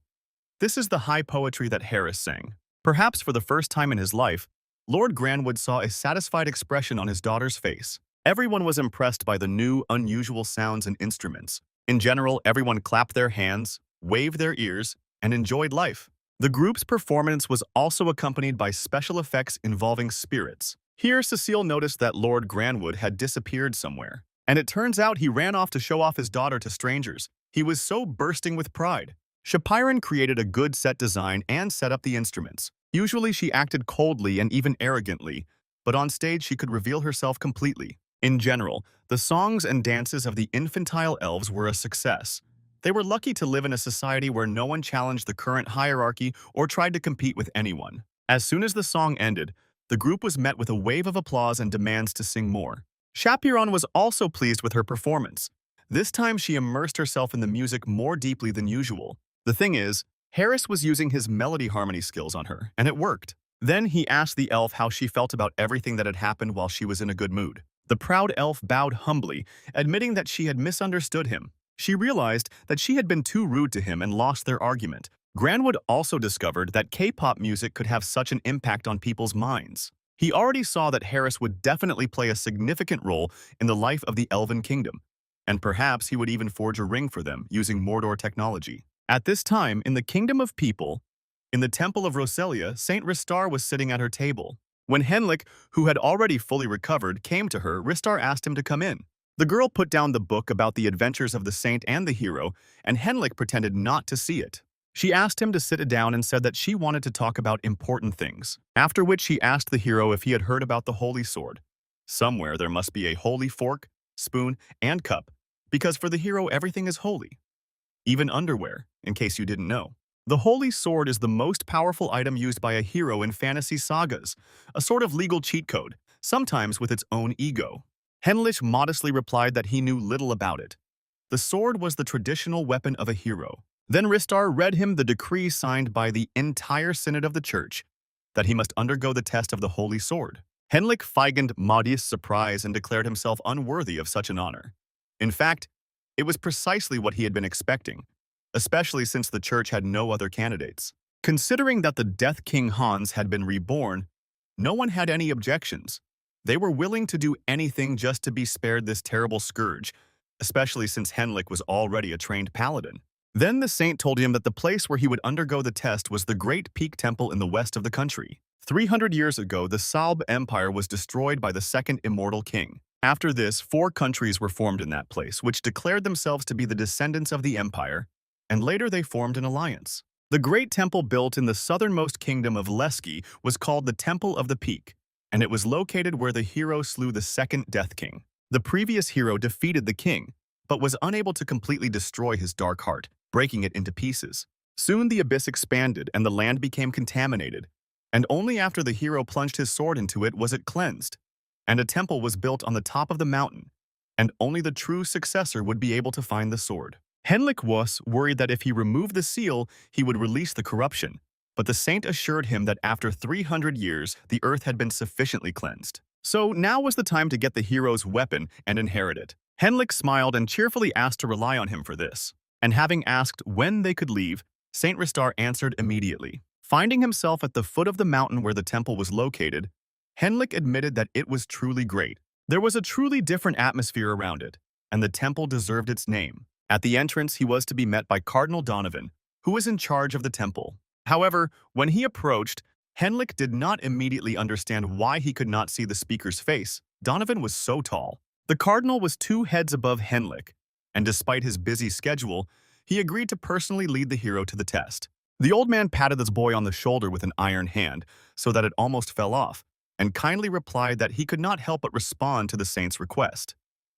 At one time, this man was a paladin, and since then he had not lost his strength. Most of all, he missed Saint Ristar, because his new assignment did not allow them to see each other often. Thinking about how she had grown, the cardinal grabbed Henlik and admitted that he was extremely worried that some punk might pester Ristar. Then the hero quietly promised to take care of it and asked for help with the sword. The old man realized that he had let his emotions get the better of him and removed his hands. The Holy Sword trial can only be held once a year, and many paladins have challenged it and failed. But Henlik said not to worry about him, as he believed in his exceptional abilities. He knew perfectly well that the goddess of light was watching him, but of course he told the cardinal that he had great faith in his success. Such faith at such a young age amazed Cardinal Donovan.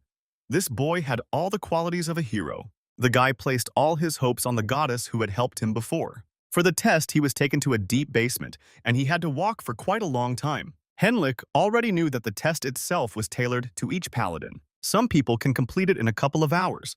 Others need weeks. And the cardinal could not give advice because he did not know what awaited the guy. When they stopped at the stone gates, the cardinal gave Henlik one last chance to change his mind. It was more of a routine check since the decision had already been made long ago. Beating himself on the chest, Henlik firmly declared that he would definitely return the hero's sword. Then the cardinal wished him luck and opened the door behind which the hero's trial began. Donovan promised to pray for him. The first challenge was to reach a target time within a given time, a fairly common mission in games. When Henlik entered, the door disappeared, and one could go in any direction. There was no difference then. He simply rushed forward using the jumping skill. Using it again and again, he managed to move very quickly, but the paladin felt something was wrong. He had been running for a long time, and could have run through several cities in that time, but the end of the tunnel was not yet in sight.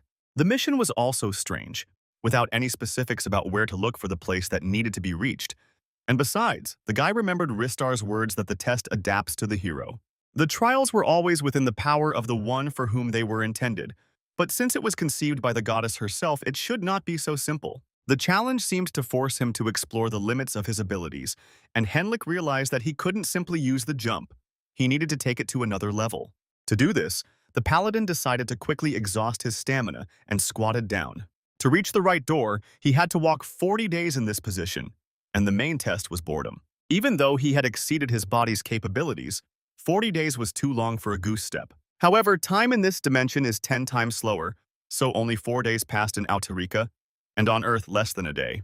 Henlich understood the time difference thanks to his avatars, but for the other paladins, this ordeal must have been hell. After halfway, his spirit began to be tested, his whole body screaming to surrender. After resting a bit, Henlik touched the door handle and moved on to the next test. He instantly recovered when he found himself on the other side, and the fatigue seemed to vanish. Then it dawned on him that it was possible to level up effectively at this level, and the guy decided to run in single file for another 10 days to build up his strength. At this time, on the other end of the continent, the remaining necromancers, out of an oath of disobedience, carried out their ritual. They were already looking forward to the time when the entire continent would be engulfed in darkness. Since the Death King had risen, they intended to use him to pit him against their enemies. If the abyss opens, the whole world will fall to its knees, the necromancers believed. All this for the sake of an oath that defies heaven, said the cultists, and raised their hands to the sky. After leveling up, Henlik finally made it to the second location of the test.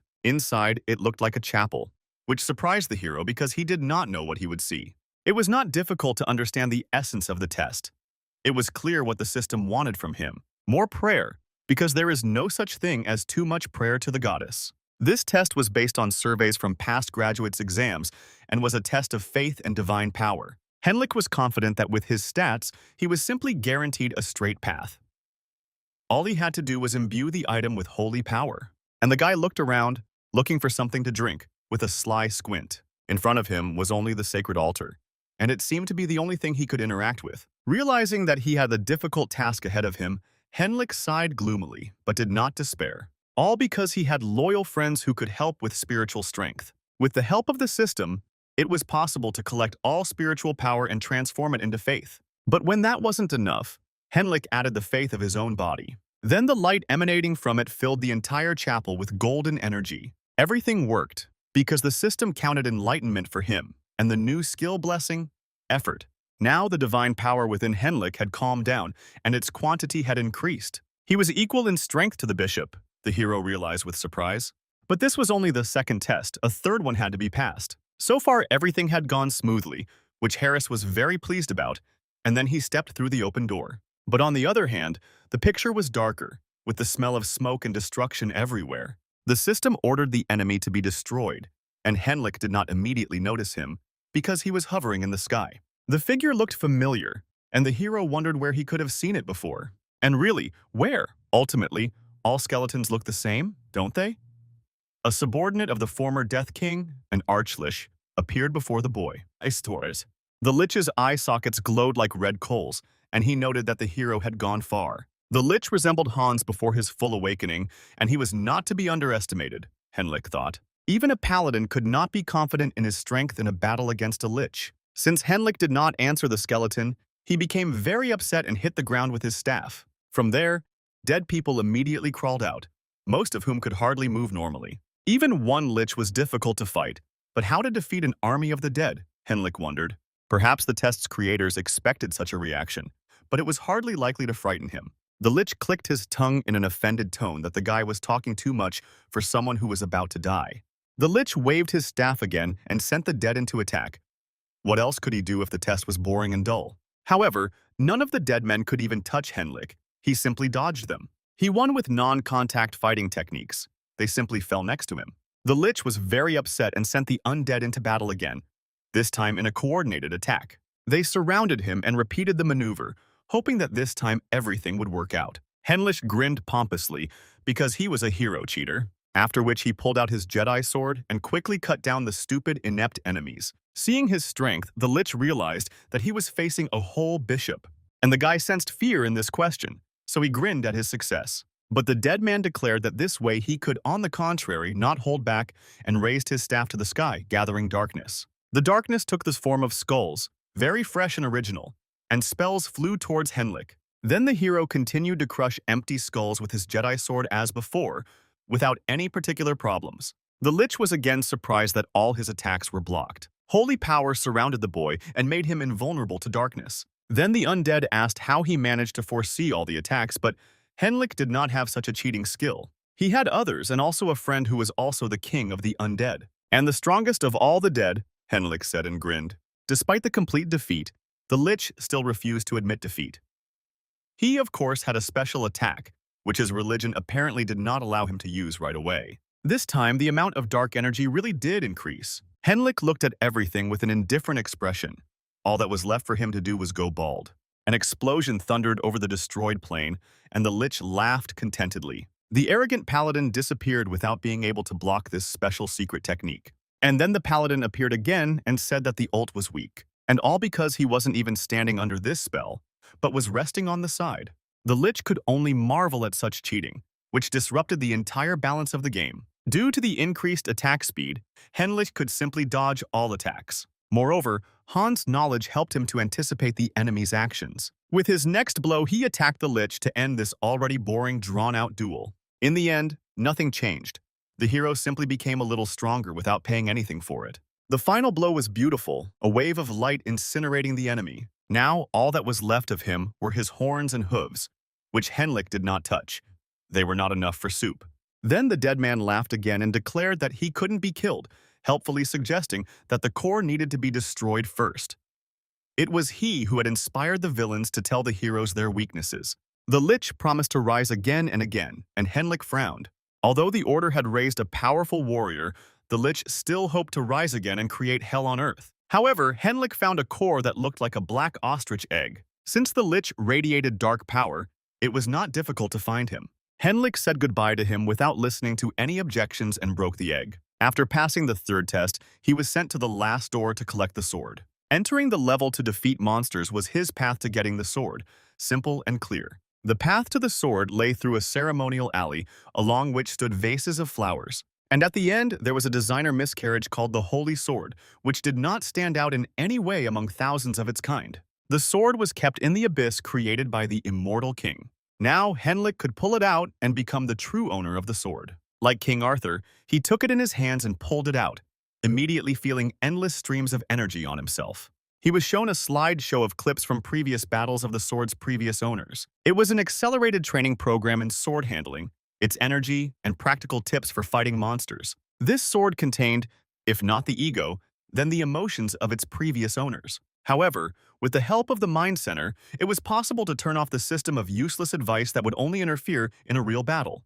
Finally, the sword began to move and could be drawn from its stone sheath. The hero raised it to the sky, and the system immediately reported that he had achieved enlightenment. The holy sword became his blessing, even though he already held it in his hands. A fire mark appeared on Henlik's right palm, indicating that he was the owner of the sword. And the blade itself turned into pure spiritual power, so it did not require a sheath. It could be hidden in the seal's subspace, which was quite convenient. After this, Henlix received a number of combat techniques and paladin skills with complex names. He immediately began swinging his sword to test them out, but in reality they were just ordinary swings. The cheating sword allowed him to learn cheating skills, as Henlik exclaimed in surprise. In general, he received another upgrade, and the can opener turned out to be quite a nice purchase. Somewhere in an old house, on the western continent of Iona, in the mountainous area between Thalia and Leski, the immortal King Hans himself came there and asked the inhabitant of this house his name. The man fell to his knees and introduced himself as Victor Nolan. The man already knew who was in front of him and swore allegiance to the immortal king if he spared his life.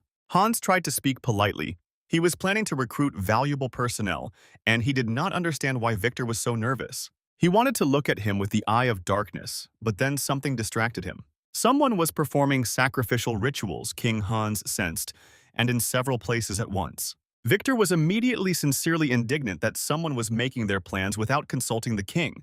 He knew a thing or two about flattery. King Hans immediately showed his strength because he was very angry. Of course, he had to personally sort everything out, organize everyone, educate them, bring them into submission, he said and laughed with a characteristic clicking sound.